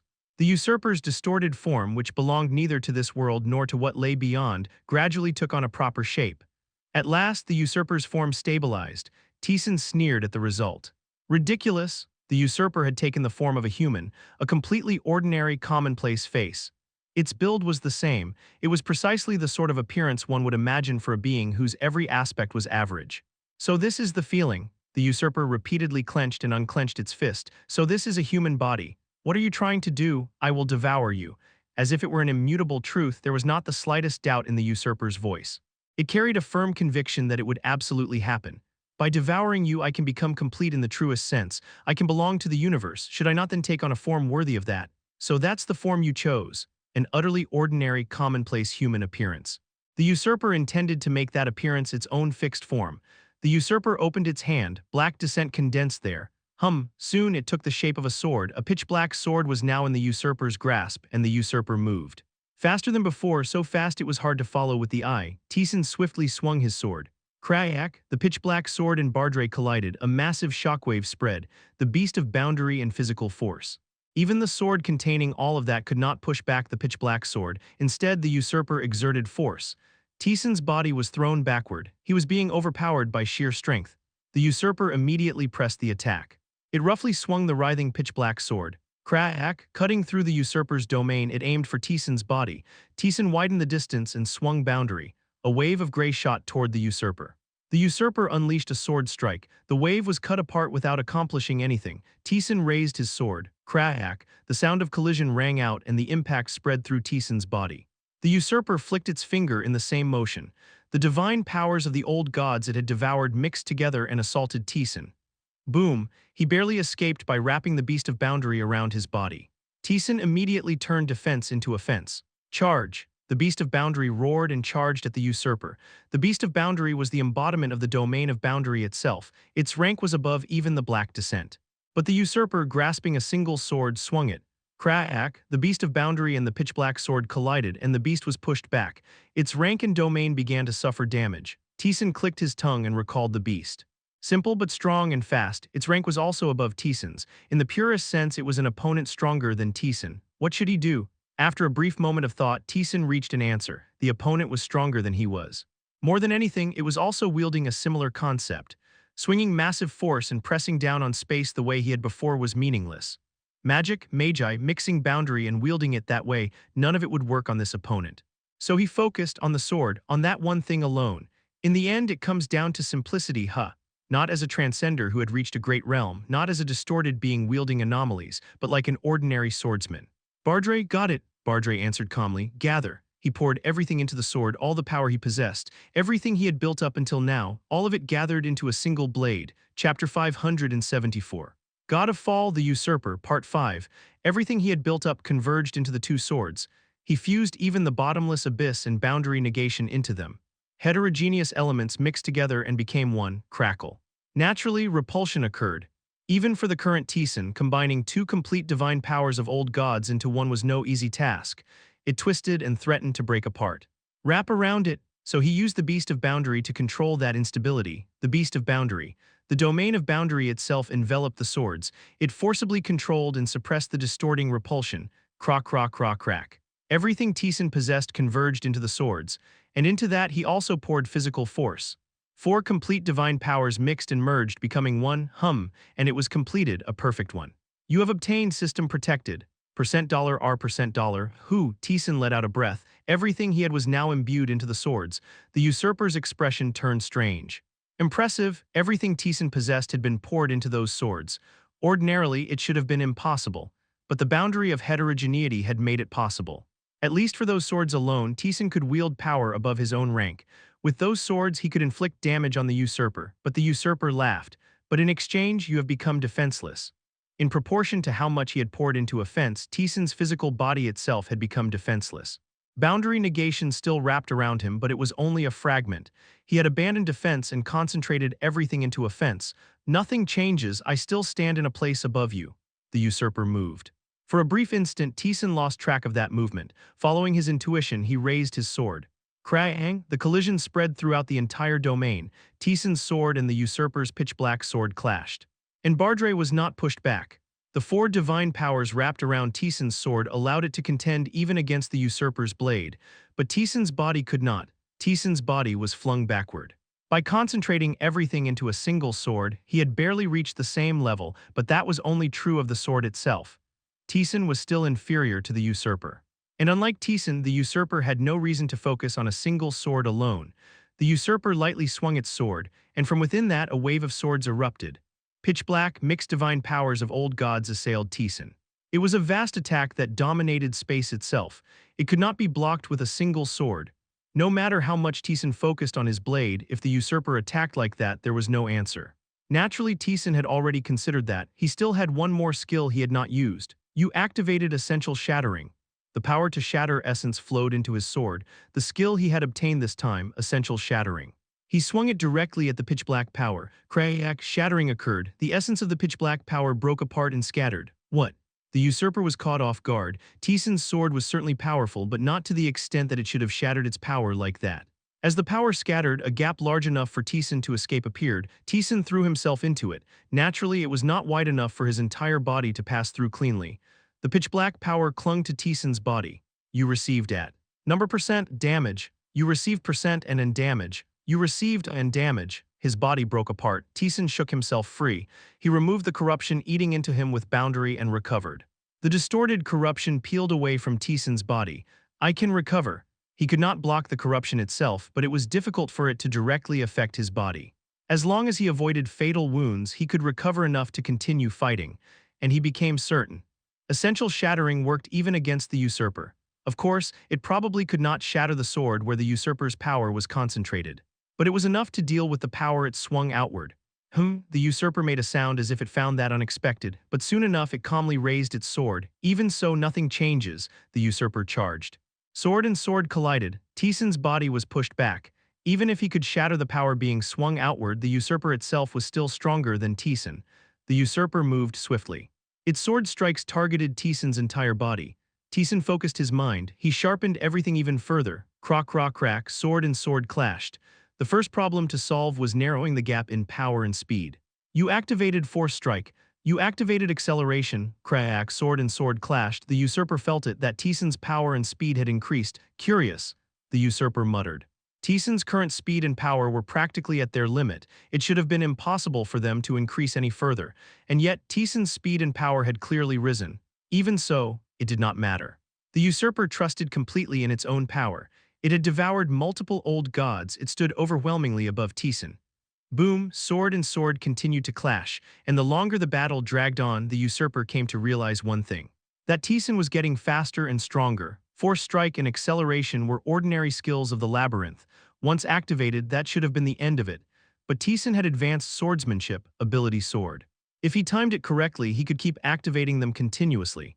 And beyond that, their power gradually increased. Crack. At some point, Taesan caught up to the usurper's speed.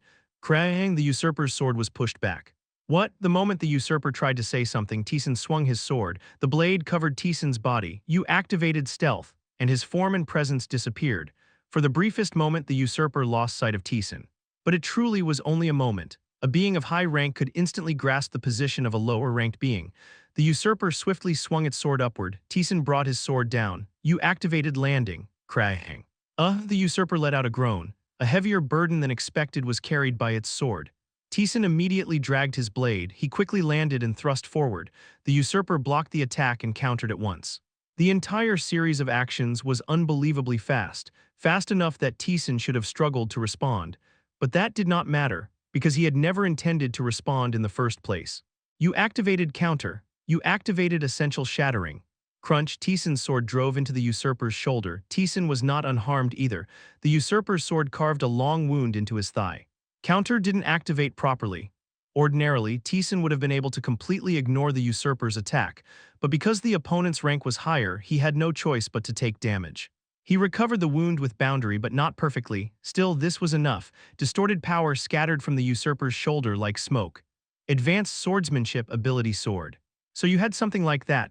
You realized it late. I thought it was a meaningless skill. Advanced swordsmanship ability sword was certainly powerful. It was a unique swordsmanship based on the labyrinth system, capable of linking skills and swordsmanship together.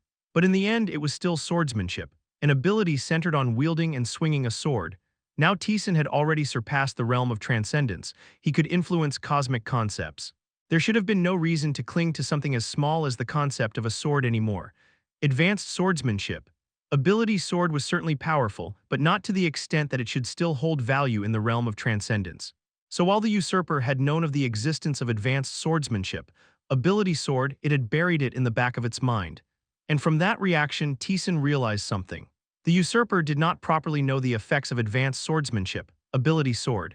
When fighting the minions of the old gods, Taesan had used advanced swordsmanship ability sword. Whether that information had not been passed along or had simply been dismissed, he did not know, but for Taesan that was an opportunity. That was certainly my mistake, but nothing changes, even with advanced swordsmanship ability sword. The usurper remained confident of victory. Swordsmanship is ultimately for the weak. Swordsmanship and the like held no meaning. It was merely the weak desperately struggling against the strong. They were only trampled in the end, unable to do anything. The usurper did not change its approach, and Taesan had known it would be like this. A being born powerful like that. An old god that had only ever wielded its own divine power and never learned anything else would never consider human swordsmanship meaningful. So that's what you think? And Taesan laughed at such a usurper. The usurper charged. It was clearly faster and stronger than Taesan. But its movement was, in the end, simple. It was closer to crushing everything with overwhelming power and speed, and what it wielded was still, ultimately, a sword. You activated Force Strike. You activated Acceleration. Crack, sword and sword clashed, matching the timing. Taesan increased the speed of the skills even further. You activated damage mitigation. Krang. The effect of advanced swordsmanship ability sword damage mitigation. When clashing swords with the opponent, it reduced the burden transmitted through the blade. The pressure on Taesan decreased meaningfully. You activated continuous strike, and the sword left afterimages. Dozens of sword strikes pressured the usurper all at once. Futile tricks. The usurper sneered and raised its sword high, then it brought it down. All the sword strikes shattered simultaneously. Taesan slipped a real strike in between them. You activated deflection. Crack. The usurper's sword very slightly had its trajectory twisted. Taesan tried to thrust into the opening created by that, but the usurper quickly twisted its body. The sword narrowly grazed past. It gave him no gap, it immediately closed in again. Digging upward from below, it swung its sword. You activated leap. You activated forced fall. The effect of that ability sword was this: the more the swords clashed, the heavier the opponent's sword became. If it had been mere weight, it would have meant nothing.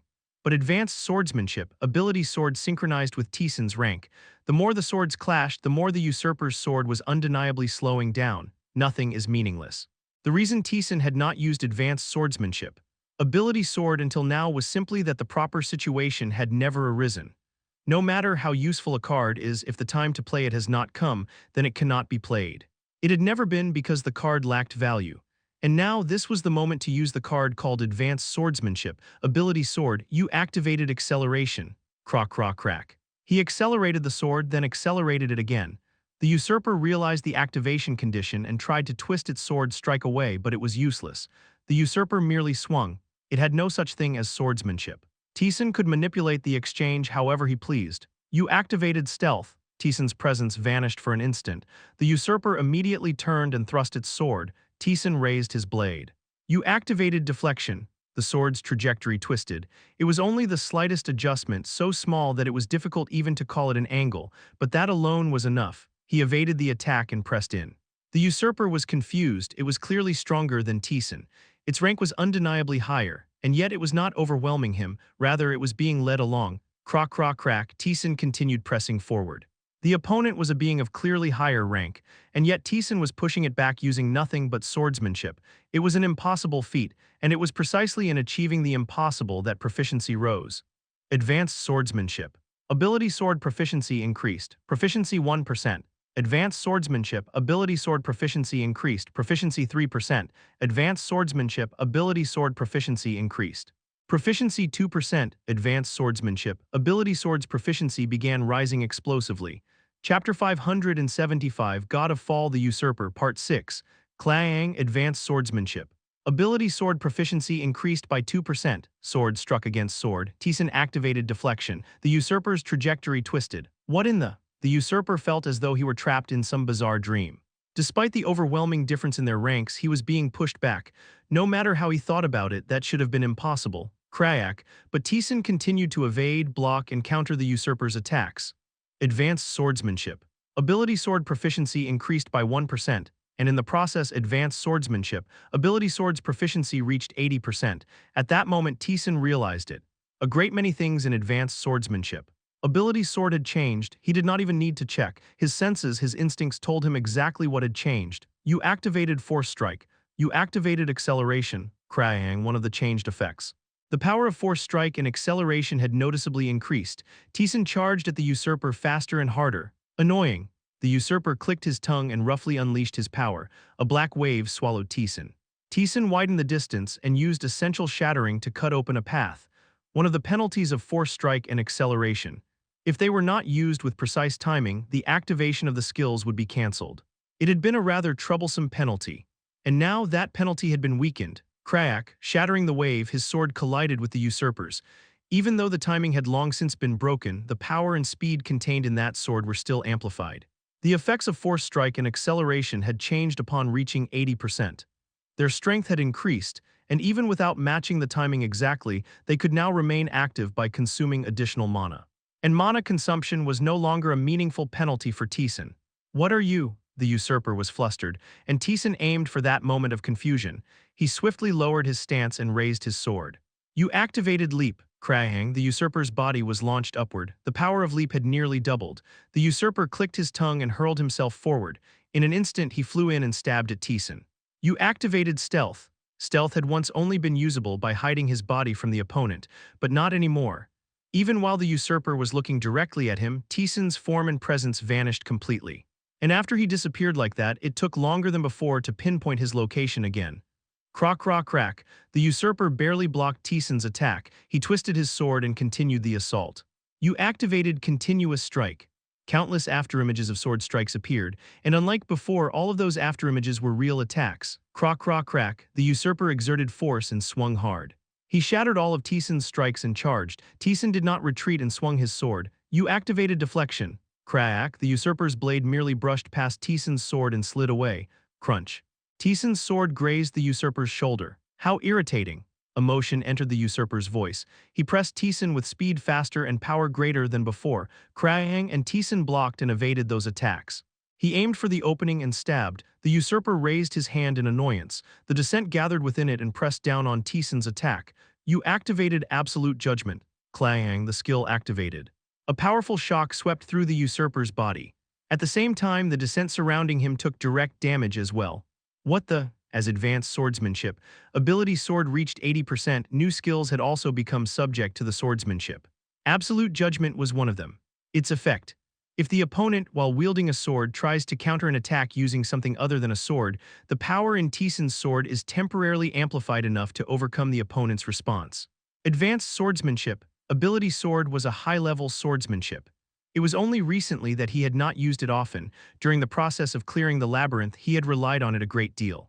Even so, its proficiency had only now reached 80%. That meant the skill itself was of a very high rank, and accordingly the changes that came with higher proficiency were significant. And it did not end there. Advanced swordsmanship, ability sword proficiency increased by 2%. Advanced swordsmanship, ability sword's proficiency continued to rise. The usurper fell into thought. His current form was not suited to facing Teeson.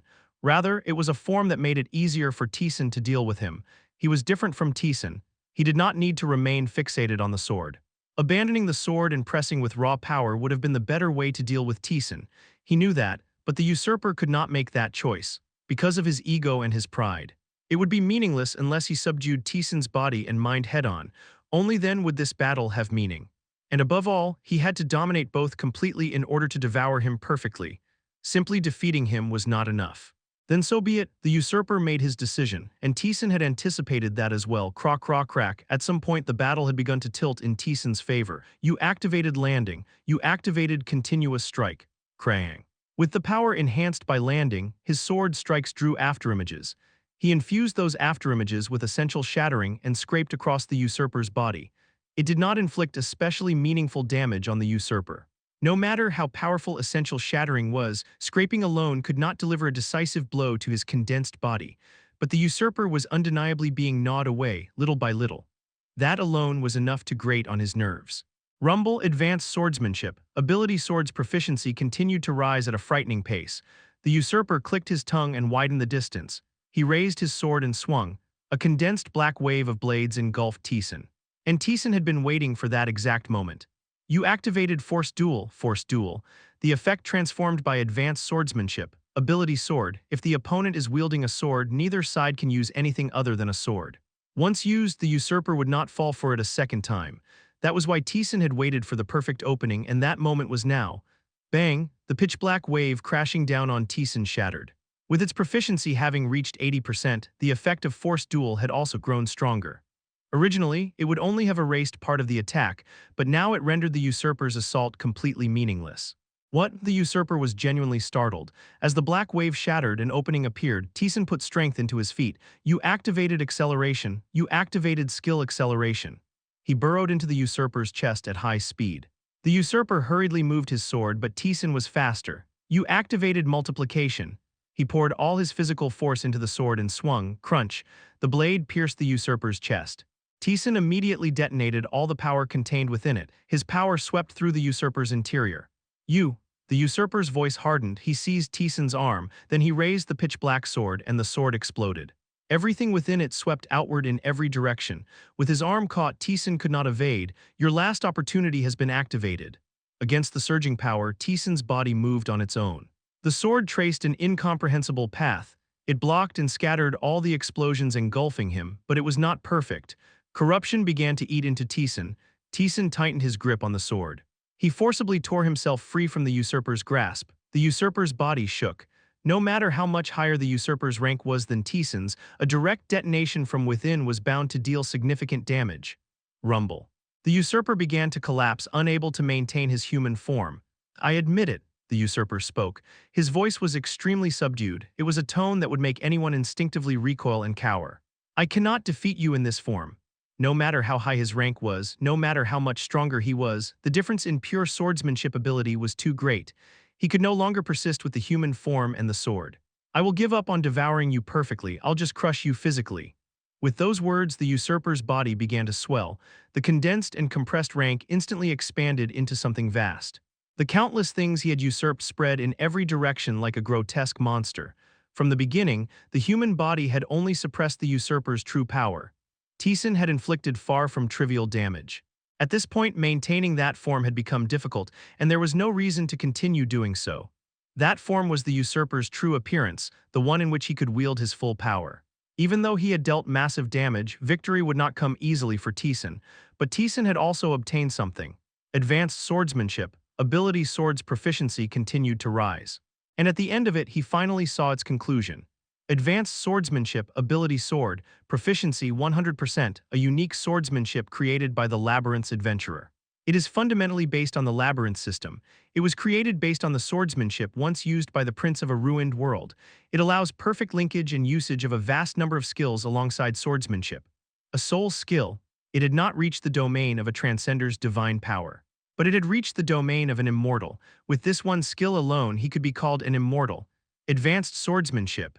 Ability sword was the culmination of the swordsmanship concept he had built. There was nothing especially surprising about that, and what had changed? What skills had now been integrated into advanced swordsmanship, ability sword, Taesan instinctively understood. He raised his sword. You activated addition. You activated blade of fighting spirit. You activated multiplication. Physical force filled the sword and it was controlled, perfectly contained within the blade, unwavering, its form fixed in place. It was not merely being controlled by the divine power of physical force. In the truest sense, the increased damage had been perfectly embedded into the sword. The usurper also realized that fact. That within that sword, physical force containing tens of trillions in damage was being held in perfect stability. And what made that possible was precisely advanced swordsmanship, ability sword. This is absurd. That a labyrinth skill, something like swordsmanship, could still hold meaning in a battle at this level. The usurper could not accept it, but it was happening. The physical force contained in that sword had stabilized. It was not a one-time use. It could be wielded continuously without being consumed, and with that physical force and divine power it could kill him. Fine. The usurper released himself. The mixed divine powers surged forth, sweeping over everything. Let's see the end. Rumble, a massive bulk swallowed up the usurper. Taesan also stamped his foot. Boom, a collision spread outward as a shockwave. A thick and deep shockwave, one that even those outside the rift could feel. Against the usurper's full power, Taesan did not give way. The blow he had driven into him was by no means small. It was an attack that had left deep, immense, lasting damage on the usurper, and from the beginning the usurper had been unstable. Having devoured too much divine power and the concept of descent, there were limits to his control over that power. That made the fissures caused by Taesan's strike grow even worse. Boom, he surged forward, then surged again. Countless divine powers rushed to devour Taesan, to stain him as their own. Taesan did not retreat, he advanced, then advanced again. And at the very end of it, crunch, the sword pierced the usurper's essence. Chapter 576, God of Fall, the Usurper, Part 7. Taesan unleashed all the power contained within his sword. Everything within it, transcendent boundary negation. The bottomless abyss, physical force, and even the beast of boundary spread out in an arc and swept through the usurper's interior, and that was not the end. He circulated the expended power once more through the cycle, then he wielded again all the divine power that had been replenished. Crack, the interior shattered, the abyss, the origin, the essence of the being known as the usurper. All of it broke apart. The usurper suffered damage it could never recover from. Even the divine powers it had swallowed no longer obeyed its control and began trying to break free. The usurper did not simply endure it either. Its massive body wrapped itself around Taesan. It tried to sweep away and crush everything that he was. Your endurance has been activated. But even that Taesan endured. He poured power into his sword and drove it in deeper, to a place from which recovery was impossible, so that the usurper could not hold out for long and would surely die. Crack, the being known as the usurper began to collapse. No matter how the battle ended, the conclusion for the being called the usurper had already been decided, and so the usurper made a choice: become mine. The usurper swallowed Taesan whole. It wrapped around his very flesh and stained it. No, it was not staining, it was usurpation. Taesan grimaced. The usurper was now trying to forcibly swallow Taesan. It was trying to usurp his very existence and make him its own. Taesan bared his teeth. Taesan tightened his grip on the sword. You activated spiritual rank usurpation. Instead, he usurped the usurper. Similar concepts collided and clashed. Each tried to usurp and plunder the other. Boom. That distorted shockwave swallowed the surroundings. The usurper's domain began to waver violently, its ownership shook, having lost its master and begun wandering. You, the usurper screamed. A shout filled with intense will struck Taesan. You are mine, an immutable conviction that Taesan would absolutely become its possession. Its rank and power resonated and rushed at Taesan. It tried to make Taesan's very existence part of the usurper. Don't make me laugh, and Taesan scoffed at such a usurper. Crack, he poured even more power into the hand gripping the sword. The being known as the usurper began to be usurped by Taesan. You are me. The usurper did not yield, it could not yield. Its concept and rank had already suffered an irreversible fatal wound. The numerous divine powers it had usurped were also slipping from its control. If it failed to usurp Taesan, then it was over. And of course, Taesan had no intention of being usurped. On the contrary, he intended to plunder the being known as the usurper. Give it up. Crack, the sword drove in even deeper. Spiritual rank usurpations swept over the usurper. Their respective usurpations collided, the ranks and divine powers trying to devour one another coiled like snakes. They stained each other, mixed, and became one. And the one that triumphed was Taesan's usurpation. From the start, the usurper had attained its great rank by swallowing numerous old gods. In a pure comparison of usurpation divine power, it was inferior to Taesan. Moreover, the current usurper was not in a perfect state. Having swallowed numerous concepts and ranks, its own divine power had already been damaged, especially now, after taking great damage from Taesan's attacks. There was no way it could defeat Taesan in a direct clash of usurpation. Everything the usurper had built up, its very existence, its very self began to be slowly usurped by Taesan. Like falling dominoes, it was unstoppable. You, Taesan bared his teeth, are mine.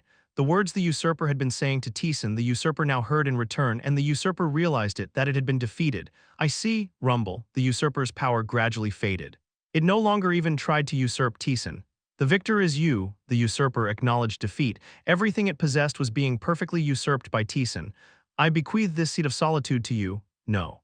Rather, the usurper willingly handed itself over to Taesan.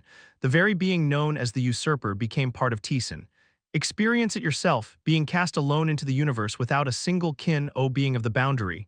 Boom. The usurper exploded. Everything contained within it began to transform into Taesan's possession. The being known as the usurper vanished from both the universe and beyond, and it was complete, the very existence known as Taesan. You have achieved victory against the usurper. You activated spiritual rank usurpation. The proficiency of transcendence broken wish has reached 100%. You activated spiritual rank usurpation. The proficiency of Transcendence Treasure Chest has reached 100%. You activated spiritual rank usurpation. You have obtained Transcendence Shapeshifter. You activated spiritual rank usurpation. You have obtained Transcendence, the aggregate of all things nauseating. You activated spiritual rank usurpation. You have obtained Transcendence, one who wields the universe. You activated spiritual rank usurpation. You have obtained Transcendence, Lord of Control. You activated spiritual rank usurpation. You have obtained Transcendence Descent. You have obtained Labyrinth Normal Mode.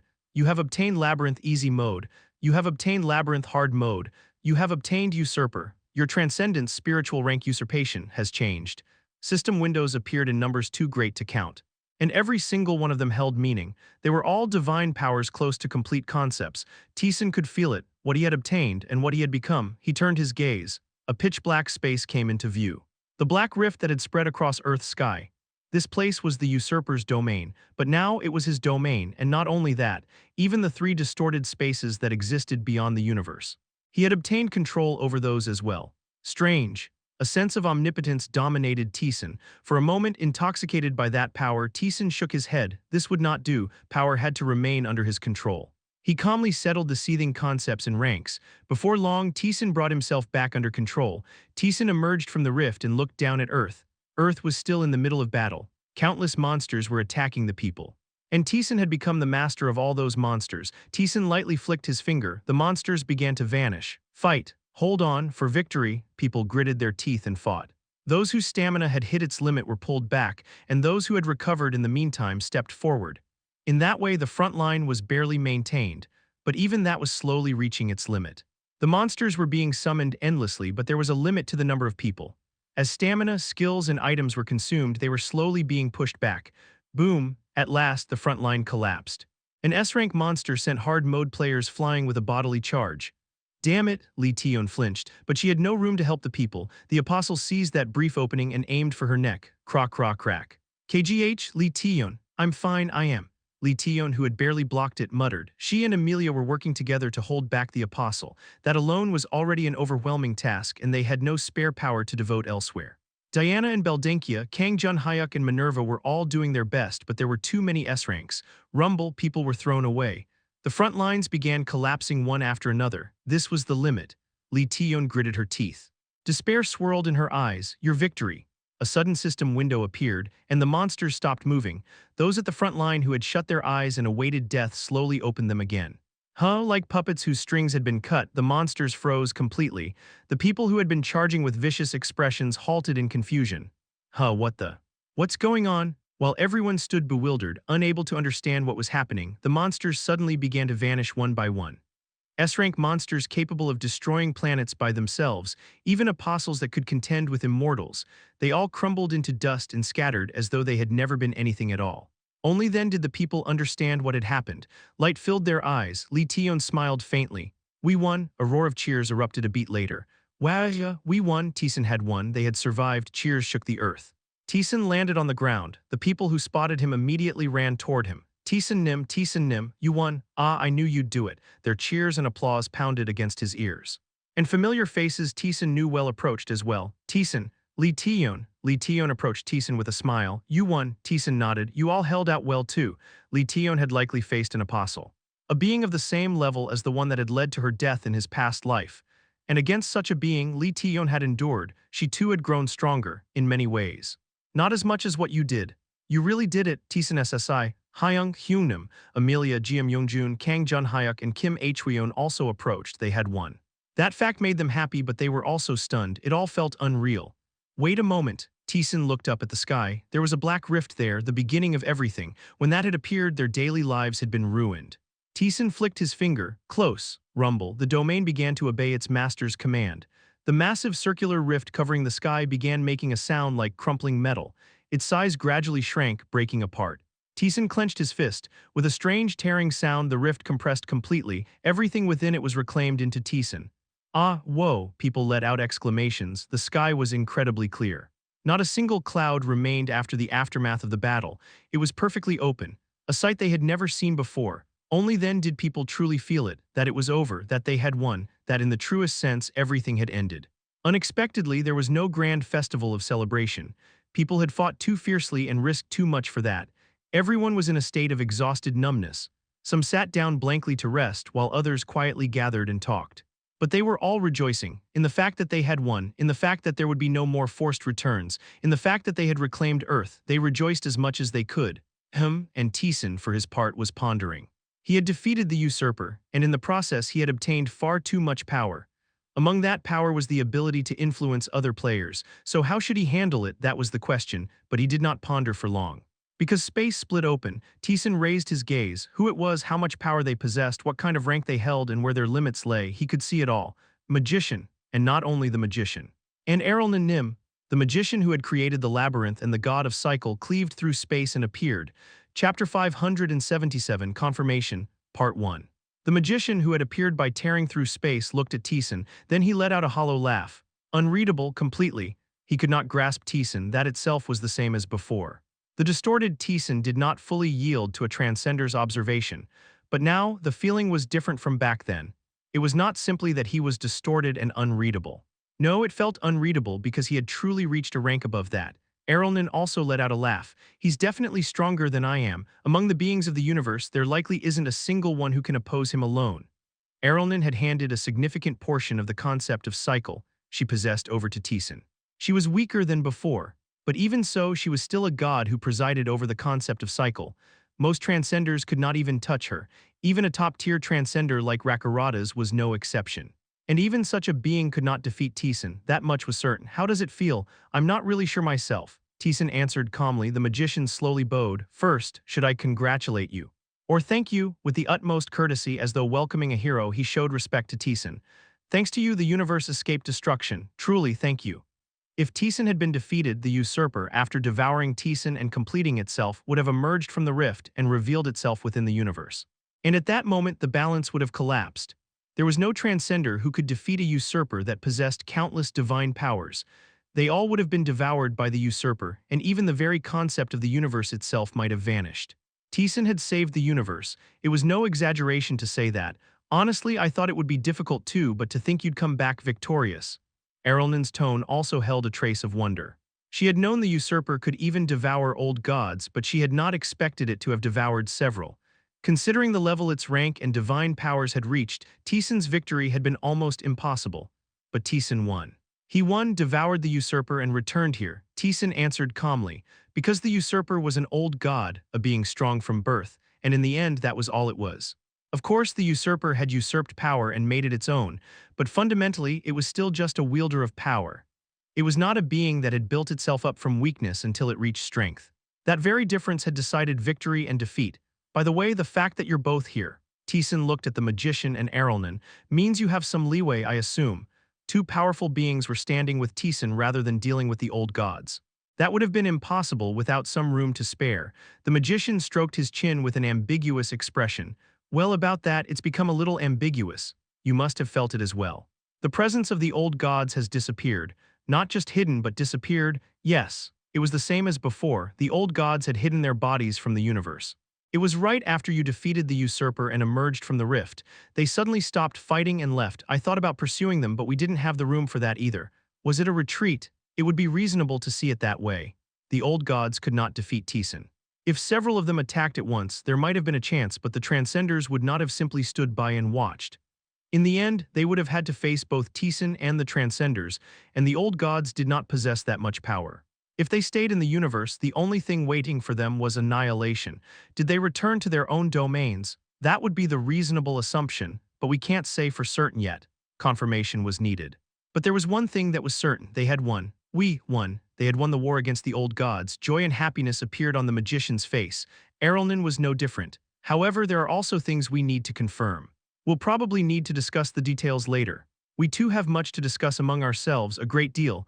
It was ultimately for my sake as well, so that's fine. Taesan answered like that. Errolnan grinned. That sounds like you. With those words, the magician and Errolnan left. Only then, as though he had finally realized it, Bardre muttered, "We really won. We did. I still can't believe it." Honestly, Bardre had half expected defeat. But Taesan had wielded his own power perfectly, achieved victory, and risen to an even higher state. How far had Taesan ascended now? Even Bardre, who was wielded by Taesan, could not know. You really are a monster. Bardre realized that once again. Is that anything new? Well, that's true. Taesan also had a great deal to confirm. In defeating the usurper, he had truly gained an enormous amount of power. There's a lot to do. He still had to speak with Amelia and Lee Taeyeon, and there were future discussions regarding Earth as well. But before all that, he first needed to confirm what he had obtained. Transcendence, broken wish. Proficiency 100%, one who hopes, dreams, and wishes, but all that a distorted existence can ultimately reach is a broken point of attainment. You can realize your wish, but the result is realized in a distorted form. However, if you truly wish for it, you can perfectly realize your wish exactly once. Broken wish, the usurper's divine power. Now that it had reached 100%, it had become a complete divine power, and its contents had changed as well. Can perfectly realize your wish exactly once, huh? Perhaps because it was a divine power, its effect was beyond comprehension. A perfect wish, what was there left for him to wish for now? After thinking for a moment, Taesan shook his head. Things were not completely sorted out yet, so there was probably no need to dwell on it now. And the proficiency of treasure chest had also reached 100%. Transcendence treasure chest. Proficiency 100%. You can store what you have usurped inside a treasure chest. Also, if you wish, you can take out and wield what is stored. The contents of treasure chest had not changed much, but the size of the treasure chest had grown enormously, to the point that it could truly contain everything. If he wished, he could likely even put the entire universe inside. This was the true meaning of a treasure chest. Transcendence, spiritual rank, usurpation. Proficiency 100%. The soul has reached a world one step higher. A higher dimensional soul steals everything from the opponent with each victory. You can usurp the soul rank of those who oppose you and wield it as your own. Wait, after reading the description, Taesan paused. Not much had changed. Just a few words had been added or removed. But those few words raised the grade of the skill's effect to an incomparable level. A higher dimensional soul steals everything from the opponent with each victory. The fact that the skill's description stated that meant it truly meant everything. Not just power and rank, but also what the opponent had built up. Concepts, experiences, he could usurp all of it, and that was not all. You can usurp the sole rank of those who oppose you and wield it as your own. In that line, the part that said temporarily had been removed. That meant permanent usurpation was possible even during battle, without having to defeat them first. Ridiculous. Its grade had become so high that he could not even fully grasp it.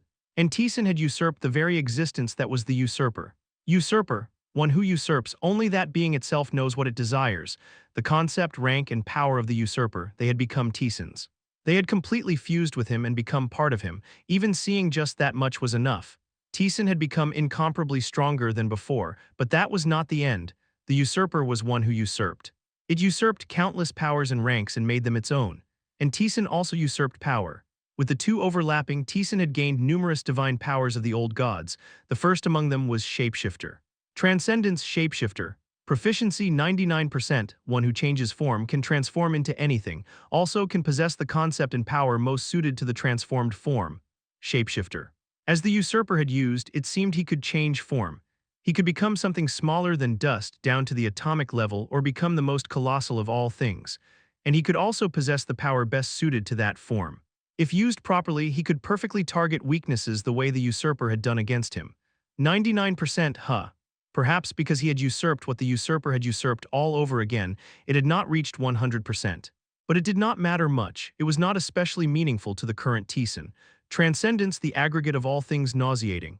Proficiency 99%, the aggregate of all nauseating things that cannot be concretized. Whatever it sheds defiles, contaminates, and taints. It seemed to be a divine power of an old god that had been fused by the usurper. Even Taesan could not know its exact effect just from that. Then he would simply have to check it directly. Taesan raised a finger, and there filth gathered. Master, Bardre and Akasha were startled. Their instincts warned them that thing could defile all things. Even that tiny fragment, if scattered throughout the universe, would defile everything it touched, not just life. Nothing could continue to exist as part of this world. That was the kind of divine power it was. So this is it. Taesan clenched his fist and erased the filth.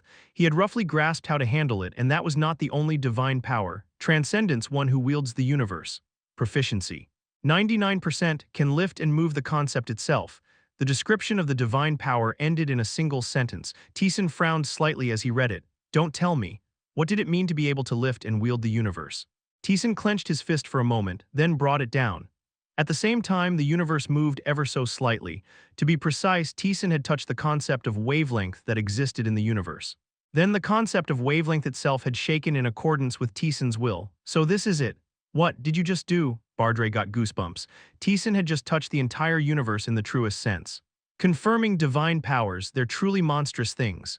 There was more left to confirm, but each one was too immense. He wanted to cool his head first and then continue checking them. Taesan postponed confirming the remaining divine powers and checked something else he had obtained. The usurper had been the master of the rift in the sky, and that was not all. The replicated labyrinths, it had also been their master.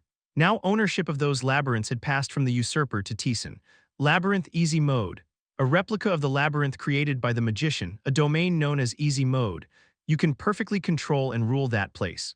Also, under specific conditions, you can interfere with the life forms subordinate to that place. Labyrinth Normal Mode.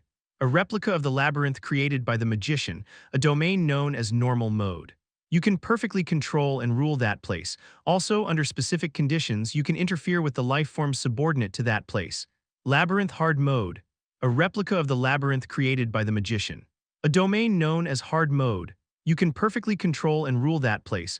Also, under specific conditions, you can interfere with the life forms subordinate to that place. Chapter 578 Confirmation. Part 2. After reading the system Windows explanation, Taesan tapped the ground with his finger. He could perfectly control and manage the labyrinths of Easy Mode, Normal Mode, and Hard Mode. Taesan closed his eyes. His consciousness and vision left Earth and headed elsewhere, and Taesan began to observe. The three labyrinths copied by the usurper. All the labyrinths players were currently on Earth. There were no humans left inside the labyrinths. This is my first time seeing Normal Mode and Hard Mode. Their basic appearance was not much different from Easy Mode. Compared to Solo Mode, they were simple and utterly ordinary. He could see the monsters stationed on each floor.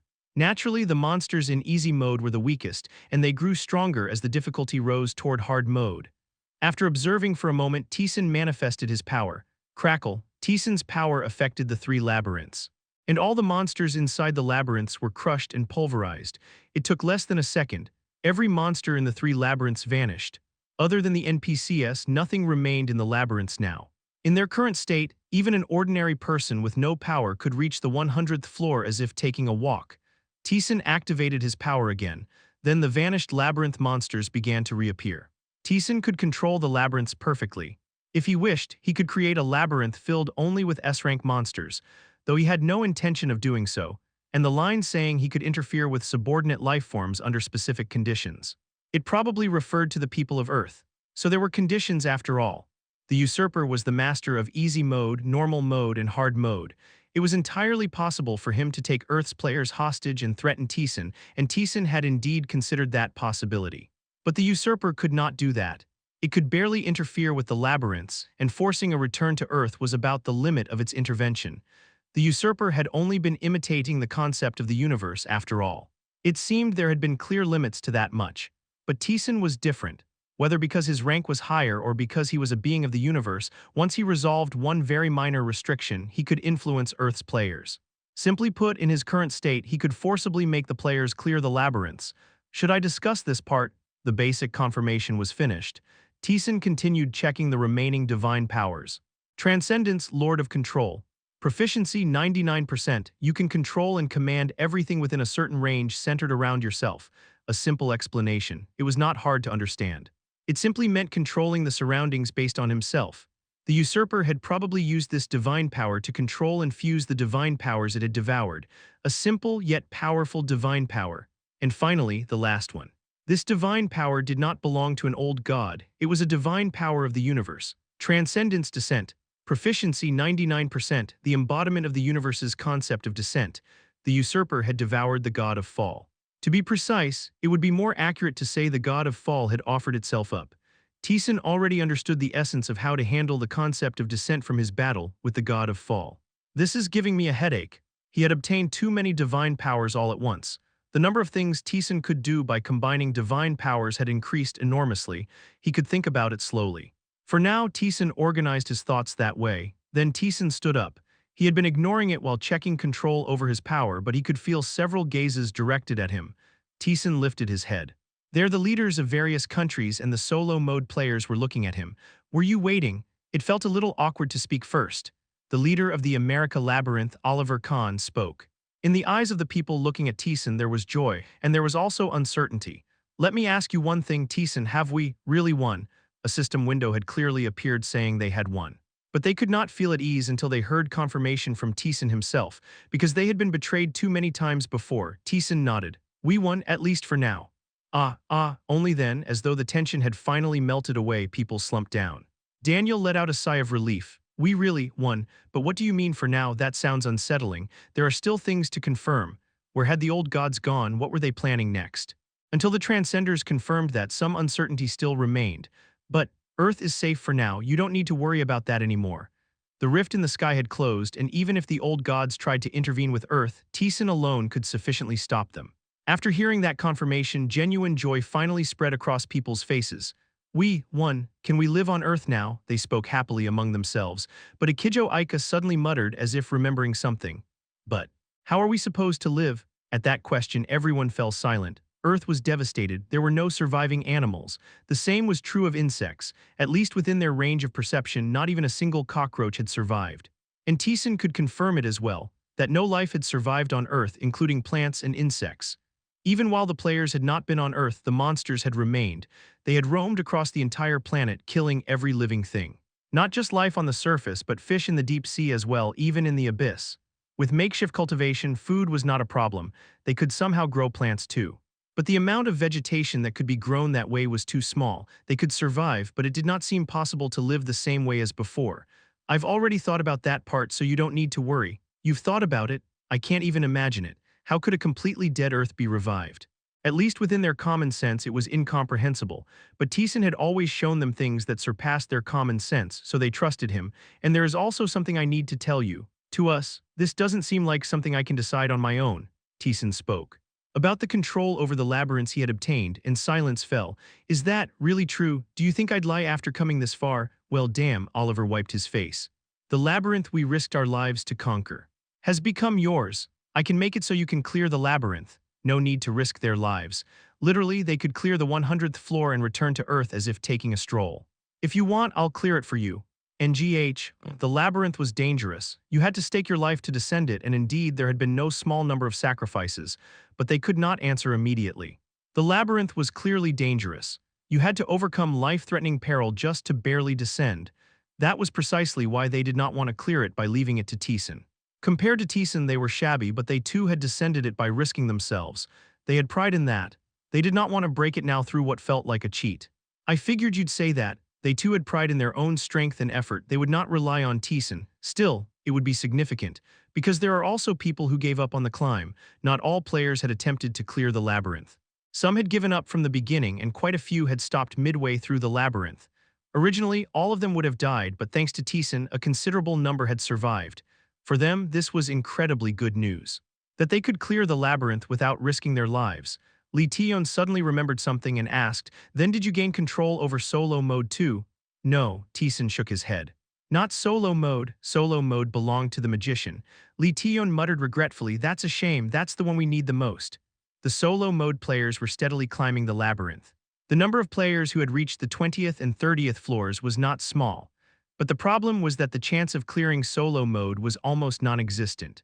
Even the strong individuals from countless worlds had failed to clear the labyrinth and had become gatekeepers of the Guide of Sin.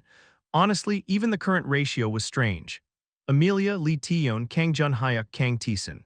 And even the Indian player. Quite a few players were racing toward clearing solo mode. Considering solo mode's difficulty, it was an abnormally high ratio. "I'm thinking about that too," Taesan answered calmly. He too was considering various plans. Not everything is over yet, so discussions about matters like that were postponed. That was Taesan's decision. After that, they exchanged various trivial conversations. Most of them were simple stories about life, what they would do after everything was truly over, how they would live from now on. Lee Taeyeon said to Taesan, "Taesan, did you know? Before the world became like this, I was a teacher. This is the first time I'm hearing that. What had mattered to them until now was how to survive and how to conquer the labyrinth. They had never talked about what they originally did or how they had lived. Teaching someone, it had been a completely useless ability, but not anymore. She could teach someone history, life, morality." Joy spread across Lee Taeyeon's face, and after some time had passed, the magician appeared again. "Sorry, confirming things took a little longer. Before I explain, let me handle the reward distribution first. 99th floor cleared. The magician determines the reward." "Now then, what should I give you?" The magician shook his head. "Let's keep it simple. You gain 10,000 attack power. An increase in attack power. Having expected it, Taesan calmly accepted it. At this point, any other reward would have been meaningless. And what to do about the 100th floor? The 100th floor, the end of the labyrinth. Taesan had now reached that end. The magician looked at Taesan with an ambiguous expression. A quest as an ordeal, giving Taesan an ordeal. It was a ridiculous statement. The weak giving an ordeal to the strong. What sort of ordeal could he possibly give to the current Taesan? It was impossible for the magician to give him a satisfactory quest, and Taesan knew that as well. "It seems you haven't decided yet." "Unfortunately, yes. Then I have a suggestion I'd like to make," Taesan spoke calmly. Chapter 579, Thing from Beyond, Part 1. "What's your proposal?" "Nothing major," Taesan looked at the magician. "After all, there isn't really anything suitable to give as a 100th floor quest, right?" "Well, that's true. The 98th floor quest had been to defeat an old god. The 99th floor quest had been to defeat the usurper, which had devoured the god of fall and several old gods.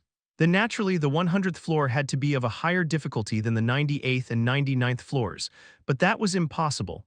The usurper had been stronger than the magician, and clearly so. Yet they had to give a quest even more difficult than facing the usurper.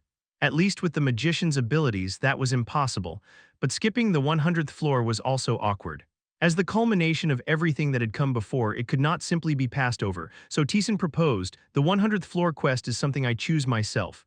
Myself, not something I decide." "Yes.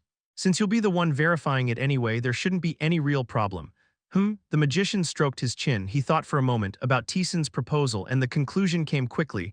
"All right," the magician nodded. "I'll accept it." It was not much of a problem. After all, the decision still ultimately rested with the magician. If Taesan brought something worthy of being called a trial, it could simply be accepted. "So do you already have something in mind?" "I do, but I need to confirm a few more things first." He was not going to propose it right away. To get that confirmation, Taesan asked the magician, "So what happened? Where had the old gods gone?" And what had become of the war? The magician grinned. The confirmation is done. The old gods no longer exist within the universe. Then, they've all returned to the domain of the old gods. It's safe to say they fled. Even the possibility of what if had disappeared. They had won the war. No matter how many times I say it, it won't be enough. Thank you, Taesan. It's all thanks to you. If not for Taesan, they would still be at war. No, not just that. Many transcenders would have met their deaths. Countless mortals would have been swept up in the war and perished. It was no exaggeration to say that Taesan had prevented all of that. Taesan opened his mouth. So what will you do now? Well, first we'll enjoy the victory. They were the victors. They had more than earned the right to enjoy that victory. After that, we'll have to restore the barrier. They had won the ancient war and banished the old gods to the far side of the universe. What had made that possible was the barrier itself. They had created a barrier that separated the far side of the universe from the universe itself, preventing the old gods from appearing here. But now, that barrier was broken. Even if we won the war, as long as the barrier is gone, they can cross over at any time. With you here, that probably won't happen. But there's no reason to leave a risk like that unattended. So they would restore the barrier. Stronger than before so that even the old gods could not break it. Can you help? If Taesan helped build the barrier, it would become even harder for the old gods to intervene. Taesan nodded. There was no reason to refuse. But Taesan wanted more. There's one thing I'm curious about. Even if we restore the barrier, the old gods will still be able to intervene in the universe, won't they? The magician thought for a moment, then nodded. They won't be able to cross over in their true forms like they did this time, but smaller interventions like before will still be possible. It had not been long since the barrier was broken. But even before that, the old gods had continuously intervened in the worlds. More than 200 worlds had been destroyed at the hands of the old gods. Earth had almost become one of them. Even if the barrier was restored, it meant interventions like those could still happen. We can't completely sever them. Even though they are distorted beings, they still originated from this world. Even if we build a barrier, there's nothing we can do about smaller forms of intervention. The old gods would still be able to interfere. But that's fine, we can still sufficiently block intervention on that level. Even so, there will still be sacrifices. Just as many worlds had been destroyed before, there would still be no small number of sacrifices. The magician clicked his tongue. For that part, we'll have to keep coming up with countermeasures. Since we've also dealt with all the apostles, the number of sacrifices should be smaller than before. No, Taesan denied the magician's words. I'm not going to be satisfied with that. From the beginning, the fact that the old gods could still continue to intervene and exert influence in the universe, that would only be an unstable kind of victory. Taesan could not be satisfied with that level of triumph. Are you saying, what I want is a complete victory, an eternal, unbreakable seal that made it absolutely impossible for the old gods to intervene in the universe? I've decided on the 100th floor quest. Taesan said to the magician, to seal the rift completely and make it impossible for the old gods to intervene in the universe in any complete way. That is the 100th floor quest I've chosen. Silence fell. The magician looked at Taesan. His gaze held the look of someone staring at something incomprehensible. Wait a moment. The magician turned his thoughts over frantically, trying to understand what Taesan meant. Are you saying you're going to kill all the old gods? If it were the current Taesan, it was possible. He could usurp everything the old gods possessed and erase their very existence. But Taesan shook his head.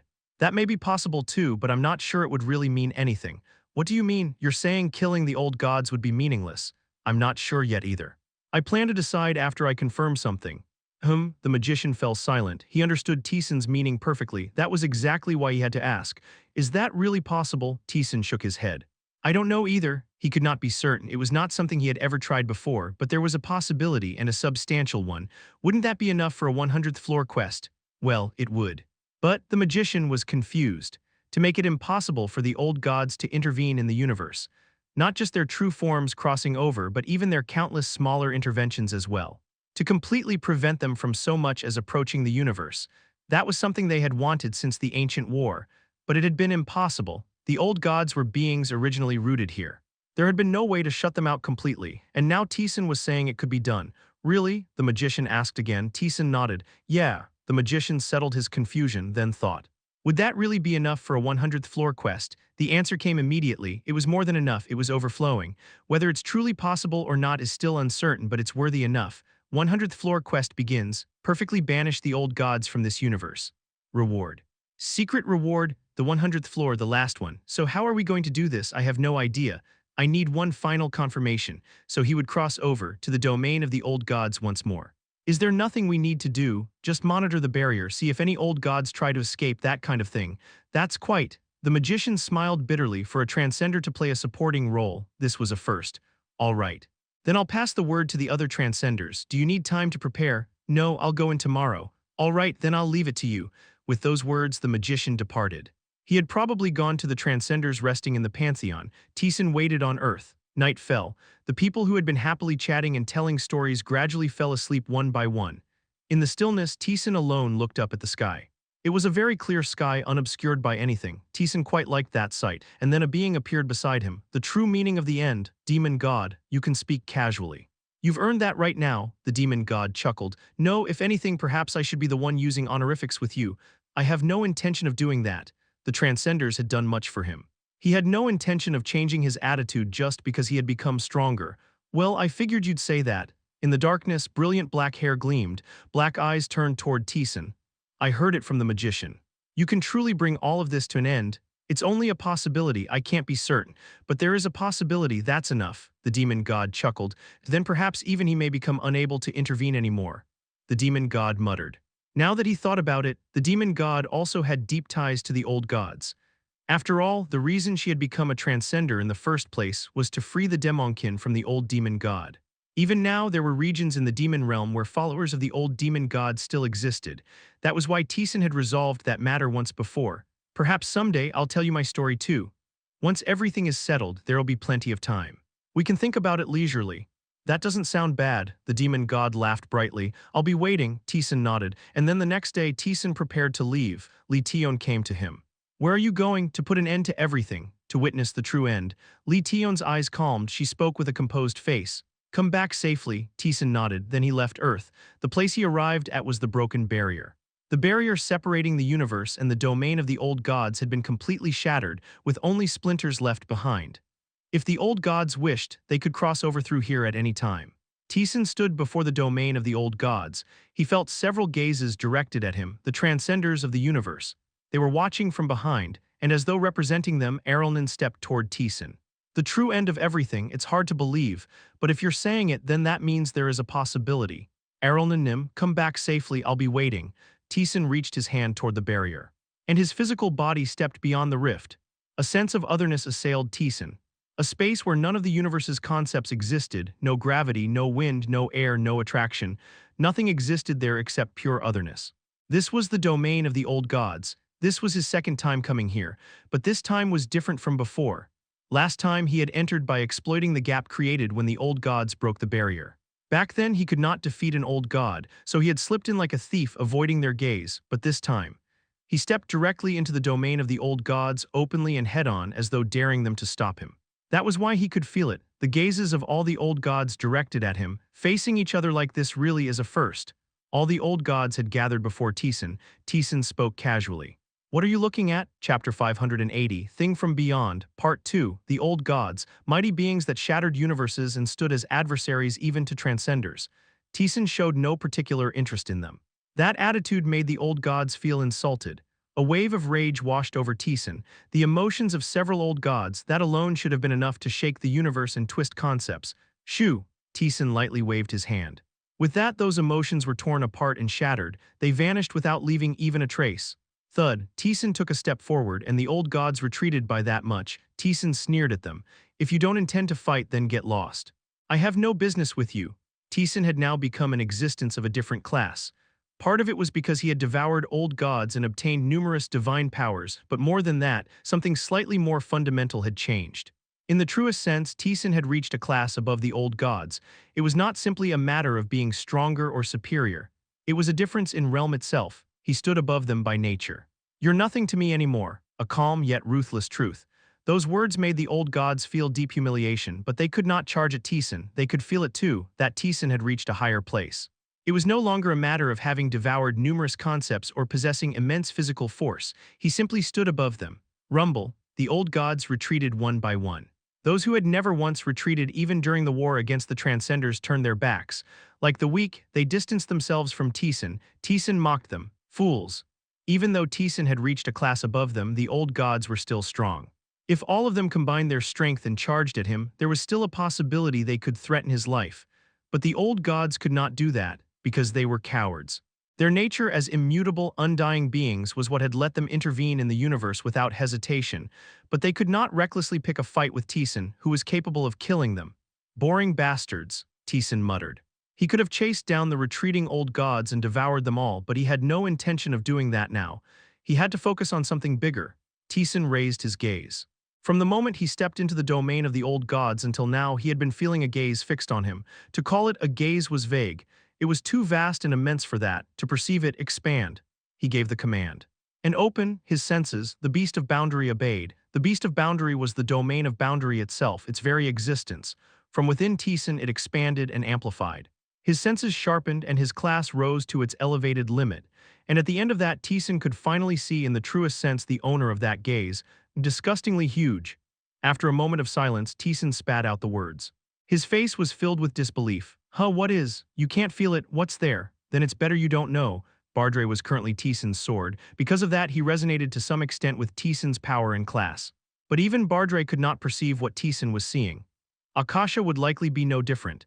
Something so immense that, under normal circumstances, not only could it not be felt, its very existence could not even be perceived. The only being who could perceive that was Taesan. Big. That was his first impression, big in the most literal sense. The world destroyer had already been colossal enough, but this surpassed even that. It was hard to simply attach the word big to it. Humans do not look at the universe and say it is big. When faced with something beyond the very concept of size, all one can do is feel overwhelmed. That was how Taesan felt now. And it was not just about size. Its class was also on an entirely different orbit. When a lower being encountered a high-class being like an ordinary old god or a transcender, they were overwhelmed. Simply looking at them made one feel death itself and freeze in terror, incapable of doing anything. But this was not like that. Even if an ordinary human could perceive it, they would probably feel nothing. It would be like looking at a pebble by the roadside. Its class was so excessively elevated that it had become a completely different concept. It felt like a being from a three-dimensional world looking down at a two-dimensional one. At the very least, it was something that could not be expressed through the concepts of this world. Pretty threatening too. And yet, Taesan could clearly feel that existence. What level it was on, what class it possessed, what it could do. He understood it all, so it really did exist. The domain of the old gods was an extremely alien place. All beings that existed here originated from the old gods. Born solely through the will of the old gods, moving according to their will and erasable whenever they wished. A world that revolved around the old gods, a world that would die without them. Then a question arose.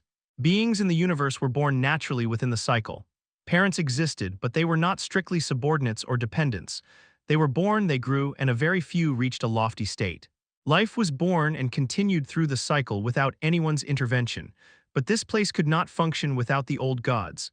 The minions originated from the old gods. Then what had the old gods themselves originated from?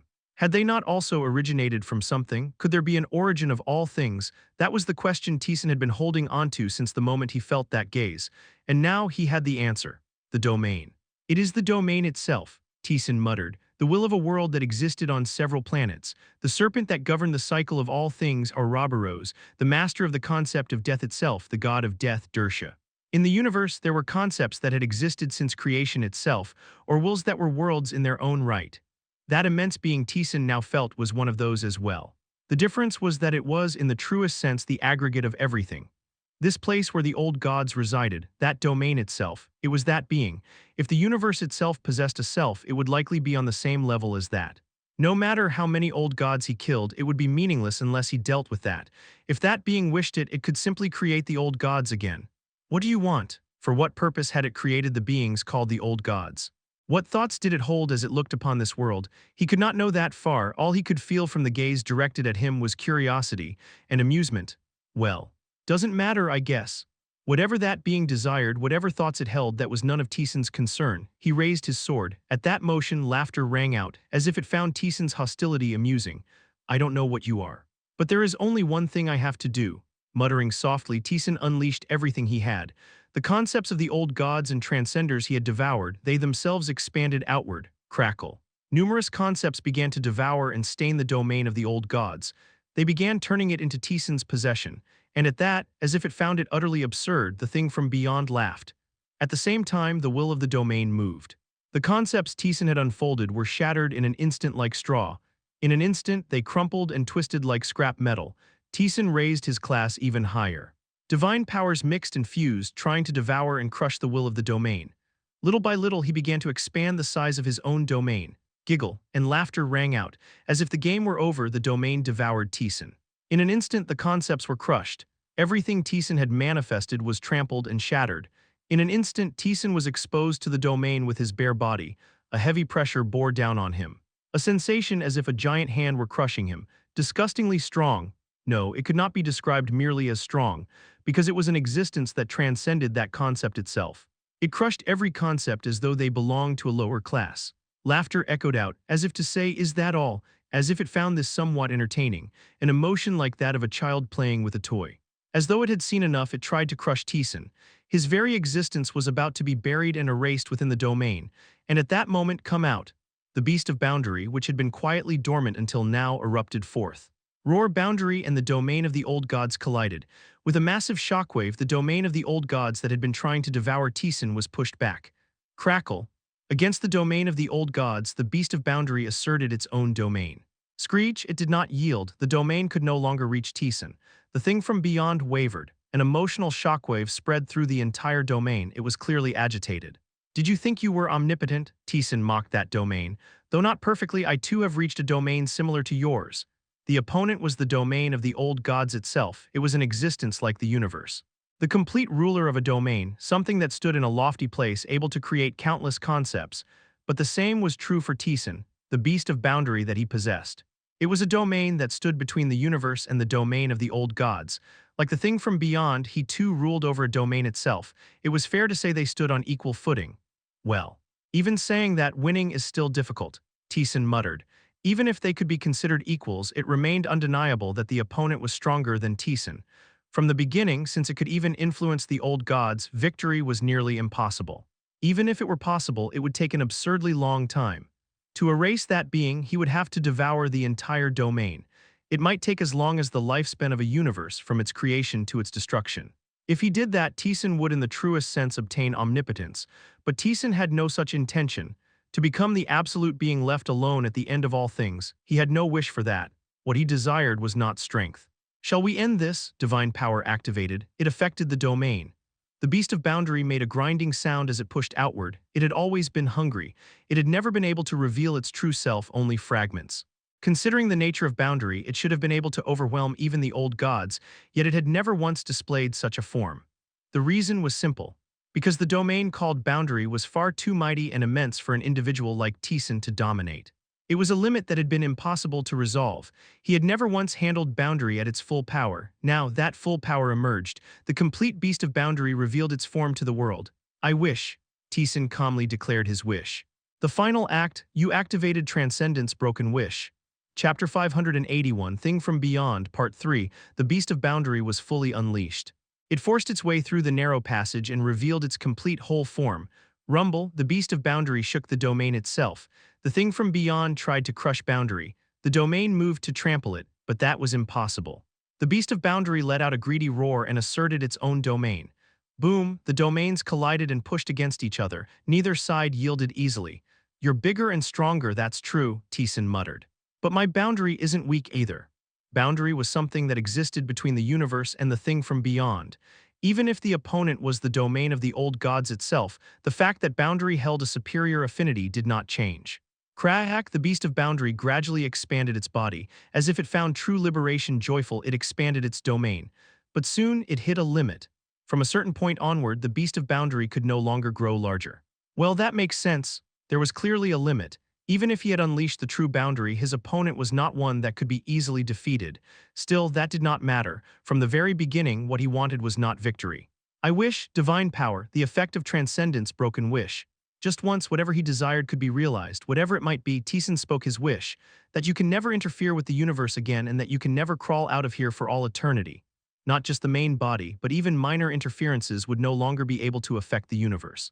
The wish was spoken, the divine power activated to fulfill it. Rumble, the beast of boundary, moved. The being with a sense of self swelled according to Taesan's wish. Ripple, thinly and widely it spread out. Like a membrane, it wrapped around the domain of the old gods, and separation began. The domain of the old gods and the universe. Rumble, the moment it realized what was happening, the thing from beyond raged. The domain itself moved and struck at the beast of boundary. It was resistance like a child having its toy taken away. You don't like this, do you? Taesan laughed. But that doesn't matter. It's what I want. Whether the thing from beyond wanted it or not meant nothing to Taesan, just as it had always been until now when the thing from beyond played with the universe. Crack, boundary spread farther and farther. The thing from beyond tried to stop it, but it was impossible. The beast of boundary stood on equal footing from the start. On top of that, broken wish had been activated. What Taesan desired would absolutely be fulfilled. Creak.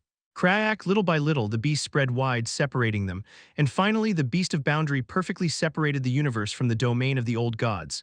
It's over, rumble. The thing from beyond raged beyond the point of rage. The domain itself began twisting into a bizarre form. Taesan watched that sight indifferently.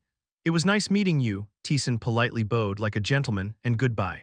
We won't see each other again. Taesan crossed beyond the spread-out boundary. The thing from beyond unleashed its full power. The domain itself moved to strike Taesan, but Taesan had already crossed beyond boundary. The power of the spread-out boundary and the thing from beyond collided. Boom, boundary trembled, but that was all. Boundary held its place firmly. Tap, and Taesan arrived in the universe. Their numerous transcenders were waiting for him. Gazes filled with astonishment. Taesan spoke calmly. It's over. Taesan took a sip of tea. In front of him sat Erelnan the magician and Rakaratas. So, how did you do it? I used the beast of boundary to separate the universe from the domain of the old gods. I understand that much, but I'm asking how you did it. It wasn't anything special. I simply intercepted the very concept of crossing over completely. A domain was extremely vast. Enveloping the whole thing was impossible even for Taesan. But the reason the old gods could cause minor interference was because they used such concepts, not because they crossed over physically. Then all he had to do was intercept that concept. I spread it like a thin membrane, like how water and oil can't mix. I created a layer like that. Is that possible? If it's boundary, it's possible. If it was boundary, which already stood between the two from the beginning, then it could definitely fulfill that role. Above all, boundary had gained life through circulation. Even if a rift were to appear in boundary, the beast of boundary itself would restore it. They'll try all sorts of ways to break it, but it'll be meaningless. The thing from beyond was the domain itself. It could no longer become stronger or weaker. That was its limit. Then there was nothing it could do about the beast of boundary, because the beast simply existed there, not attacking or devouring the thing from beyond. The thing from beyond did not possess the power to trample even boundary in that state. As long as I don't die, they'll never be able to interfere with the universe again. Does that mean it's over, everything? Taesan answered calmly. Taesan returned to Earth. The people of Earth were simply celebrating. They likely didn't know what Taesan had done. They were enjoying their victory without knowing the truth. The only one who knew was Lee Taeyeon. Is it over? Taesan nodded. Everything was over in the truest sense. Lee Taeyeon smiled. You worked hard, Taesan. After briefly looking around Earth, Taesan returned to the labyrinth, a space with no one there but himself. No, not completely alone. Bardre and Akasha were with him, but the two had now become so familiar to Taesan that it almost felt like being alone. Taesan stared blankly at the ceiling. Everything was over. He felt a sense of exhaustion. It was like a racehorse collapsing after running to the finish line with everything it had. Taesan closed his eyes. If he slept now, it would be the first time in this life he could sleep without worrying about anything. But Taesan opened his eyes. I should do the last thing before I rest. He got up, looking into the empty air. He spoke. You can come out. Rip, space split apart and a woman appeared. It was the Green Witch. She politely bowed before Taesan. Congratulations for bringing everything to an end. So you know too, I am one who resides in the labyrinth. The magician told me personally. The Green Witch remained bowed, unmoving. Seeing that attitude, Taesan understood. Have you decided? Yes. The Green Witch's wish was to become a transcender. She wanted to rule over a single, pure concept alone, but she was an immortal. She had reached that position and struggled endlessly, yet she could not become a transcender. The reason was simple. Because everything she had built from the beginning had been structured in a way that could never reach transcendence. Unless that problem was resolved, she could never become a transcender. The issue was that it was impossible for her to discard everything she herself had built. Taesan was the unusual one. If a person cast themselves away, terrible despair would overwhelm them the moment they did so, enough to kill them. No one could do it by themselves. But Taesan could. With the power he possessed, he could usurp everything the Green Witch had built up. Are you sure? But in the end she would have to discard it, everything of herself. The Green Witch nodded. Yes, I have decided I will discard myself. If you've decided that. Taesan placed his hand on the Green Witch's head. Her body trembled, anxiety, fear, and dread at having to discard everything she had built. But she did not pull back. She entrusted herself to Taesan's hand. Divine power activated. You activated spiritual rank usurpation. Everything the Green Witch had built was usurped by Taesan. The Green Witch let out a groan without realizing it. Ah, crack. Everything she had desperately built, everything that made her who she was usurped. The Green Witch's body trembled, rumbled, and before long all of it became Taesan's possession. You have obtained the soul skill interference of the world. Ah, the Green Witch collapsed. Taesan caught her falling body. Thank you, how do you feel? Not good. The Green Witch staggered back to her feet. After looking briefly at her own hands, she let out a bitter smile. It's been a very long time since I felt like this. She had now become an ordinary human. The immense power to crush mountains, split seas, and tear apart the sky had vanished without a trace. Now she was a frail woman who could not even break a single tree. She had lost everything. But the Green Witch clenched her fist. I sincerely thank you, Great One. You have nothing to thank me for. If anything, he had done the worst possible thing to her. What will you do now? First, I suppose I need to find the right method, a method to become a transcender. To do that, perhaps I'll try becoming an adventurer. The Green Witch smiled faintly. I'll set out on a journey again someday. I hope a day comes when I can stand before you again through my own power. I'll be waiting. The Green Witch left. After briefly watching her retreating figure, Taesan muttered, Was this what you wanted too? From my perspective, no. A voice rang out, splitting space. The magician appeared. She was still a contractor after all. A loss is a loss for me. But I suppose it isn't an important issue anymore. The magician muttered that, then looked at Taesan and spoke. Taesan, you know what this place is, right? The 100th floor, the end of the labyrinth, its final destination. The magician nodded. You have magnificently conquered the labyrinth. 100th floor cleared, and now I must give you your reward. The message one saw upon first entering the labyrinth. This is a labyrinth created long ago by a great magician. Rumors say that to the one who conquers it, one wish is granted. A wish granted to the one who conquered it. Lee Taeyeon had not had her wish granted. Because she had cleared the labyrinth through a shortcut, she had not conquered the labyrinth. Conquering it did not merely mean clearing the 100th floor. One had to truly, completely conquer the labyrinth. Had there ever been anyone who fulfilled that condition, a condition whose existence itself was not even truly known? But now Taesan had conquered the labyrinth, and perfectly to a degree that allowed no objection. Then, conqueror of the labyrinth, the magician as master of the labyrinth asked Taesan, What is your wish? The magician of the labyrinth asked the conqueror of the labyrinth for his wish. Chapter 582. End main series finale. If it's something I can achieve, I can grant anything. Not just me, but even the transcenders residing in the labyrinth will help fulfill that wish. In effect, anything permitted by the universe was possible. If you want, you could even make this labyrinth yours. In the truest sense, there were many things Taesan could have achieved, but ironically, the shine of that wish had faded for him. The magician muttered with an ambiguous expression. For an ordinary conqueror, it would be a reward with more than enough meaning, but for you now, I'm not so sure. Most of what I can grant, you can accomplish on your own. Taesan had become strong, excessively so. To an overwhelming degree. For someone who had reached that level, there were very few things he could not accomplish. Even if he would never actually do it, if Taesan truly put his mind to it, he could even forcibly seize the labyrinth. So the magician had a few guesses as to what Taesan might desire. Things Taesan could not achieve through ordinary means. The magician brought up one of them. Do you want to turn back Earth's time? Is that even possible? There is the god of cycle, and she can intervene to some extent through Ouroboros. Rewinding the cycle of a single Earth isn't impossible. We could return it to the peaceful Earth from before the monsters invaded. Memories, since they don't possess the proper qualifications, they would forget. Everything would be forgotten. The old gods, the labyrinth, all of it would vanish from people's memories, and everyone would live ordinary lives. Taesan would likely be the only one left remembering. Would Lee Taeyeon remember too? He couldn't be sure. She was Maria's apostle, but she had not regained her memories until she reached a certain state. Forgetting everything, people would live. A normal daily life. That too would not have been a bad ending, but Taesan shook his head. I don't want that. Then what is it you wish for? The magician asked. He had been guessing a few things Taesan might want. Taesan thought for a moment, then opened his mouth. And what he said was completely different from what the magician had expected. The adventurers in the labyrinth's solo mode. Most of them had given up on clearing it, or even if they had not, they were people for whom clearing the labyrinth was impossible. Can you make it so they can give up on clearing the labyrinth from anywhere and return to Earth whenever they want? I mean, make it so they can challenge the labyrinth freely. Huh. The magician was taken aback. After briefly understanding what Taesan meant, he soon put on a puzzled expression. It's possible, but it doesn't seem very meaningful. Originally, giving up on clearing the labyrinth was not especially difficult. They simply had to stop descending into it. Right now, all solo mode players were on Earth. Keeping them from returning to the labyrinth would not be difficult for Taesan. There was no reason to use the wish granted for clearing the labyrinth's 100th floor on something like that. To begin with, there's not much I want anymore. He had achieved everything he had wanted. But he also had no desire to turn back Earth's time. While I could make the solo mode players stay on Earth, that would also take away their freedom to choose. There would likely be those among them who still wanted to keep descending solo mode. Even if it meant risking their lives. Taesan had no intention of taking that choice away from them by force. But the magician probably would not like Taesan freely coming and going with solo mode however he pleased. Since he was the master of the labyrinth, so he would accomplish it through a wish. It was a reasonable statement, but the magician was extremely flustered.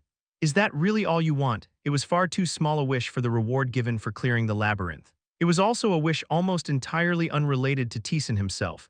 Taesan spoke calmly. It doesn't matter. If that truly is what you want, I have no reason to refuse. But I am a little taken aback. Then may I ask for one more thing? A request, go ahead. Taesan stated what he wanted. The magician, after hearing him out, stroked his chin. After thinking for a moment, the magician nodded. That should be fine. Dersha doesn't particularly like that sort of thing, but considering what you've accomplished, she probably won't refuse. Then that's enough, he stated his wish. The magician chuckled. Your unexpected right to the very end, well, not bad, it suits you. The magician clapped his hands. The magician's divine power spread. The master of the labyrinth exerted his influence over the labyrinth. I, the magician who created the labyrinth, declare it here. The magician declared as the administrator of the labyrinth. For the one who has conquered the labyrinth, the wish he desires shall surely be fulfilled.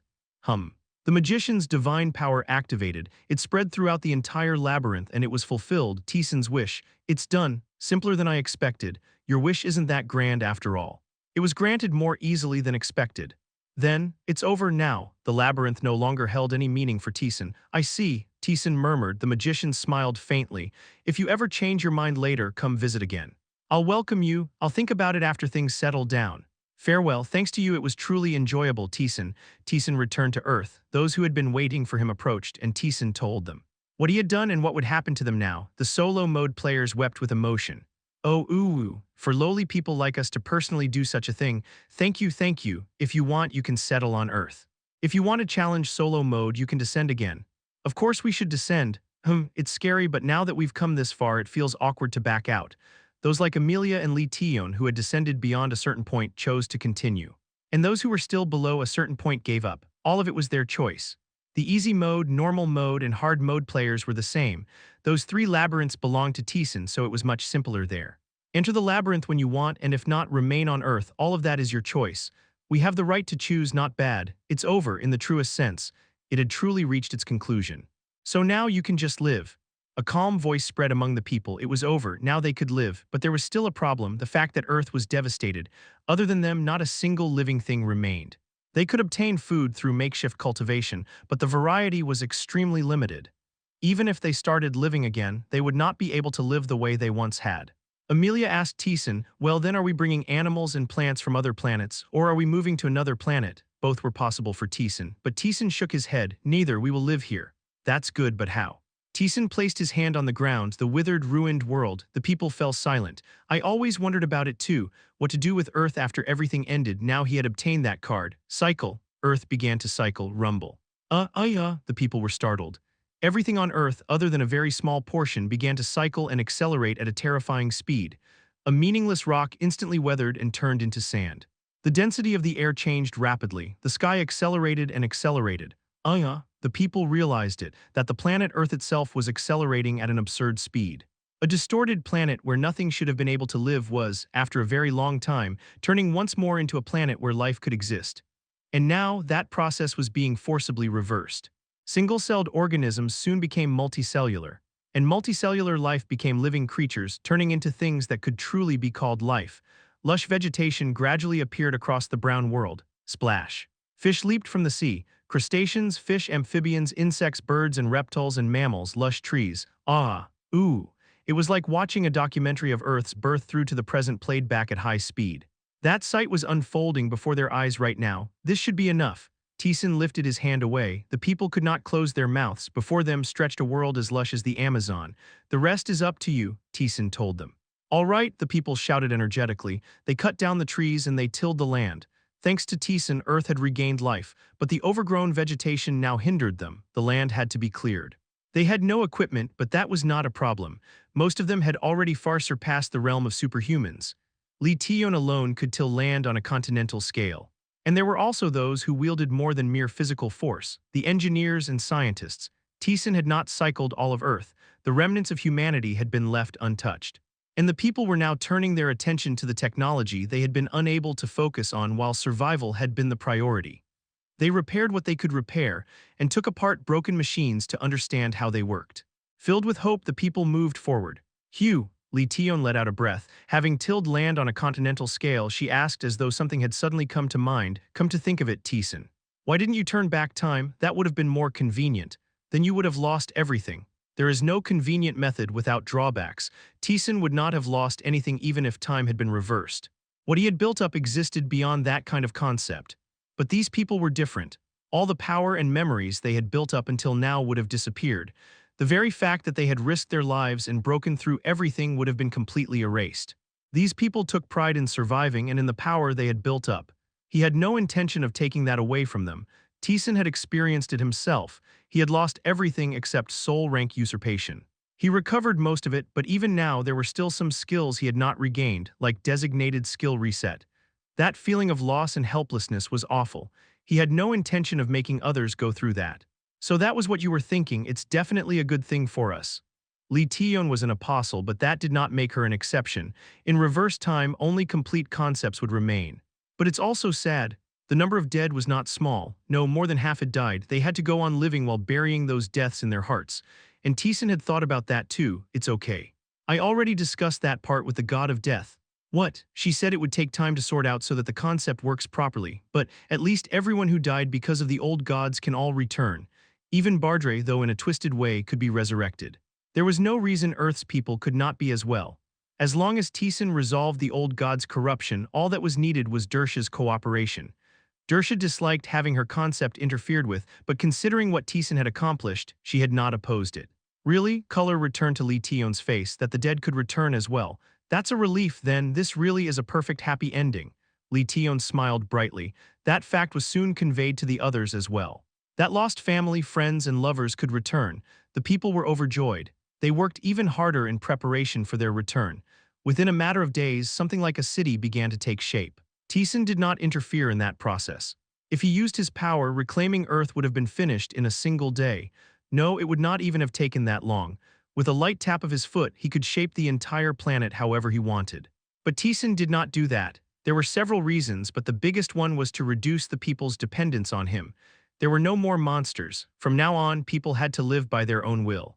He had no intention of letting them continue relying on him forever. A city was built. Taesan silently watched that sight, and during that time the Transcenders were looking down at Earth. What should we do? What do you mean? The war is over, but he is extremely dangerous. One Transcender spoke. Arelnan looked at him as if daring him to continue. He can destroy the universe. He can crush all things and turn them into things that never existed. So, we should find a way to seal him. The Transcender trailed off, because there was contempt in Arelnan's gaze as she looked at him. Are you saying we should kill the hunting dog after using it? Disgusting. But creatures like you have always been like that. There's one problem, a very big one. First, how exactly are you planning to seal him? Just because Boundary had sealed the old gods did not mean Taesan's power had weakened. He could still wield Boundary. If he fought seriously, not even all the Transcenders in the universe gathered together could guarantee victory. Arelnan could not even estimate how much damage would be caused or how many concepts would be destroyed in the process. And how many Transcenders do you think would agree with your opinion? The Transcender flinched and trembled. He could feel countless gazes directed at him. Every single one of them belonged to Transcenders renowned as powerful throughout the universe, each ruling over concepts far beyond anything he could compare to. Those who resided in the labyrinth, they were silently watching him. I am the same. Arelnan patted the Transcender's head. So stop spouting such disgusting nonsense and get lost. If you say the same thing again, I'll crush your head. The Transcender left without another word. Arelnan, now alone, turned her gaze back toward Taesan. You really went through a lot, the god of cycle. To Arelnan's surprise, Taesan had accomplished many things. The process could not have been easy. May you live a peaceful life. A soft voice scattered through the universe. What about the people who are born in the future? As if suddenly remembering, someone asked. It was a simple but sharp question, and it made the people think. What kind of lives would their descendants live? Will they also challenge the labyrinth? Then they will be given a real choice, not a forced choice like the one they had faced. In the truest sense, they would choose among easy mode, normal mode, hard mode, and solo mode and decide for themselves. And they would risk their lives to break through the labyrinth. They will live in a different direction than before. But certainly, right, the city was slowly being built piece by piece. The first commemorative city symbolizing their new life. What name should that city be given? Of course, Kang Taesan. There was not a single dissenting voice. The name of the new city was decided to be Kang Taesan. Well, Taesan like that, with an awkward expression, Lee Taeyeon went to tell Taesan. Taesan, creak, the door opened, a small room, a shabby chair inside, there Taesan was sitting. His arms rested on the armrests, his chin propped up, his eyes closed. Without moving, literally, Lee Taeyeon's eyes widened. He's sleeping. This is the first time I've seen him sleep so peacefully. Bardre's voice rang out. Lee Taeyeon steadied herself. For a second I thought, no way, should I wake him? No, let him sleep, we can talk later. Lee Taeyeon sat down, hugging her knees. The fact that he had not woken up even though she came in meant he was sleeping deeply. How long has it been since he slept like that? Probably the first time in this life. Taesan had truly run without rest. He cleared solo mode faster than anyone else, risked his life, and overcame countless hardships. And at last he had reached the end. Taesan fully deserved to rest. Taesan, you worked hard. Lee Taeyeon smiled faintly. The quiet voices of people echoed in the distance. Sunlight poured in through the ceiling of the broken building. The end. Author's note, yes, this is the end. Taesan's journey reaches its conclusion here. Of course, he will do many things in the future, but at least the story of this long journey has come to an end. This work, too, is one that has taught me so very much, what I write and what I am capable of writing, and whether I could serialize a full-length novel to this extent and so on. I have truly gained a lot. As this was the longest-running series among my works and was loved by so many, I too am filled with a strange emotion. It's the feeling of, so this is how it ends. Many of you have mentioned side stories. Of course, I am also thinking about them. Personally, there are many stories I want to write, how Taesan will live from now on. As some of you have mentioned the demon god, and many what-if stories, I want to write them all. However, the problem is that the time has finally come for me to fulfill the military service duty I have been continuously postponing. I can't put it off any longer. As I don't know when I will be fulfilling that duty, it's difficult for me to give you a definite answer as to when the side stories will be. 7TTT. Until then, I will do my best to write as much as I can. The only reason I was able to come this far is because all of you, the readers, read my work. The ratings and comments were a great source of strength for me while serializing the work. Thank you always. Well then, I will see you all again with another story next time. Thank you.